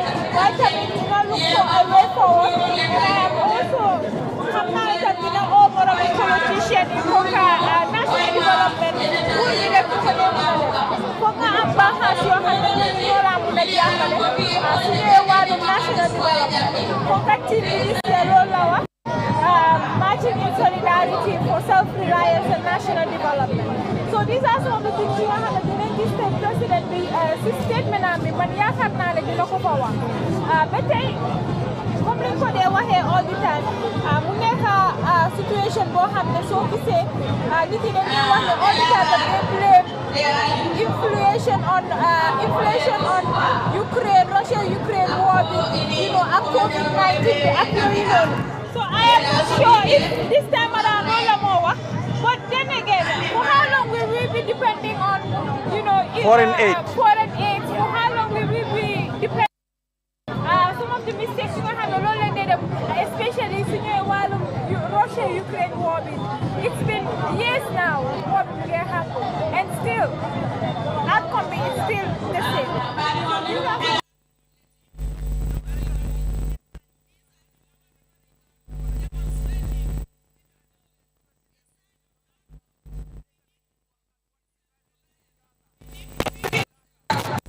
many things yoo xam ne ñu ngi xew si jamono ji international arena bi dafa affect Gambia benn dëkk mënut a demal boppam waaye dafa am solo pour ñu nekk ñoo xam ne dañ try pour self reliant man am a fan of giving speeches pour joxe speech lu am solo la waaye speech yi ñoo joxe ndax dañ war a am si joxe speech rek wax naa la ko si gannaaw ne suñ joxe speech suñ génnee report ndax speech boobu liñ ci wax ñu ngi koo jëfee is one thing for the president to taxaw fii pour call for national unity, but it's another thing for the members of the president's party to come out and be saying statements that would destabilize the country. It's one thing for the opposition like UDP, DOI, and all the other opposition parties to release statements about independence and castigate government. But it's one thing for them to also be willing to work together. If the president called for a message of unity, he should live by that. if the opposition called for a message of unity, they should live by that. Each of them, it shouldn't be just about releasing a statement, but about working together collectively to address the burning issues of the country ak li nga xam ne moo affect dëkk bi. Loolu lu am solo la bu mu nekk ñu wax rek ay dang lip service to ay satu akuma batale nga demanding for na bari mandika kan lamar lali jibe lali mais même fo kan non tubabu kan to ñu wato be ngay tukutuku yerang isa dum mande kan to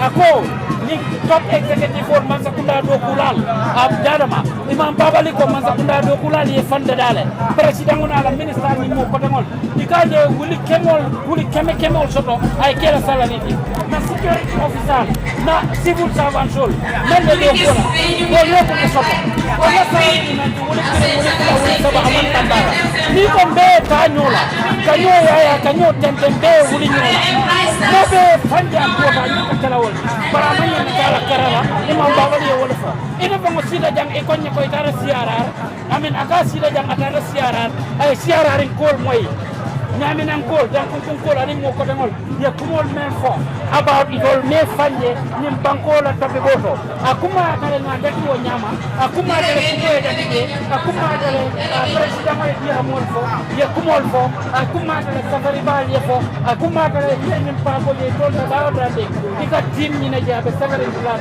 kon be ñoy ay be ta ñol bari fom be fanje jele wodo katani be wodo adu nyanda je faram fanje lale nyanda je yele lale na janjang nga kana sor bari mandika kam moy lali bismillah abaraka bake Mr. Diouf Aissatou anin na guest ko Mr. Diouf ya fa nyamen sayndoro recently nga jere sojaro fintitana ngajo sojaro finditana ne sainten ay video bondi me yalon ko abe sakulet kan ka balu wala ko ya fo moli membe kering natal service man o membe uniform o kono o be kumbola an wo kasara dina so o be kumbola ko yala abe kumbola price ministers wala men yalon ko lebe banko kanjang wala be kala balfa bati ngajo ko na minister na prime minister wala sarari balu soto bitu men be banko la tanko la men tol tankala ani tolu wala be kumbo la kole yalo ko minti me yalon ko minti fi wala minti green lem ni dala sululu diala me yalon ka wafi nin transula e ka fula do na dila wa tonya ko yabe banko kanne ni ko nga independent soto nyanta ka independent banko ti me yalon ko yabe talala banko nyin kam bakele hanni ma be bonino baranda ni agibe na agriculture bundala me yalon ko na sene bundala fo nyanta balula wala to a mano me yalon ko wala mun nafarola mano ti ka fo me ko bara mano poto be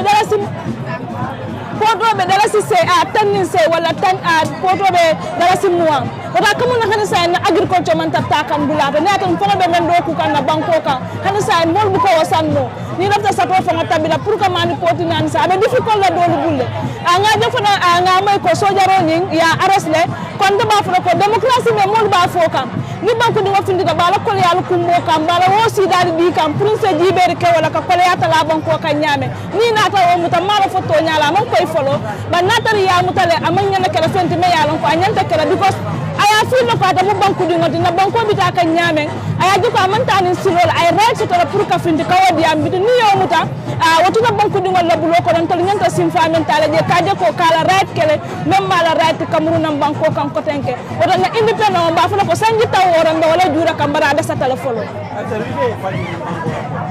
ide fande ko do men ko banko be kama kan interve ye fande ni independent of the chef fande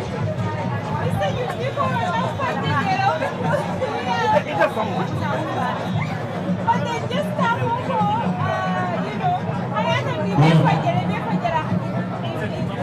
halfway to understand because one even though direct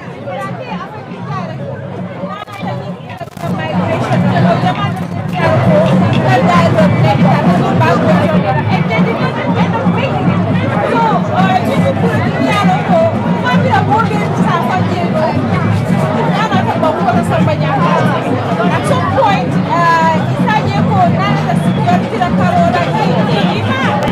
you don't know, so you don't know what's happening. These are some of the things we are not what different things. What different but for the solution of the Carola,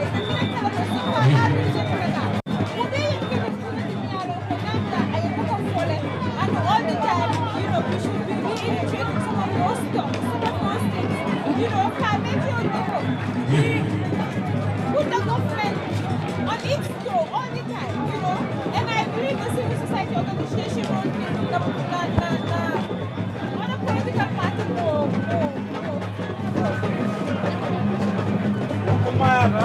Janu gis na sa bopp si dëkk bi. Waaw gis naa suma bopp si dëkk bi. Dëkk bi comme ni ma ko waxee ci before ku nekk daal soo si gisee sa bopp rek dina tax nga gën a ci góorgóorlu waaw boo nekk ne ku nekk xëj nga si ku nekk sa contribution lu ta ndaw keneen contribution am lu ta ko yow sa bopp ndaxte dëkk bi ku nekk benn vote nga am ku nekk benn ID nga am so kenn contribution am warut a gën a ëpp sa bopp kenn tamit warut a toog ñuy xaar ñu ne la kay na I understand suma système bi mu ngi wax fii am na solo moo nekk affaire yi soldat yi maanaam kon dëkk bi foo laal rek kon foog ñu koy waxtaane suñ ko waxee la ñuy mën a am solution so foog na suma brother boobu comme ni ko waxee wax na dara lu nga xam ne lu ay la dafa war rek dëkk bi condition yi tegoo ak su fekkee ne ñun ñëpp mën nañu ñëw booloo mën a ut solution waaye pour jël ko tegee ko benn saay loolu du solution loolu is a form of jéem a teg nit ñi te si ñun suñ security guys yi daal they're not made of machine hearts they're not made of machine minds am nañ tàppalaaba problème like everybody am nañ sàkkubaala problème like everybody so you cannot have that person nga xam ne su eewee ngay xalaat njëgum ndewoo ngay xalaat lu muy suñu famille am mu express loolu yow nga bëgg ko not ci loolu noonu foog naa loolu lu jaadu la loolu is very irresponsible waaye ñun gis nañ ci suñ bopp yow na la cosaan of course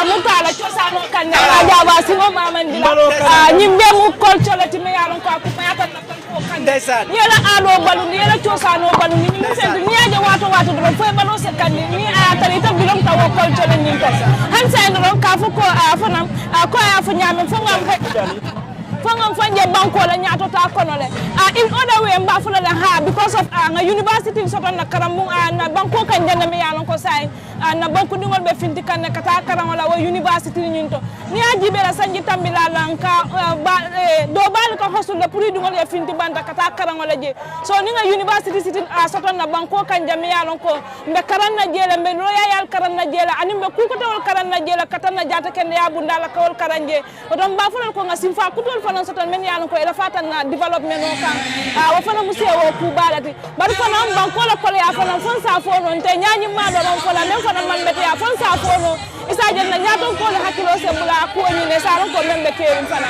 banko ka wa kuma ta ba ke zanu dafa mel ni Bright Stars entertainment ñu seetaan Bright Stars te lan la gaay def Bright Stars entertainment ñu nekk ci foofu Aïssatou am tey jibe ibe men na say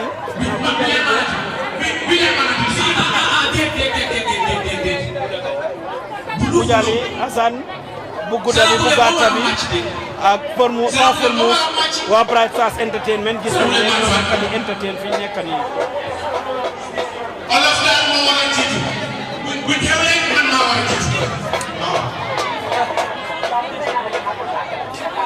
maa ngi Kujali bi baaxul waaye Bright Stars entertainment lañ gis foofu noonu ñuy xale yoo xam ne ay ndaw yu xarañ lañ di def lu rafet ndeysaan seen toppa seen gaaw series bi dama ko dee follow as busy as I am I follow these young people and the series that they are doing and it's very interesting and educating about the issues we are talking about.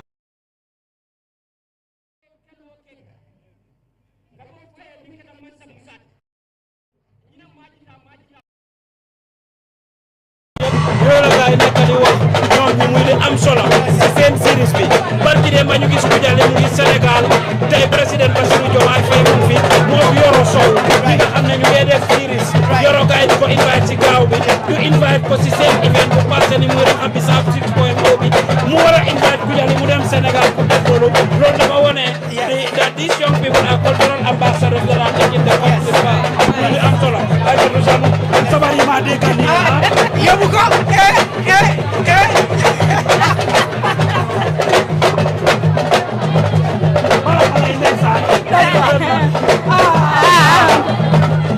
dalu na la cosaan real life in Gambia li dafa nekk nga ñu la ñu independent ko ni independent o ma pass banda ka jala ko cultural group so bar Gambia fa ni ko fa sa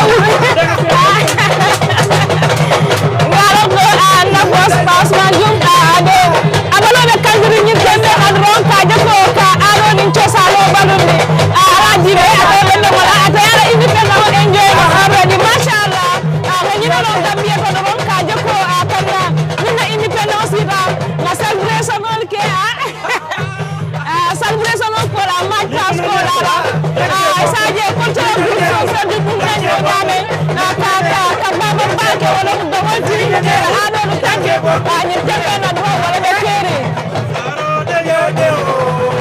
sale de o fo maje sale de o fo maje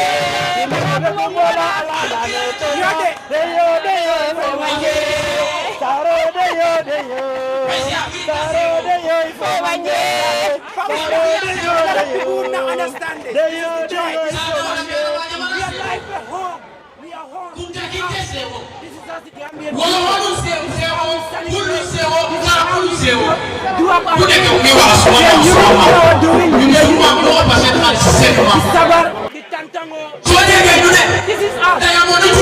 Wherever you are right now, when you are in your body, this is self-reliance.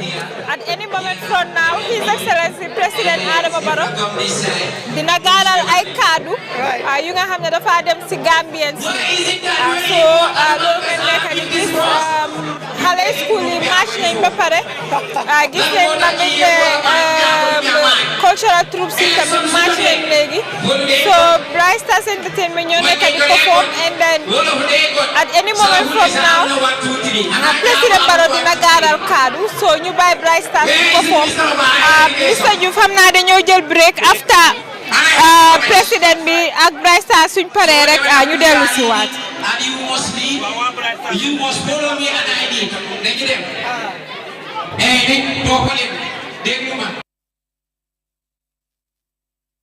Pasipa. Loolu kenn du ko wéyati wan. Toppa leen. Neefar indi manci ka balanyi ka baani. Doo ma topp.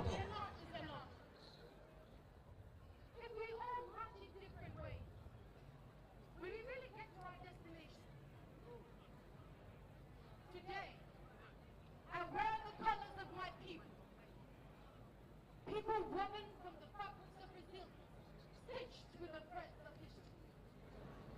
March, not just in movement, but in spirit. Let your feet echo the heartbeat of a nation, stronger than bravery. Enough of the holy bird.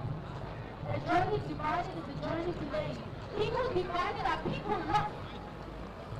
We must march in unity, not alone, not apart, but as one people, one nation, one destiny. For we are the Gambia, the smiling coast of West Africa. So march with me, in purpose, in unity, in hope. Because when we march together, we do not just move forward, we rise. And when we rise, the Gambia rises. Thank you.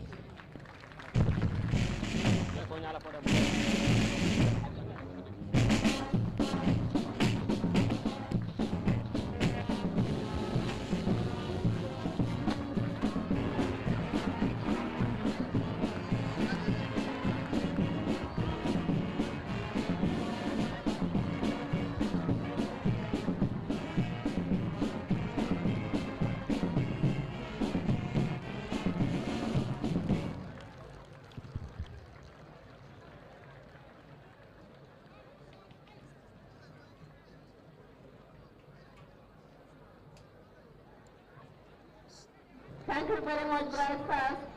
I'm sure the interfaith part is very important, realizing that we cannot go without unity and solidarity. Now we're going to call upon a slight change that will invite the Turkish military that came all the way from Turkey so that they will perform for our guests and His Excellency, and then we will have the address by His Excellency. The Turkish band, now you can.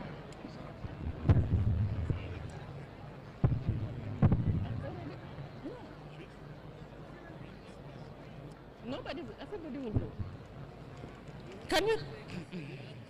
Can we take a decision now because they're waiting?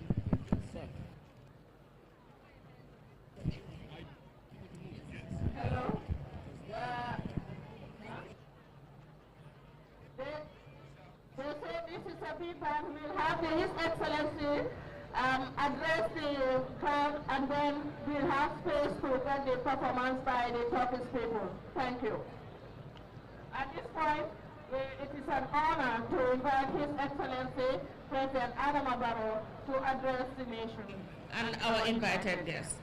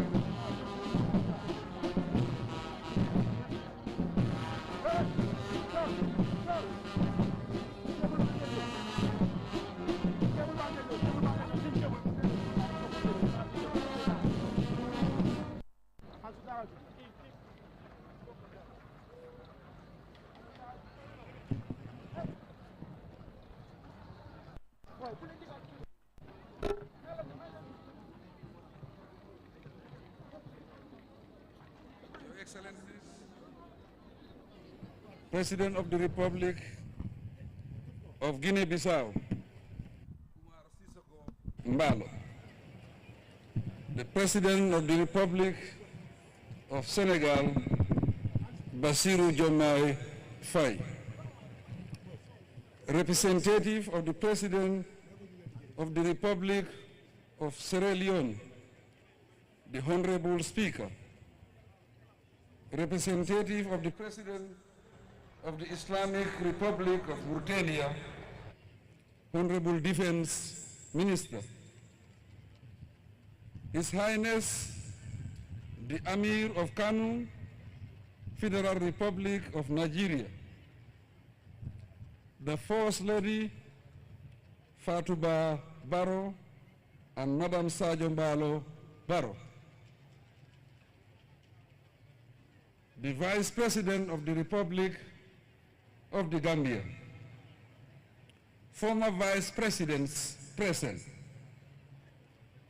Honorable Speaker of the National Assembly, my Lord, the Honorable Chief Justice, Honorable Members of Cabinet and the National Assembly, Lord Mayors and Chairpersons of area councils, regional governors and executive coordinators, members of the diplomatic and the consular corps, representatives of international organizations and partners, political party leaders, government officials, service chiefs, community and religious leaders. Ladies and gentlemen, boys and girls, it is with an immense feeling of honor and joy that I address this colorful gathering on this historic day, marking our beloved nation's 60th independent anniversary. As we celebrate the Diamond Jubilee of the political virus that has transformed the Gambia into a sovereign state, I welcome their excellencies, President Faye, President Mbalo, representative of our special invitees, and the Amir of Kano in our midst. We acknowledge with appreciation and delight the grace of their presence, together with all the distinguished guests in attendance. Your Excellencies, please feel at home. Ladies and gentlemen, the theme for this Jubilee celebration, marching in solidarity for self-reliance and national development, should be at the heart of our reflections and actions as our collective political journey progresses henceforth. The theme is a call for us to amplify efforts geared towards the strong, united, and prosperous country we envision. In doing so, it is essential that we honor the past, celebrate our achievements, embrace the present, and commit to shaping a brighter future through a collective endeavor characterized by resilience, hope, and determination. As we look back, the aspiration and enduring legacy of the nation's political fathers should continue to inspire us and remind us of the values of unity, fortitude, and self-determination that bind us as a people. Despite major political disruptions, resource constraints, economic crisis, and other calamities, we have remained steadfastly committed to justice and democracy, and have stood united as one people, especially whenever it mattered most. Today, we can proudly revisit the past 8 years with appreciation of our achievements. The 2016 presidential election, the historic 2016 presidential elections, leading to a peaceful constitutional change of government, demonstrates the power of unity and collective determination in shaping a country's democratic future. These spirits should be strengthened to bind us closer as we march head-on into the future.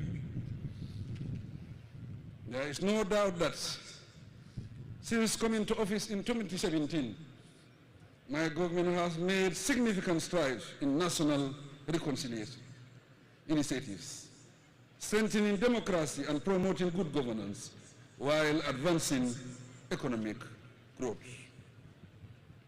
In the quest of improving lives and livelihoods, our 10-year National Development Plan, YIRUA, now drives focused efforts on sustainable economic development, anchored on infrastructural development, food security, human capital formation, and social protection for the vulnerable. Promisingly, our economy shows remarkable resilience despite global challenges. The 5.8% growth rate in 2024 and decreased headline inflation from 18% in 2023 to 10% in 2024 are remarkable achievements. All to the better. It is projected that our economic performance will improve from 2025 onwards. Excellencies, ladies and gentlemen, boys and girls, this year's theme emphasizes the need for greater solidarity, confidence, looking inward for answers to our challenges, and acting on realistic and sustainable solutions. It also put emphasis on increased reliance on domestic resource to reform and develop our institutions and governing processes for effective and productive service delivery. All this imply taking bold decisions for appropriate actions. The unwavering dedication of every Gambian, both at home and abroad, in driving progress is truly commendable. But the need to accelerate this is more urgent than we can imagine. Evidently, it is through solidarity, resilience, and shared determination that we can navigate challenges to position the Gambia as a competitive force in the global economy. This has to be a self-reliant, resilient, and an inclusive Gambia for every citizen. Distinguished guests, ladies and gentlemen, boys and girls, we have made striking headway in various areas of development, with infrastructural development accorded top priority, typically through construction, expansion or upgrading of hospitals, health facilities, schools, training centers, universities, roads, and bridges. The multiple projects undertaken, either completed or in progress, are already enormously impactful. So far, over 910 kilometers of roads, for example, have been paved, and works on 365 kilometers of rural and urban roads are ongoing. Our plan is to construct 500 kilometers more of quality roads. We also take much pride in our achievements in the area of education and health. This far, a total of 424 new schools have been constructed, along with 6,400 new classrooms to meet the growing educational needs of Gambian children. As a result, the education sector has recorded inspiring progress, with gross enrollment rates reaching 102.8% at the lower basic level and over 50% at the upper basic and secondary education levels. This confirms the government's successes in breaking down barriers, expanding access to education, and creating opportunities for every Gambian child to succeed. We have similarly made tremendous strides towards achieving affordable and quality universal health coverage. The progressive rollout of the National Health Insurance Scheme and the recently inaugurated state-of-the-art, fully equipped health facilities across the country are crucial steps towards realizing this goal. I am pleased to announce that over 100 doctors are currently specializing in various disciplines at the Gambia Medical School, UTG. Also, other healthcare professionals are receiving in-country training in various areas or specialization to improve service delivery. These high points mark a new era in health services in the country and provide evidence of a truly strengthening health sector. Ladies and gentlemen, as the backbone of our economy, agriculture is critical for food security and national development. It is thus reassuring that, except for groundnuts, agricultural production has showed through well-targeted government interventions. Although these impressive achievements highlight progress, they are tempered by high unemployment and poverty level rates, which contributed to irregular migration and crime. To resolve these challenges, my government will committedly continue expanding livelihood opportunities. To uplift the status of our women, since 2019, the Women's Enterprise Fund has financially supported thousands of women entrepreneurs, enabling them to establish and expand businesses. Additionally, our skills training programs have equipped thousands of women and youth with practical skills, thus allowing them to start businesses, enhance employability, and contribute to national development. To further tackle unemployment, the recently launched Land for Agricultural Investment Initiative presents a significant opportunity to engage the youth in farming and agribusiness, hence offering sustainable livelihoods in the agricultural sector. Besides this, my administration is actively promoting the establishment of light industries to create more gainful employment opportunities and foster economic growth. Fellow Gambians, boys and girls, today we are a proud nation of 2.4 million people. These milestones call for reflection on how to better utilize our human resource, skills, knowledge, and the vast potential that resides in the people and the land for better and faster results. As we march on, we must acknowledge the struggles that many Gambians face, particularly the youth. The Gambia's youthful population is our greatest asset, and this includes you, the school children and students in our educational institutions. You are endowed with immense potential and therefore be able to drive our nation's growth. Yet too many young people venture into irregular migration. Let me assure you that my government stands in solidarity with you, and we are determined to create various pathways for you to succeed here at home. The opportunities at your disposal are amazing. The technologies at your fingertips are tools to save your lives, change the fortunes of your families, and transform your communities and the nation. To succeed, however, you must pay heed to good advice. Be respectful, hardworking, and law-abiding. Do not be deceived by the stories you hear about other lands. There is no land of milk and honey.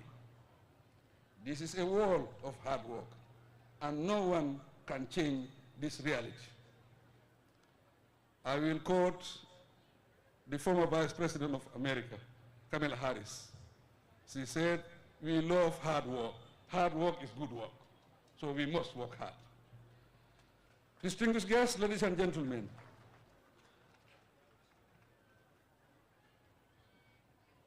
we are accelerating efforts to ensure that every community, no matter how remote, is powered, connected, and exposed to the comfort of modern life.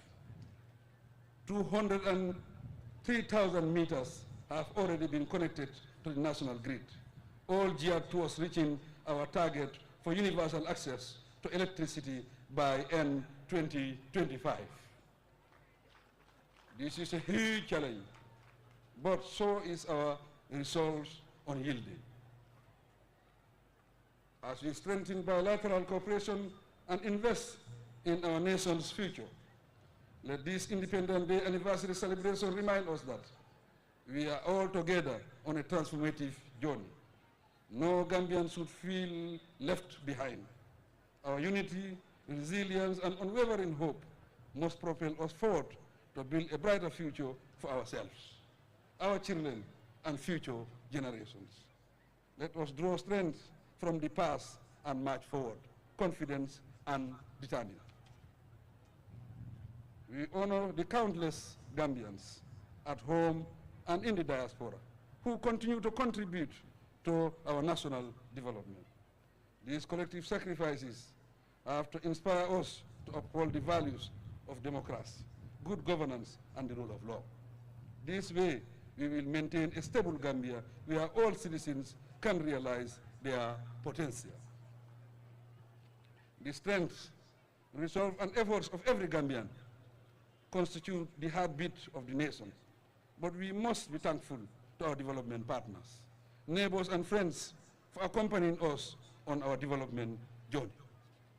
Distinguished ladies and gentlemen, we appreciate the efforts of all parents in the country, especially those working with our institutions, and diligent teachers to take care of our children.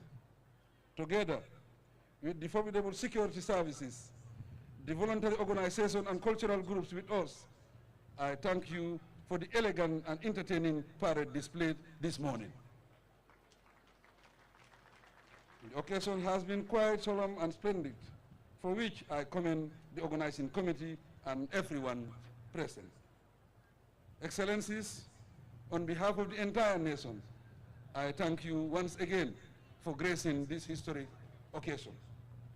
In congratulating every Gambian and wishing everyone a joyful anniversary, I ask that we continue to march in solidarity with renewed hope and commitment to peace, progress, and stability in a self-reliant and flourishing Gambia for all. May the spirit of this memorable day thrust us forward as we continue the collective journey to prosperity. Happy Independence Day anniversary. May God bless us all. Thank you.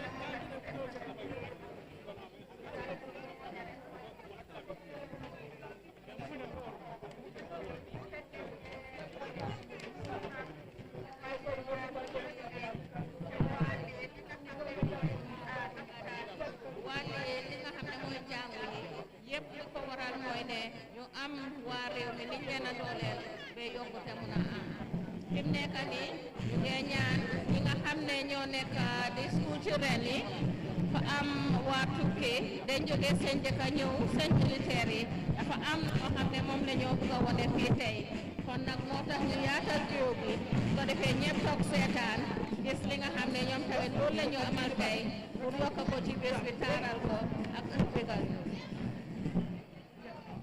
sañi mbaɗigol ɓe men parendi kan wolom torkiya la soldarol e la military e laatale pour kam fana sewondi jambi ka yaye bi lungola men ketan na tanjito moro juraro ñinna wala tinay ko dindigol e luwoñin fanundi ɓawo kana min ke ɓe sola la place ba fanundirgol la eɓe wole kekante pour kana yaye bi lungola min keta sañinde wattan woro Gambia ya fansoto ne mbiyetema komin ngal hakkili bulandi no minna dron banko ñinan kaca kumoñin be mo muneti wala men fansoto la ñaadile e tesito la karola kaje ko nga yirwa soto tesito la silola ni ko ye fansoto ani yirwa ulo mi yalon ka mayata bake sañi be min kela be Turkiya la soldarol be kuma kangol dila nga murundi soldarol la la piaro afana e kumandin fo mole pour sa faham nyimbe bina kala muno go wote awati yu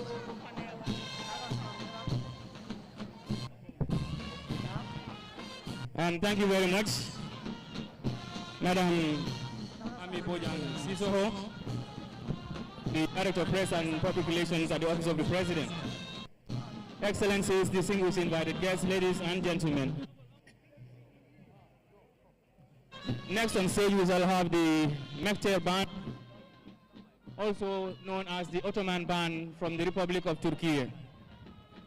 The Republic of the Gambia and the Republic of Turkey have signed several agreements, namely in the areas of defense and security, education, health, and cultural exchanges. It is on that note that this year, as we are celebrating our Diamond Jubilee, our strategic partners from the Republic of Turkey deemed it fitting and proper to invite the Ottoman Band, considered as one of the oldest military in the world, to inviting the oldest military band in Turkey to join us in this 60th anniversary celebrations. The Mekter Band from Turkey is considered one of the oldest military bands in the world. Mekter is a glorious monument to Turkish heroism and Turkish sovereignty that has reached universal dimensions. Throughout history, Mekter's music played on the battlefields has strengthened the national and spiritual feeling of the soldiers, giving them morale and instilling fear in the enemy. It has also an important place in Turkish military culture, with the music it plays in the Ottoman palace and in the presence of the public. The person who leads the music of the Mekter, the musicians that compose the group are into 7 groups with instruments. The Mekter is the Ministry of National Defense of Turkey. The Mekter of the Ministry of National Defense of Turkey represents the Mekter of the 18th century Ottoman Empire. Today, the Mekter Union continues its activities in Turkey and abroad with concerts on national days, public concerts and international musical festivals such as this one. It may also be noteworthy to state that the Gambia is the first country in West Africa that this great Ottoman band is playing for the first time. In Africa, they have also played in Djibouti, so it is indeed a sense of pride and honor to have our friends, brothers from the Republic of Turkey join us this morning as part of a cultural exchange between the two countries. Very shortly, they shall finish with the setup and entertain us with very captivating indeed music. I think we need to still open up the space because they take, can we get the students still move a bit to either the right or the left so that they can take their position on stage? No, they will move. Can the teachers from the various schools help us get the students move back? We promise you of a very unforgettable performance by this Mekter band from the Republic of Turkey. On this note, on behalf of the Gambian Armed Forces and the other security services, can we have those students around the end to the State House also move back? These card bands, please help us get the students move a bit to the right.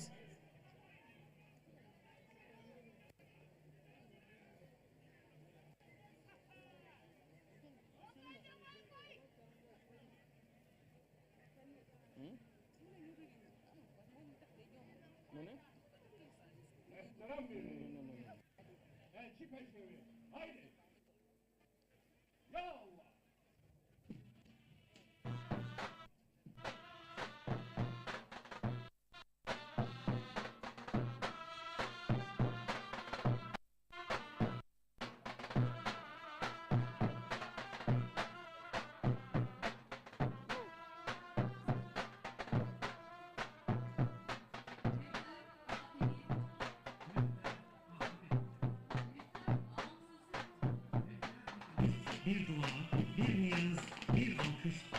Sesler, Türk ulusunun kıtalara yayılmış sesidir. Değerli izleyiciler,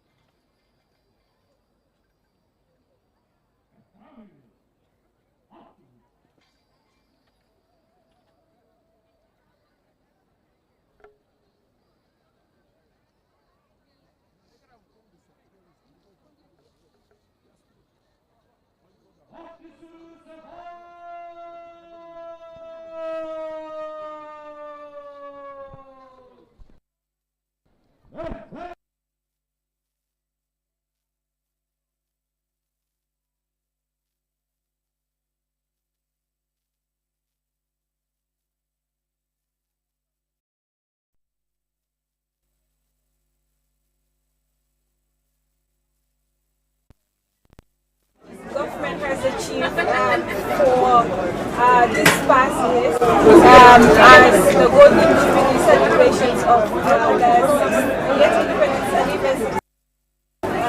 Diamond Jubilee, of course.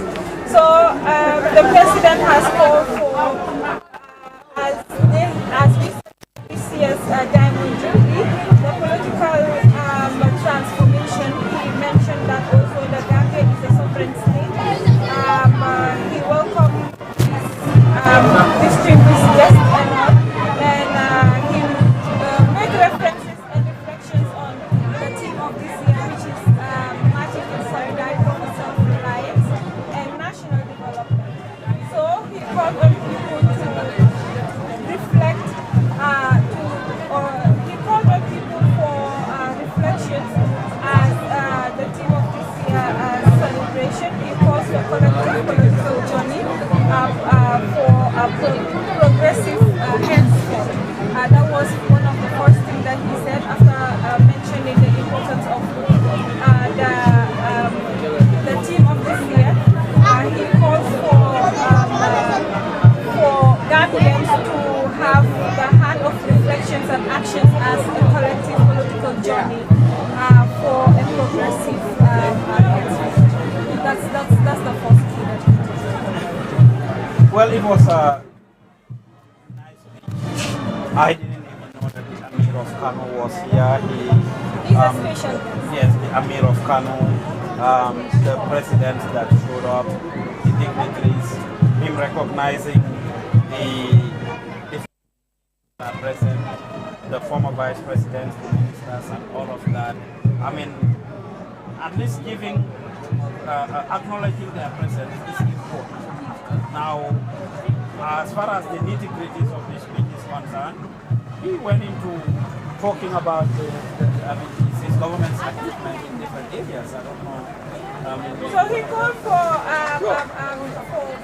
the whole country to amplify efforts geared towards the strong unity and prosperous country as a nation. He said that in doing so, it's essential that we honor the past, celebrate our achievements, embrace the present, and also commit to shaping a brighter future through a collective and hope and determination. Yes, it's very good to say that. It's very good to call the country for us to work together as a country. Lulu, nobody should dispute it. It's good that he reiterated the call.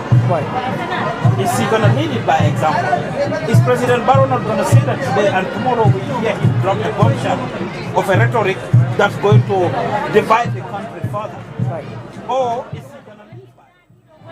This is a great opportunity to see the political leaders being present here, especially his biggest rival. From a few months ago, we had him congratulate his father, Dabo, and said that he has information that, okay, he's going head-to-head with Dabo. And the things that are happening, the rhetoric that they are throwing out there, we wish that the president continues to enforce and reinforce those things by example.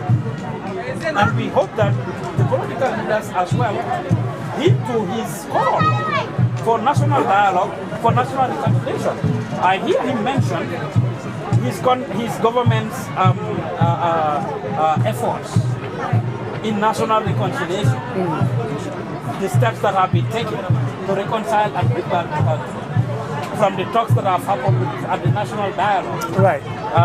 With the former president of Nigeria, Goodluck Jonathan, institution facilitating the discussion with His Excellency the President, the political party leaders, the religious leaders, the community, civil society organizations and other stakeholders. That's a fact. We have seen that happen, mobilized by Goodluck Jonathan and his team. They came to the country for the past years. We've been seeing that. The dialogue about the constitution is ongoing. Can he continue to champion that? Can he lead this? We had his latest interview that happened just a couple of weeks ago that is circulating all over, in which he is saying that he is a fan of family.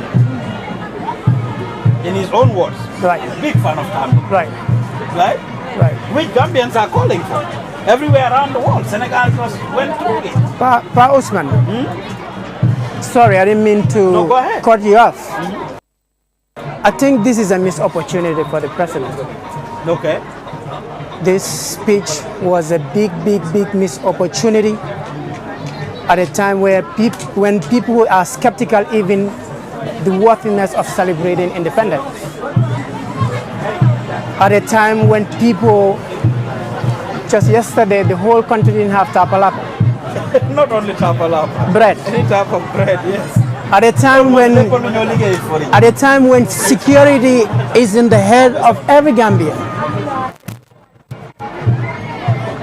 This looks staged to me. I'm sorry, it for lack of a better word, it's just official, normal bureaucracy kind of a stage meeting, kind of. Because to talk to your people, you got to talk with passion. Your people got to understand you, where you're coming from, where you want to lead them to. It's not just to come and give a diplomatic, written, rehearsed speech and just donate it to your people like that. You know, I was in Senegal a few weeks ago and I had my fight giving a speech in Wolof. Let me, exactly, that's where I was going to come to. You have to be able to communicate to your people in the language they understand first. Actually, I wasn't even in Senegal, I was in the US with my Today, you have millions of Gambians who are bored, basically, with the speech. After 5 minutes, they were basically bored. You talk of building 400 schools. What are the next step after you build a school? It needs some other resources to maintain that school. The teachers. You talk of investing in agriculture. Just say we invest in agriculture and give the kids, create the youth to. Okay. What are the resources? What is functional? What is the goal?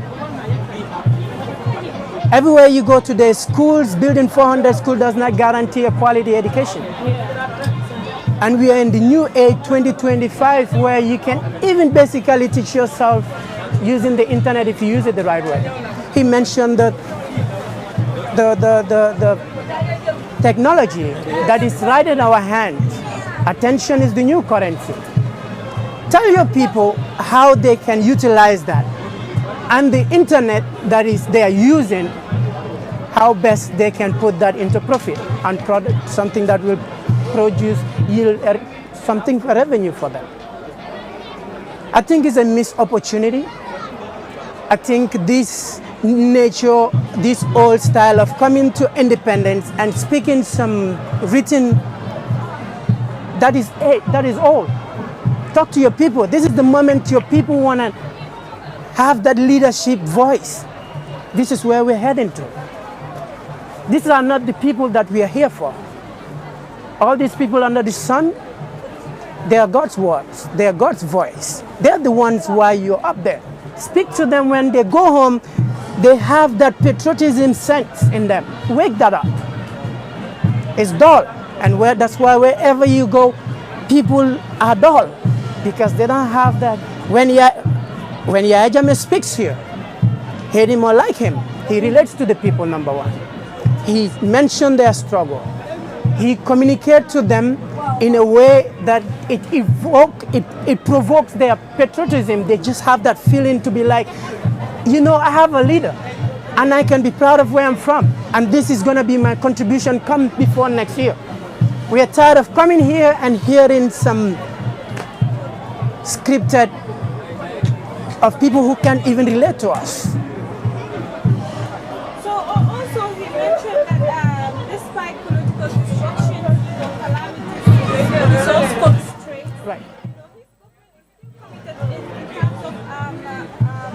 His government is still steadfast committed in terms of justice and democracy. Right. You know, and this is something that you know, even though we have democracy, but still some of our rights are very limited. Right. You know, even the justice system. Right. Looking at it. So you know, even our transitional justice proceedings or project, it's still pending. Right. You know, so I think, you know,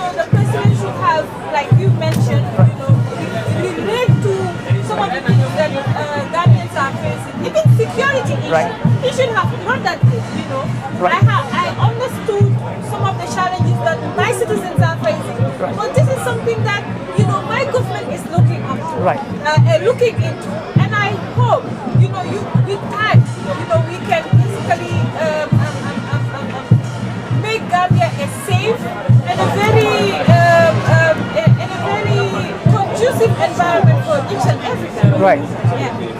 I definitely agree, and you know, I just believe in the sense of speaking to your people in the language they understand. Just waxtaanal ak say njaboot. These are your kids. Speak to them Wolof, Mandinka. The president Zanu is multilingual. He is. Baro e Sarakuda Kango. Yeah. He is. Baro e Mandinka Kango. Baro dega na Olof. Baro dega na Polo. And in fact, I see him online. Nedaf de hero, no picam, she was English. Even his interviews. It does. And look at it. He's a little humble when he talks in English. I mean, with all due respect, it should be for lack of a large vocabulary or whatever. But his comfort level, if he's having an interview in the local language, wala su taxawé jël podium di wax ci local language. Right. Charisma. Exactly. Very charismatic guy. His demeanor. Very charismatic guy. His body language, his chemistry, all of that you can see how that is happening. Right. If he is sitting down and talking like that, you can see President Barrow and how he acts. But I said to Dignitaries, I'm sorry. Justice project. That's not all. When President Barrow took office, these are the things he campaigned on. This was what he sold to the Gambian opportunity. Infrastructural development, Casino law, Karamu law, Aninka Kukodang.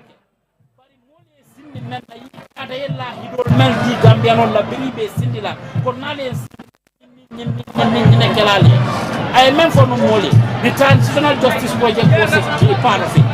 And if you are talking about self-reliance, we must go back to those things.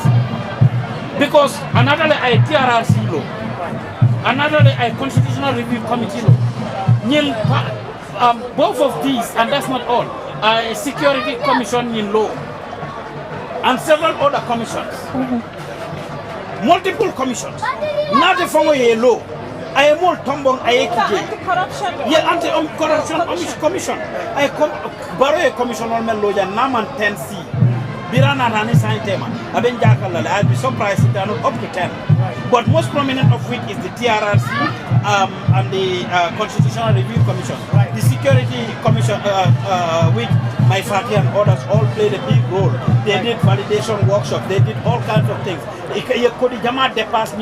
Over $50 million spent on it, over $100 and something million. We remember the former Minister, Attorney General and Minister of Justice, Batambe, talking about it.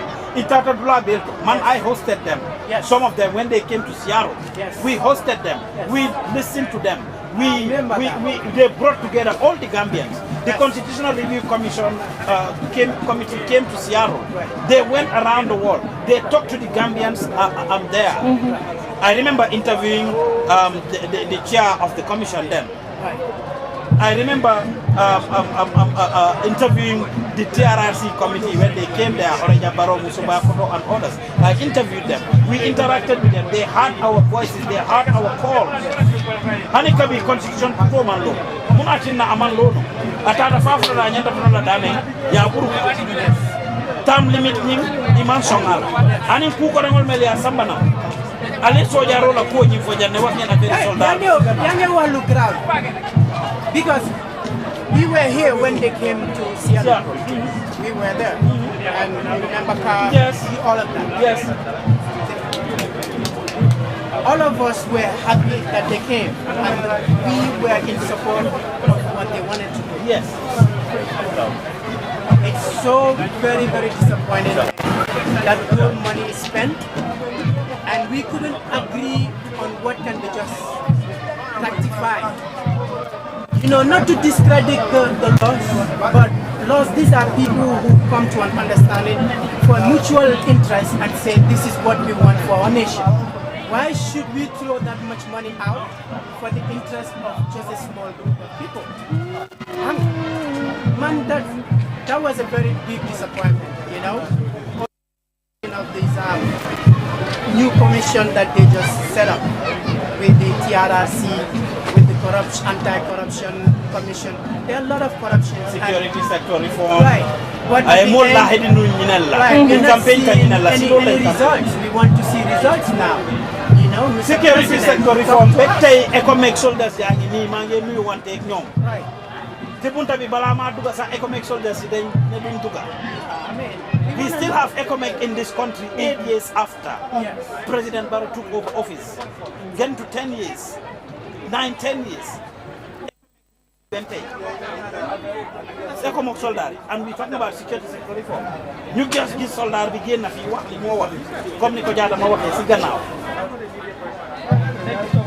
Because the kabagi ni soldats yi de kabi ñu ngi buga amin dara. Police ñu ngi buga dara.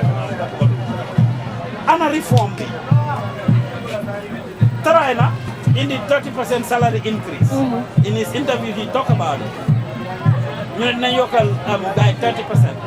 That imagine 30% of do the math wala common math 30% of kui fair 500,000. That's a lot of money. You nekk ci kaw. Jox ma 30% of kui receive $5,000.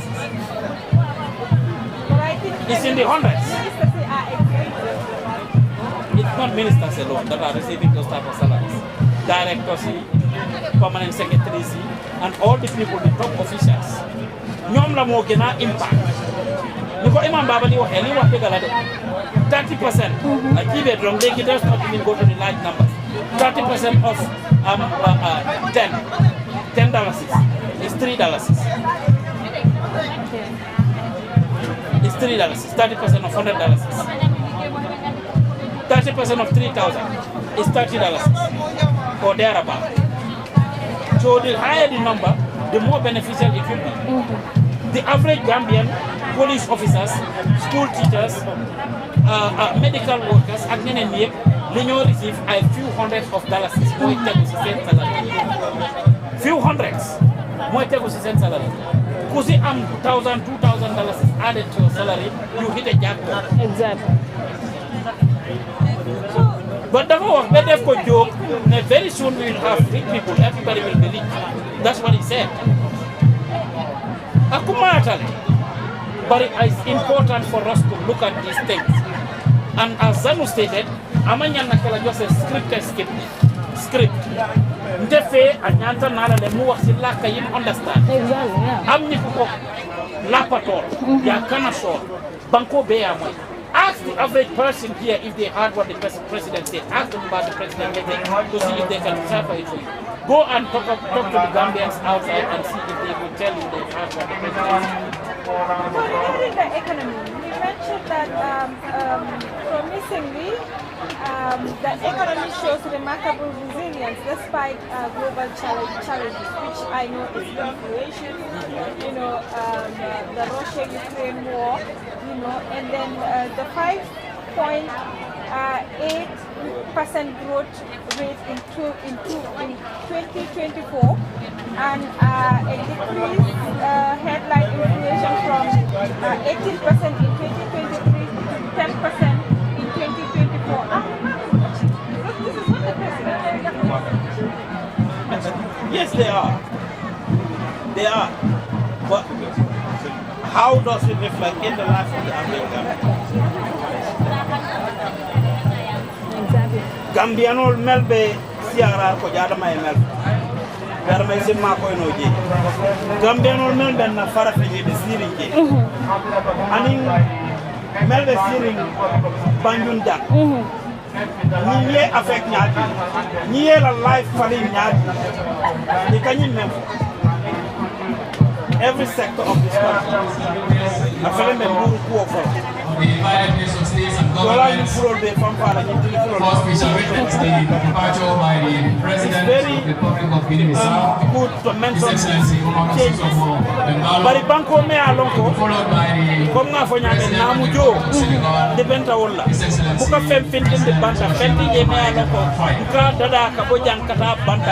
His Excellency on a large scale. The self-reliance. Aluna muru kunkolto, aluna muru na kolto, aluna muru doku dualto. Business o nganna musol min na kewol moy belkata marché oto mbamañol ni wulta talan lulu somanda talan woro aliyeje marché oto aliyeje moto ñini ngola ni nata fo 8 o'clock 9 o'clock aliyeje be moto ñini ngola pour kata marché oto pour kadi mbaya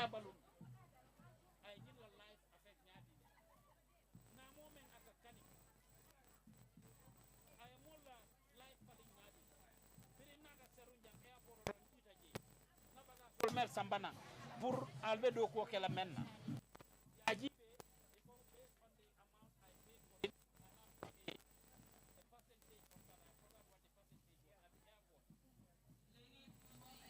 because I'm a media person, they want to go through the regular route.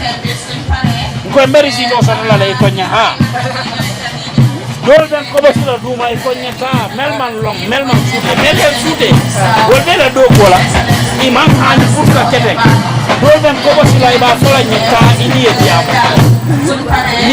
pro wakan la no yo bonom ba la jo alga e dem dinañ la bay nga dem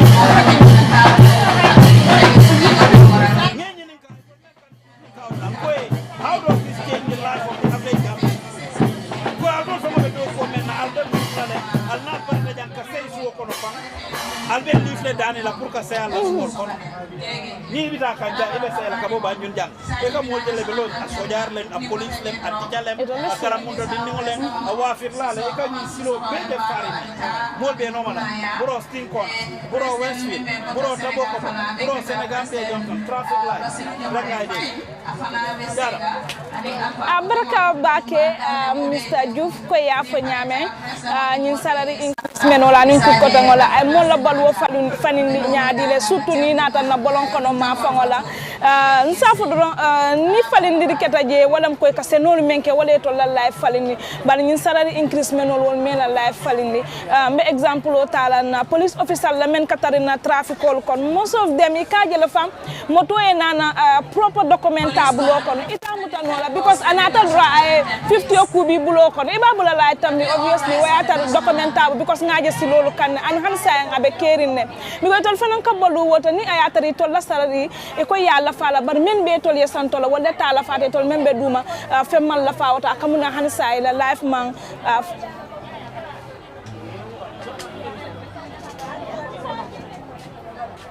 national anthem de be ke kan ale loya Ousainou Darboe je we just saw the former vice president.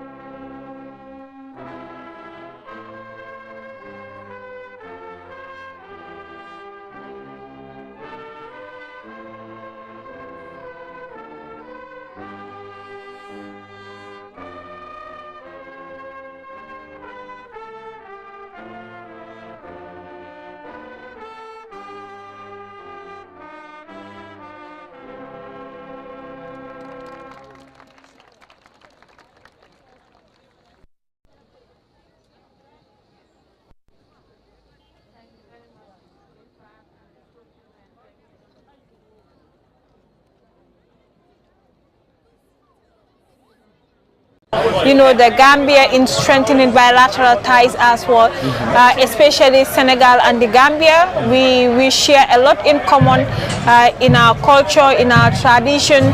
So this means a lot, you know. Some time ago, the president was also in Senegal to witness their independence celebration.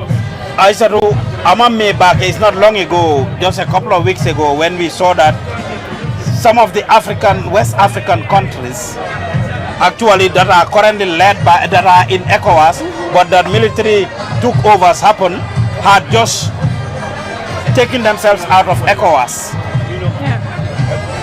Niger, Mali, I mean Conakry and others. He have in the years in ECOWAS. Nimuku Kumarin Balti, Nadolje, Ibe Findikang in a lot of the international organizations. Iko nyimbe mune sambala nang ila banku dingole. Lan la lidi jural sen domi rewi. Gis nga ni toy def dara da nga dafa war nga baye xel sa bopa. Njit nit ñi ñola tan na def la fa. And dafa am solo buñ faté lolu. It's very important. Kana ñina jila. Banku dingol la ñanto ngadila. I said the presidents are leaving, President Barrow and the other presidents are taking their leave. The first president that is taking his leave is Umaru Sissoco Embaló. Yes, and then from there we will see Basiru Diomaye Faye also will take his leave before the president will basically be working. He will be working from there to the State House. But I said, you know, son, one thing that we didn't talk about is the transition. You imagine President Adama Barrow's relationship with Macky Sall of Senegal, which was talked about. I was in Senegal a year and a half ago. Some Senegalese tell me, Ana Jabari Macky, and I thought they were joking. Kui Jabari Macky konye Ana Adama Barrow. I was offended. Yes, of course. I took him head on. Dolka Kumandi Barrow Dingol Amir of Kanu. And he's also sharing pleasantries with the president. He in fact attended the banquet that was organized yesterday. Yesterday. That was organized by the office of the president. Yes, he was also there as well. So I think he's one of the sponsors of the Fatoumata Barrow Foundation. The sponsors of the Fatoumata Barrow Foundation. Yes, because at the launch he pledged a lot of money in terms of the humanitarian support that the First Lady is doing for the Gambian people. Wonderful, yes. Why Mangon wa fam solo Basiru Diomaye Faye mi ñoo wax ni affaire am. Nga si nakala Barrow melon ak Macky Sall. Transition happened, change of government, and then nga gis the president now the relationship between Diomaye, see a young man, an elegant person. He also speaks multiple languages. His comportment, his demeanor, the way he addresses the Senegalese people, the transition that happened in Senegal since they took over office, people talk about. But the relationship between the two countries, of course, a lot of people were skeptical of how it was going to happen. But governments come and go, but the country stays. And of course, Senegal has a lot at stake in the Gambia. The Gambia has a lot at stake in Senegal. And I'm sort of putting Jubo, you nekabena, you get swing the kai and see how they will actually work together. So I guess, you know, in terms of strengthening bilateral relationship, you don't look at individuals. Yes. You know, because Senegal is more than Diomaye, and I believe also Gambia is way more than President Barrow. So this has been in existence since the time of Senghor. He played a very important role, even in our efforts, political situations, especially in the the Kukoy Sambasanya, the 81 coup. So this means from a lot Senghor, to us, yes, from to Abdou Diouf, to Abdoulaye Wade, you know, Macky Sall, and now Diomaye. 5 presidents, and we are at 3. And could you imagine, even though we as Gambians, we don't have the transition that we want as a nation, because looking at Jawara was overtaken by Yaya Jammeh.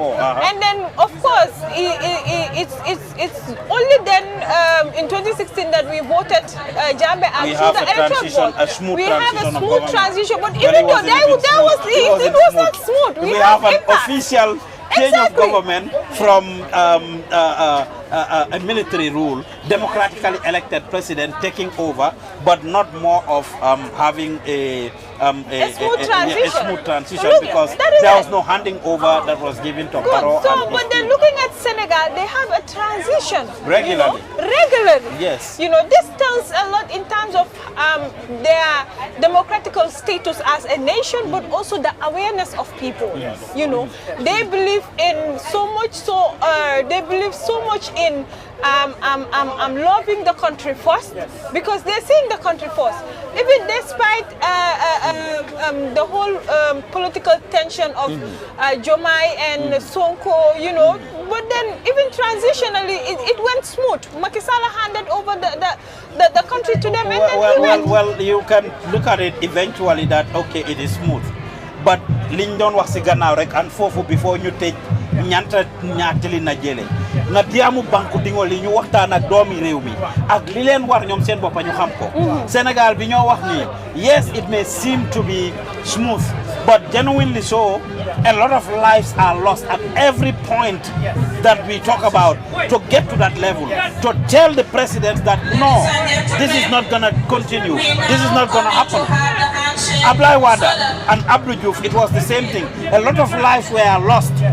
It's only Senghor that went This will be a very interesting one. I just want to see the handshake of the president and lawyer Hussein Dabo. And now we are seeing that he didn't mention that by name when he was addressing in his speech. Well, yeah, for the lack of time, you will say, and there were so many of them, I mean, that were present. Right. But besides Senghor and Abdou Diouf, in Senegal, Abdou Diouf's time, it was a tough one, because Ablaye Wade was still went through so much as well before he took over power.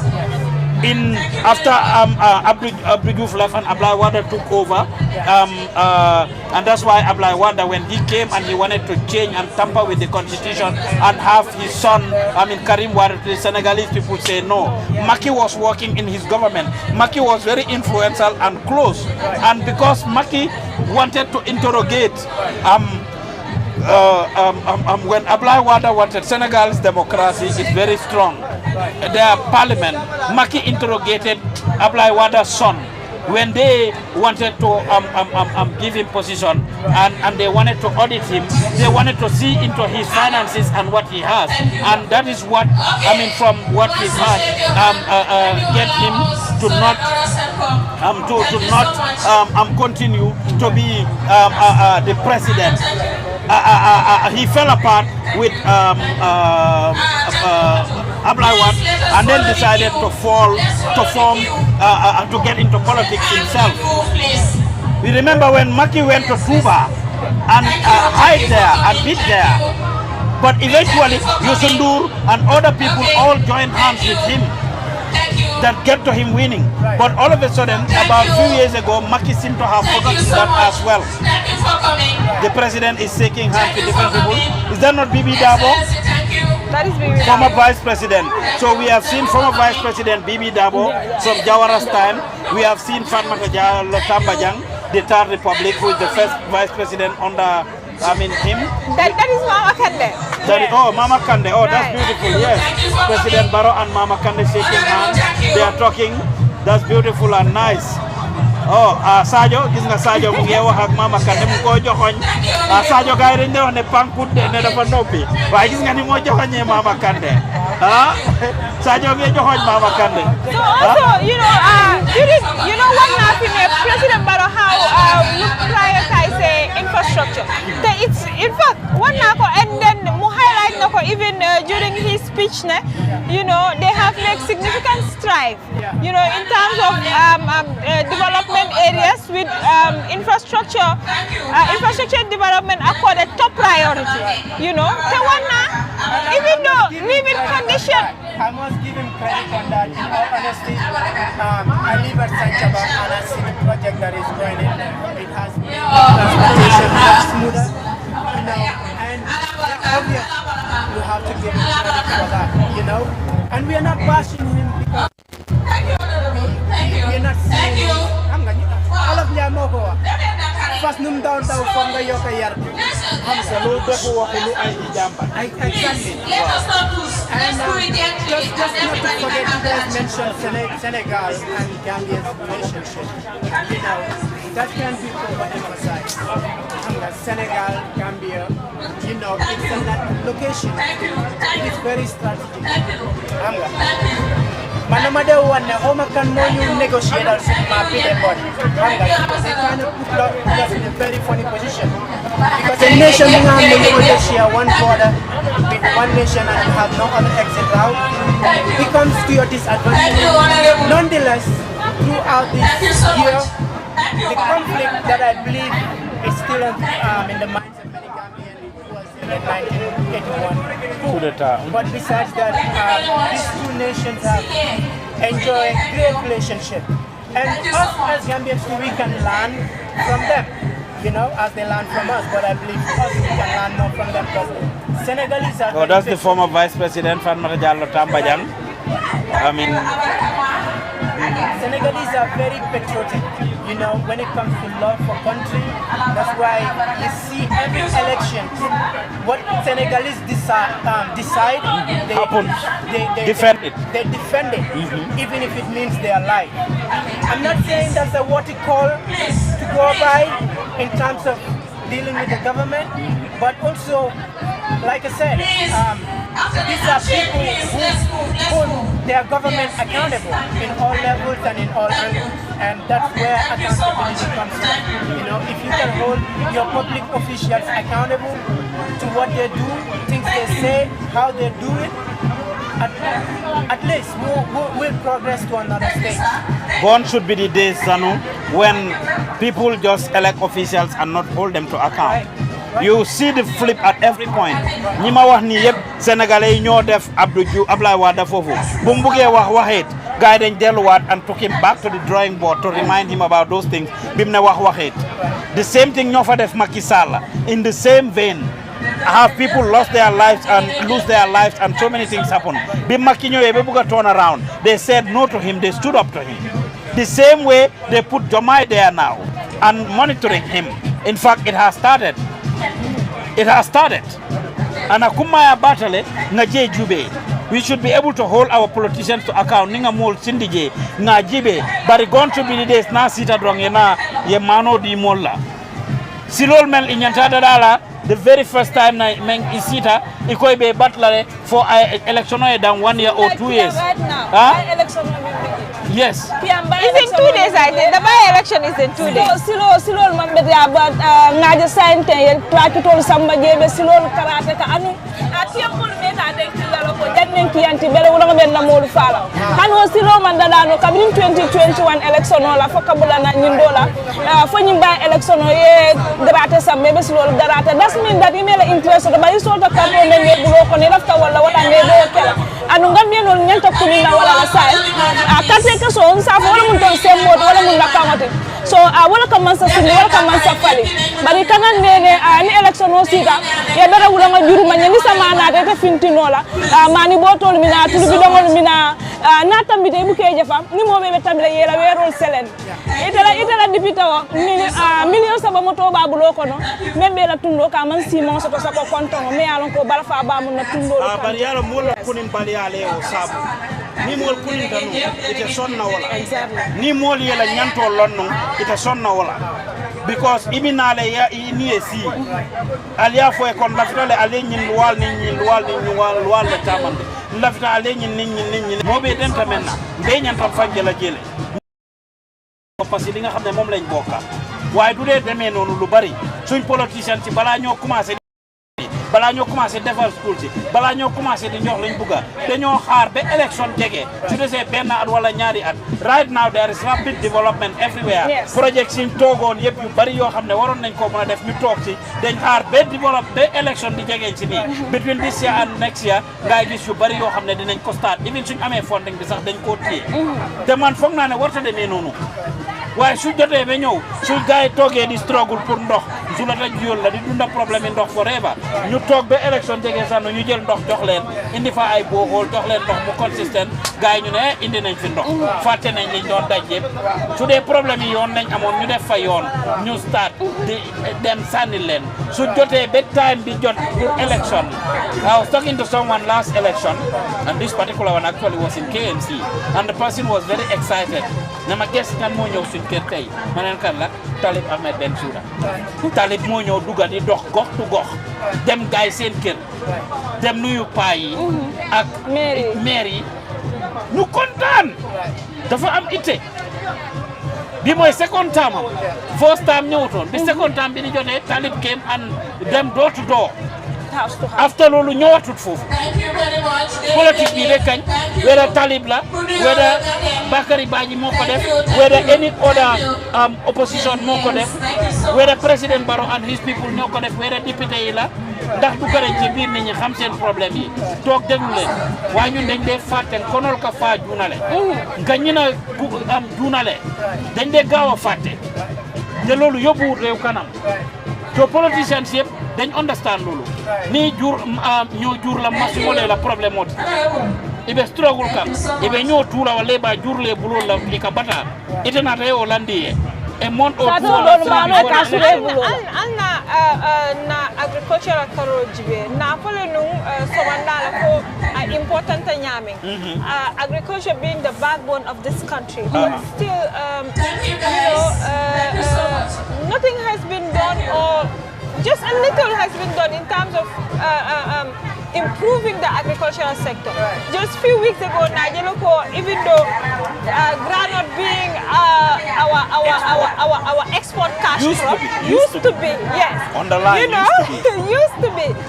The president visited the granite processing company few weeks ago before independence, and this is, you know, something that, you know, Gambia can generate a lot of money from.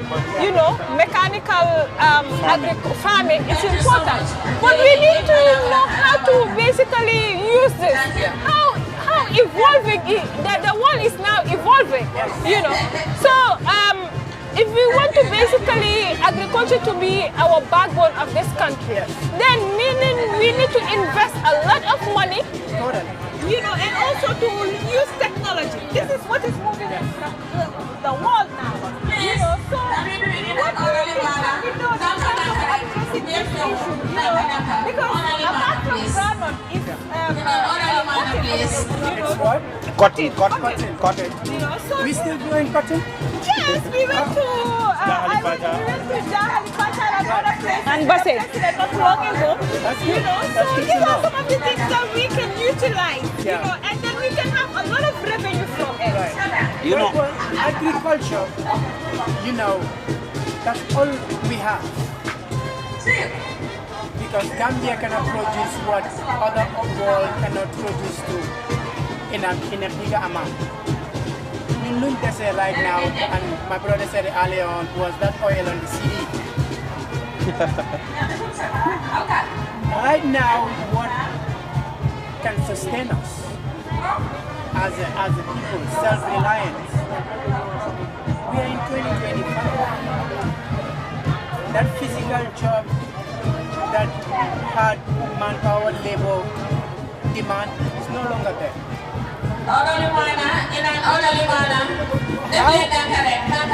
Excuse me, I'm losing my chain of thought because of the sound. But we shouldn't be a country where right now you can import flour. Man, I remember when I growing up. Even oil. We can use the groundnut. Oh yeah, and I'm going to say, I don't know if you guys even know netta. At Dege. That used to be our breakfast. Yes. Dege at netta. I don't know if you guys tried it before. Yes. That would give you energy the whole day. Yes. Versus this flour that we consume gradually every day. Getting us sick. Getting us sick and other diseases. Diabetes. High blood pressure. pressure. That used to be our breakfast. I remember going to these restaurants and I asked them, oh no, they were laughing. They think it's the funniest thing that shouldn't be served to people coming to us. That's our traditional breakfast, porridge. Agriculture, no more is sustained in this country. Believe it or not, because anything else you go, the market is already controlled by foreigners. Today the kabi foreigner yi ñoko control su dé li ñoo lekk yépp dafa ñëw dëkk bi moo jógee olof ñaay mu nekk ku la abal bot wax la fi nga xoolee moo tax United States léegi ñuy jël ay measures Donald Trump di take sanctions ak all kinds of things on other countries yoo xam ne ñu ngi leen a help ñoo xam ne ñu ngi leen a jox aid and they are dancing to his tune. So unless you realize the if you get biti the dina hard self-reliance we know what still the theme of the year, the subject of this celebration, self-reliance, self-sustainability is very important. Suñ lepp dafa ñew dekk yoy nonu suñ stopé rek moy lolu bu yagut la joggé Sénégal borom ndombo tank la fekk ci l'hôpital Gambia fi suñ demul faju Sénégal ñu ngi dem faju Europe ñu ngi dem faju America moy suñ healthcare sector bi moy suñ education bi ñom ñepp seen doomi bitim rew la ñoo jangé moy suñ am walum lekk gi yépp dañ ko indi lan lañoo process lan lañoo package xam nga ñaata dëkk ñoy ñoo fi muy India muy China muy yeneen dëkk yi ñëw jël suñ bagage yi export ko comme ni nga ko waxee Aïssatou ndax mënuñoo jël loolu defar fii li ñoo lekk waaye ñun raw crop bi raw bagage yi la tubaab yeeg yeneen dëkk yi di ñëw jëlee suñu loxo yóbbu ko seen dëkk process ko ñun suñ leen ko jaayee $5 yi ñu ñëw jaayee ñu ko $25 even na tia fato membe saro jam say musol men ka do ko kaje ka tia fato yala mandi kudol ti be complain kan ko say man sakunda ka tala ka wa fi Sénégal ma ko etol ye taw sitla ka je ko ka kelo laaje tia fato me an ke fan na fala kana ta Sénégal yes so where tia fato lem everything tio a day 100% femma nyan naka wesge ndelbe dame wole kake ne fengo soto femma nyan naka wesge tia faroñing asikeno fenti safuno yes safuno ni ku kotengol you can transform so many things. We have the skill training centers no jiditi ay ñol soto janne where research we can have a lot of institutions academic institutions where research can happen of what we can do to utilize the stuff that are produced yang mesoto ndel manke banku bati way ni Dubai sa kenole ni Singapore sa kenole Former President Yahya Jammeh used to talk about this is Vision 2020. Akanyel folenu bari wo visionol be mintole amanya nak tar la kaytol damma kon nyaaje funding kewol be banko bulala ibita bantala wolem to alnga jibe si mune keno alnga meccewol karang bari momo ka nim banko dingol ye do diam ñu waxtaan ak doomi rew su dé si waxi sani kartala election again 2026 a lot is at stake. If you believe the president is doing work and you trust and believe in his projects and that he's taking the country to where you want him to, vote for him. Bar Mr. Diouf eko alga metiol karang asemeta baka funding ke wala karola pour sem fam mamandi no nyame thanks to Mr. Diouf Gambia Talent TV me alon ko be funding ke wala sembentu yakan tol be wolta hansan bar fanan ka jelo funding ke wala ka metio karanne ka safuna dal karanne ka lebe dai pulol talan ke tulol ti janne bar nite o kare paret fente buli be fan sembentu yala men imam mosoto men be sembentu ya still na ilo londo aka wesle funding a metio karan biniye namuno dina ya duto dina ya paka ya dina sada de justita yami rafa yasan supermarket on bar nga karanne bar memben sementu yala pour ka wulim faye ka lo kaji ko ka dada kana ñu supermarket o supply wala mu kole ya pot so ya meto kare mom mo so membe sementu yala fana ka de kuma dale am glad ye jefo bari mentality kilim bentol kono wonyanta falin nale mo mam soro membe ma koy la yes ni ma koy ro nata fine. But that is small. Even tento kang even jay kang Gambian talents men low kang. Amang ketili killing do quoted. Hani kabin te fongo be sulare ma ko rolale. Wala nambe men ke kan num fang aning ngam men no sini samba no dameng. Amang futa jay hani kabi. bari mansi ka mo bato pour moyena makoy wo sense of entitlement ka menke nga si suwol kono mbe nyatiling mansa kundala ko mansa la nyanta nyinkela wala mbe nyatiling yakorda mume be soto mo killing yakorda be depasso bulu wo contribute talet ko me corruption o sambana banko kan because korda mume e ka jele fama dronne be do kola wala bama dronne ka wuli akata mo be siring funding kewol be lala fo to manda e ke yena wuli am fo nyi wato le e ka wuli ni wulta amira ila dasa mo nyanta tarla suwo kono anyanta tarla jele ke batu ima wuli eta fen karang ni métier o karang ya soto hanni ye $100 la soto adati dula soto do adati dula soto wo $100 o ta yaji be iba sanna marchandise la menna ya dada ni ya dada e ka o juice men fo ya dada wo $100 ibe $150 soto la jele ni $150 soto ye 25 o ta ya domo ye 125 o ta ya dunda ko next time ibe 150 200 soto la le ye 150 o feke ye 25 o domo but koronto ko le ka sometimes akatale akatentene a lot of times but wole bukake right wole bukake so akuma batale funding kewol ye fang soto ya jibe e banko sambala nyame ya jibe ko bita nyame je kuma batale zanu da fama nga bugani just on the side of agriculture what we like is basically ñun tamit suñ responsibility as citizens we can just focus on the side of the government so take the phone a lot of us we tile mostly our houses that tile kër gi yëpp place nga xam ne bu war nga fa mën a ji garab wala def fa dara yow you just want it to look nice xam nga loolu tam nekk na lu nga xam ne war nañ koo seetaat dama na suñ tool yi nekk di jël nii di ko joxe ñu si construct rek how about ñu preserve those loolu tamit ñu def ñun tamit suñ own jéego di ji lu nga xam ne loolu moo ñuy xam nga moo ñuy yóbbu right? So it can't always be on the side of what government has to do on this sector, government has to do in this sector. It also has to come with us individuals. Yes. What are we also the little things that we are contributing in our houses, in our streets, in our small businesses? Because small businesses like this, do government, right? To be fair, it's not only government.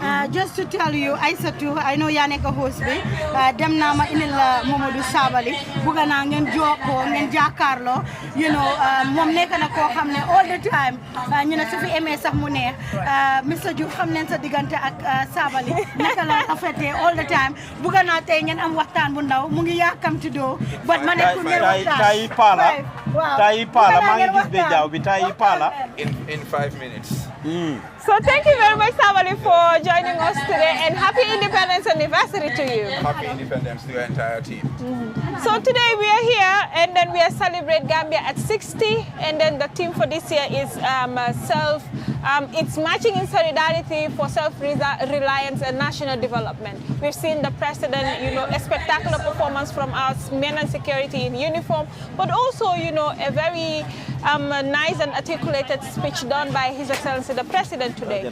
How did you see the President's speech, and of course, you know, the whole independence today, now that we are 60? Go ahead. Brilliant celebration, amazing speech from the President. Lots of high level. What I loved about the President's speech, His Excellency the President speaking directly to the young people of the country, that really made my day for me. Speaking of the President speaking to the young people directly, we know the young people constitute 60% of the country's population, which is huge. And then his speech also highlighted skills for young people that his government had established already and are working on establishing other areas as well. He talked about unemployment rate, which his government is trying to address by using TVET. Does this call or does this signal that still, you know, we are still yet to be there, but then we are going to the right direction? Absolutely. I think the President was very honest and forthright on his statement regarding the situation of young people, that we have challenges And I don't have a doubt the challenges that young people face in Senegal are 1,000 times bigger than the challenges young people are facing in this country. But what he did was to tell them, we have these challenges. We are not leaving you alone. We are going to work on something, but let's work together, because there is no magic wand in becoming successful in the whole world. That is what did it for me. And the young people of this country have to take up this challenge and change their attitude. If there is any human being in this country who knows the Gambian youth, it's Mohamed Sabali. It was my first job in 1997. I have never left young people of this country. Even when I was in prison, in mile 2, I had a circle of young people around me. Sadauda Kairaba Jawara, Safari Mansingate, MC Cham, you name them. They had to go through a lot of sacrifice to lay the foundation for the Republic of the Gambia. And I see a lot of young people on social media disrespecting these founding fathers, the Gambia. There is no independence to celebrate. I wish they had movies, at least pictures of what happened during colonialism in this country. When the American president, the only one that came here, FDR, came here, he was so shocked and so embarrassed and ashamed that he had to call out Sir Winston Churchill, and that led to the formation of the United Nations organization. Those people who took us out of that, the Sadauda Kairabaja, the late Alaji Kalilu Singates, we have to honor and respect them. And as part of honoring and respect them, we need to celebrate our independence. Yaya Jammeh came and went. He was a president of the Republic of the Gambia. He gave us our first university, our first TV, among many other developments. There is no perfect government. His government has its shortcomings. We are still going through that reckoning. Come, His Excellency President Adama Barrow. This journey moves on. And that today, we had here Bibi Dabo, former Vice President, His Excellency Alaji Usainu Dabo, Vice President, Aissatou Touré, LK Jabang. I feel fulfilled as a Gambian that we own this Fatmata Jallow Tamboyang Union. We own this together. This belongs to all of us. And the movement of this ship of state is our collective responsibility. Thank you, Mr. Sabali. Good to see you again. Good to see you too. Say the youths are still happy? Well, I mean, it's unquestionable here. It's now a song. It's beyond a slogan. The youths are happy? Absolutely, without the shadow of a doubt. You mentioned President Barrow and the work that he has, the promises that he gives to the young people, highlighting the challenges and the recognition. President Barrow has less than 2 years to the end of his, 1 year to the end of his term, his second term. Promises made promises made and kept? Promises made, kept, fulfilled, and delivery beyond expectation, with the exemplification of that at Boli Banna, the furthest church of this country, where the young people of that country have a brand new story building as a classroom with a brand new computer lab, where the young people of that community welcome the president with, "We are happy." But how are we seeing this, Mamadou Sabali, when we continue to hear, and see the young people of the country struggling, when evidently every year, including last year, the WAEC results continue to deteriorate? How is building these classrooms affecting the lives of the young people in the classroom? Or impacting? Yes, Well, impacting them. What you are saying here This is according to WAEC. Well, I'm not even quoting what I said here is that we had a president who came and admitted the challenges and promised the young people solutions, but that we have to work together. Less than a year there before the is end of no his term. country in this country without those problems. I studied in the United States of America, where we had graduates in some of those universities who cannot read and write. They have to do remedial programs for them. In Senegal, where some of these young people are clapping for, we have hundreds of young people drowning in this is just like in the Gambia. The problems Gambian youths are facing are not unique to Gambia. It's a global problem. The point about it, and what makes me proud of my president today, is not to sweep it under the rug, to say that we have problems, but to say we're going to do this, but to invite the young people also to join us to work, and we are going to deliver that, inshallah. But Mr. Sabali, don't you think that we should leave this home and talk about Gambia? We see people like you and other people a lot of time comparing and giving comparisons to other countries. We are talking about the Gambia. Why don't we just leave it home and see what we can do to fix our problems rather than just comparing? It's a global village, No and doubt. I know for sure you don't even live in this country. That's why I'm giving you examples where you live, where you're doing humanitarian work to help people to get food to eat in the greatest and the richest country of the country. If they have challenges, we have challenges. We are not ashamed of them, but what we will not do is to sit down and fold our hand. We will fix this country, inshallah, under President Barrow. When did this change, from your side? Because less than 2 years ago, you were the most critical person that Absolutely, without apologies. That was constantly criticizing Without this apologies. government, that was highlighting all the challenges. Am I denying the things that challenges this here? government is doing wrong. Am I denying and now the challenges? from that. I am not denying anything. You know, you have your preformed minds and you come with them, and you can never win me in a war of words. I'm called the Gambia Spain for a reason. Did I deny any challenges here? I said I'm proud of my president. He admits the challenge. You've lost this debate. Can we move to the next topic? Somebody said lost the debate. You lost the debate. Which debate? You are saying I'm denying. I'm not denying any challenges. I did not say the that problems you are of youth remain the here. challenges. What I'm saying is we admit it and we are going to fix it. What changed with you? That is not my purpose for here, and you don't even have the moral authority to ask me that question. I am here to celebrate independence. If you want to know what changed, go to YouTube. I have 1,000 What is your reaction to Gambians who say that President Barrow has turned you into nothing because he now brought you to debunk your own statement, and the VARs are there, the VARs, the videos that Mamadou Sabally used to, release, the audios you used to release. Now you saying these statements, I wouldn't be surprised the next minute if they cut them and they might the what video I know for of sure, what you your said. position and your inclination and your sponsorship is all political. I, Mamadou Sabally, moving from opposition to government, what politicians do, we need that public endorsement and votes to move forward. I am more popular, more respected, more honored, and I have more political influence today than I've ever had in my life. Alhamdulillah. The naysayers, the louder they say, Panderi did here and went and left me here. Maurice Asabali is here to stay. I just wish you could work with me on independence. But I have always celebrated you, though. When have I become? When did I have you are always trying to get this personal. I'm bigger than that now. I'm a statesman.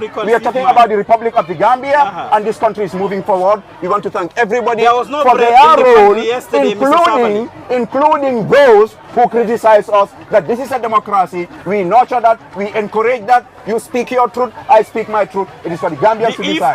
And we know that Gambians are on the side of President Barrow and his caravan of happiness, and the youths are very happy in this country. Thank you very much. There is no bread in the country. We bargained for 5 minutes. There is no bread in the country, Mr. Sabali. 5 minutes is 5 minutes. There is no bread in the country. So before you go, you know, President Barrow always is talking about infrastructure as his top priority.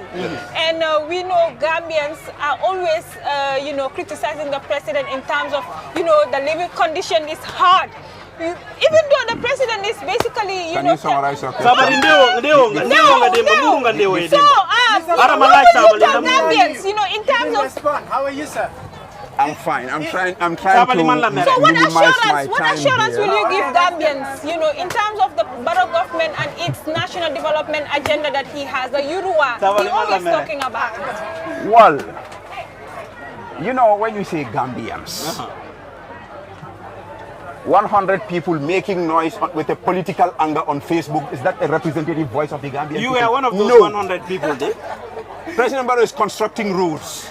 They go to America. Why? You know what? Because FDR, the greatest president America ever had, built roads and bridges and energy infrastructure. That's exactly what President Barrow is doing. No roads, no energy, no growth in the real sector, no growth in the real sector, no growth in the economy. President Barrow is on the right track. Living conditions are tough. Yes, I'm sure what he buys in the grocery in America 3 years ago with $100 has come down. Why? You work with the government. We need to be honest with the people of this country. We need to be honest with the people. I am not saying, no, let me learn. You are not the questioner. It's not going to say village. Let me answer our question. We agreed on 5 minutes. I am not going to say here that living conditions are cheap in this country. They are not. And the president, again, to his credit, has admitted that. But what we are doing is what Gambians are not acknowledging, the NAFA cash transfers to lactating members, loans and grants to women and youths in agriculture, worth more than $300 million between last year and this year. And that is not the end. President Barrow just formally established by law the social safety net institution that is doing tons of things that are being ignored or deliberately underreported. What we know for sure, again I repeat, I am not going to come here and pretend that the cost of living is cheap here. It's not. It's worse in Senegal, that much I can tell you, and that's why people smuggle rice and sugar and even attire into Senegal. That's why, because we live in a global village, I know the people who you try to idolize, they are not doing better than President Barrow, and we will make sure we correct that in the mind of Gambia. Thank you very much. My final words is to thank all of you, including the entire media fraternity, and of course Gambian talents, despite the but sir, you should just and special thanks to my sister who brought me here.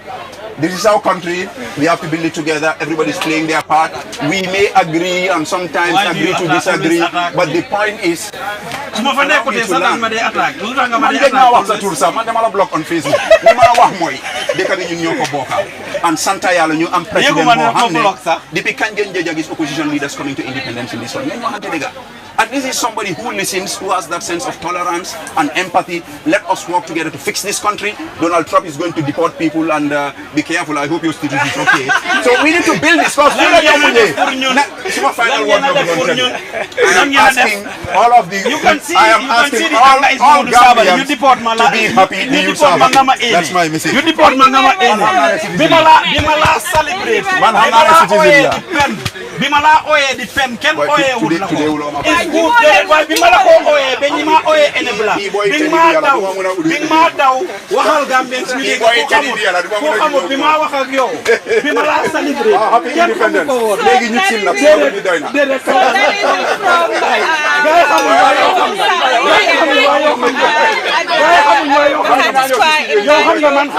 And of course, you know, with Sabali. No, Mamadou Sabali is very angry at me. Well, and me too, I'm sure. Billahi meraw mo Sabali si dara. No, can amul anything personal to do. The last time, right. Di ma ñëwé dama ko fekk village. Right. Fekk mu ngi just create this slogan of the youths are happy. Right. I engage him on that. Mu wax ci lolu and ni ma ko confronté, right. You can see the guilt in Sabali's face. Okay. You can see that Sabali did not actually mean what he was saying. You can see that this is somebody that's talking with tongue in cheek. Right. Of course, why UDP politicized that this was right shortly after he left UDP. They shared that in their different forums. Right. He turned that around, threatening na, wax na lu nekk what they are going to do to me. And that is where his anger sparked from. Wow. Unfortunately, man, that's not a surprise when politicians act like this. Right. Because we are doing our work. Yes. Prior to this, Sabali will contact us on numerous occasions. He wants to be given a platform on Gambian talent. When nobody celebrated Sabali, back then people like Sabali, people like Musa Savage, then dan tax be man struggle with the wax na am an enabler of Yaya Jammeh. Right. Because I will publish Sabali's poems, I will publish Sabali's write-ups. I was very fair and balanced with the things that I did. Right. Tela Fateni. But how will the country go far if this is how our politicians act? As the advisor to the president, as a young person, as someone that believes in the president, we would expect him to act differently. But he's very furious to the extent that Sabali does not in the department. Just a few seconds. Wow, Punyutagato. Well, we appreciate Sabali came and as expected, I think he's spoken like Sabali, you know, and I wish as a youth he gave me at least 1 or 2 questions, because yes, obviously the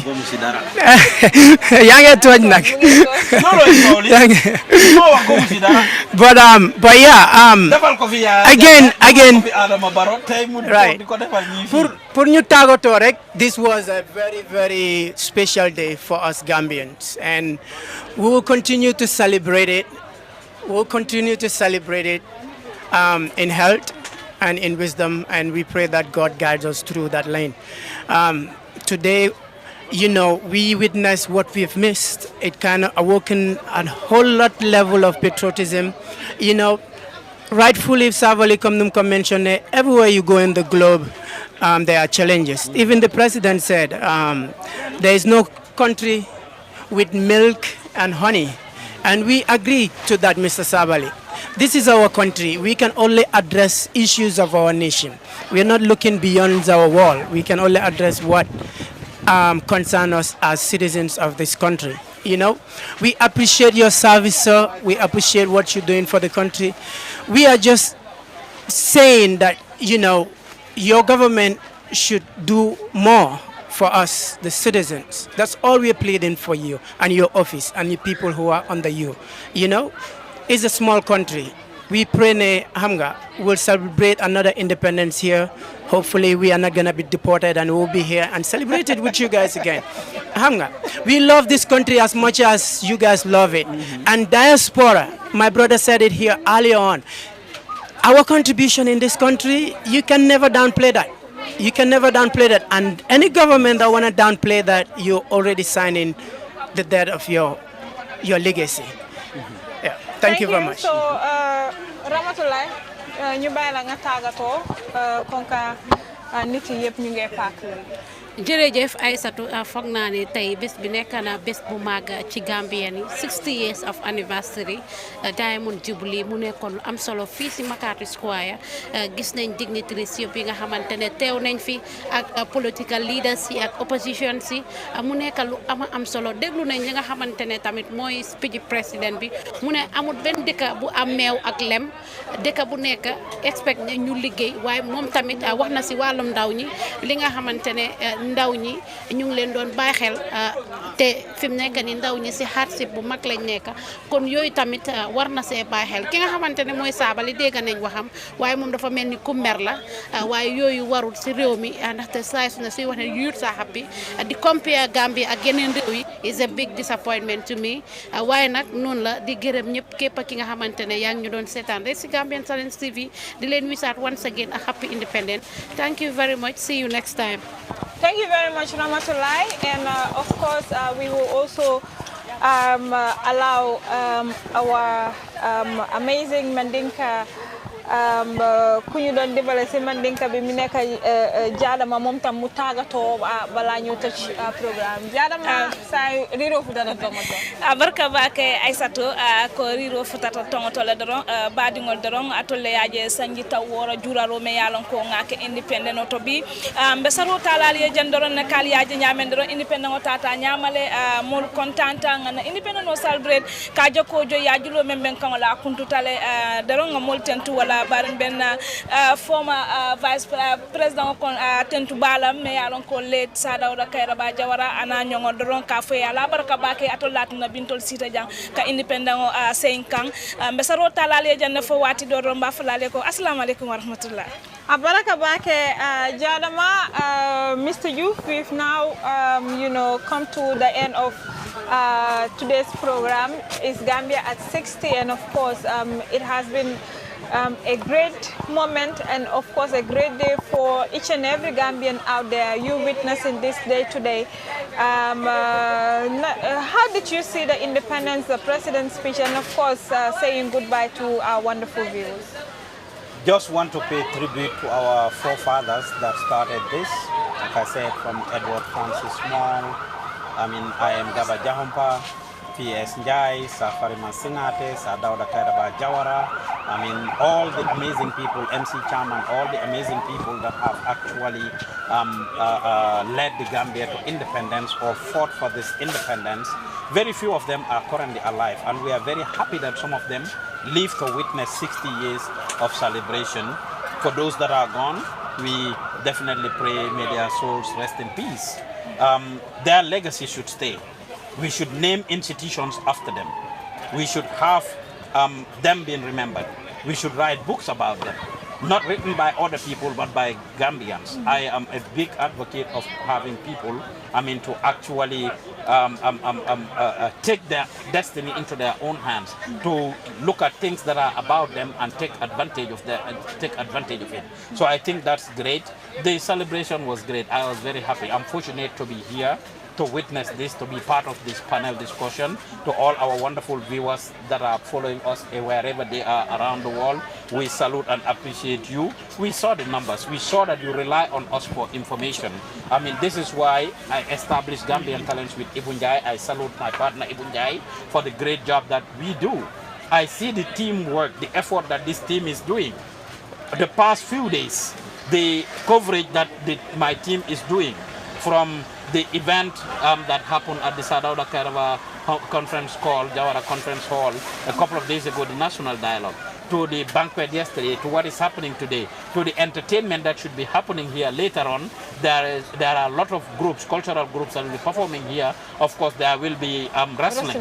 Yes, no boring bore da fe am gon pour ngeen topa ñu spill Gambian Talents dinañ fi nekk pour indi leen coverage yi bore bi si aj bi. There is also an event happening there, and we'll be doing that coverage. So I want to thank my amazing team. I want to tell the Gambians that we are contributing to national development. All these young people you see here doing this amazing job, bringing you this coverage behind the camera, doing this analysis. These are all people that we train for free of charge and keep them to be part of the institution. I'm very proud of them. All young people This is amazing. It's great. I love the work that they do and continue to do to bring you to have access to information. So this is great. I'm very proud of the team for the great job. Gambia at 60. President bi wax na ñepp tok nañ dégg nañ ko ndax dinañ ko digest dinañ ko decipher dinañ ko break down for the average Gambians to understand ñi fi munta nekk pour ñu dégg wax ji mooy loolu kon maa ngi leen a gërëm di leen santa si képp koo xam ne yéen ak ñoo déglu di ñu seetaan amin fii ci Gambian Talents TV seen vocaloon seen xarit Pa Ousmane Diouf ba beneen jamono géej naa si gannaaw microphone bi nag I'm always ñu ne golo du bàyyi ache. I'm always happy to come back to be behind the mic and talking and doing this, and I appreciate the opportunity given to me since I train all of you amazing people doing this great job. You take a backbencher position and allow you to do it, so I'm happy to join you guys again. So thank you. So thank you very much, Fatou. You buy like 1 minute here to make a target. Wow, Aisha, Jerejef, Independence celebration was great. Wax dëgg neex Yàlla gis neen doomi Sir Dawda Kairaba Jawara the former president in Gambia interview neen ko mi ne papaam nekkut fi waaye the fact ne moom nekk na fi rek dafa neex interview neen the first miss koo xam ne moom moo defoon bokk si Miss Independence bi moom keena ba pare mu nekk koo xam ne moom moo winoon di Elizabeth Rena ñu interview ko tamit former vice president bi lawyer Ousainou Darboe interview naa ko wax naa ak moom mu wax naka la feel si fekkee independence mi ne but politically might be different but then comme nu ma leen ko waxee rek janax de bari pa muus de mun a wax ngeew si suñ télé rek la loolu di am bu ko defee si kanam tuuti dinañ leen indil vidéo boobu su ko defee Gambians yëpp déglu lan la Ousainou Darboe wax lan la Elizabeth Lena wax ba pare ñu interview tamit Sidi Ndiaye di deputy speaker of the house interview neen ko interview neen tamit yeneen party leaders yoo xam ne ñu ngi si yeneen party interview neen tamit ambassadeur bi nga xam ne moom moo nekk foofu noonu si Angola interview neen ko interview neen ñu bëree bëri Aïssatou comme noo ma waxee rek ma génna ñu ne leader du toog foog mu génna kon nag Gambian Talents TV ñun nii leen koy defee di wax nag thank you very much to suma entire team bi Mr. Diouf wax na lu am importance mi ne teamam bi every day ñu ngi gën a grow waaye dama dee wax rek team lum grow foog mu am ku ko jiite tey di wax jërëjëf si Moussa Diatta mi nga xam ne moom moo nekkoon behind the camera Ibrahima Sanyang nekkoon tamit si caméra bi ak ki nga xam ne nag mooy Lamine Cissé ak ki nga xam ne nag mooy Adam Dieng ñoom nag ñoo nekkoon si technical side bi waaye rek ñu nit si side journalism bi ñu amoon ki nga xam ne nag mooy suñu boss di Ramatulaay Guèye Ndioro ñu am jaadama moom nag moom mooy suñu boss si Mandinka side bi nga am Aïssatou Koli yow tamit yaa nekk di lead throughout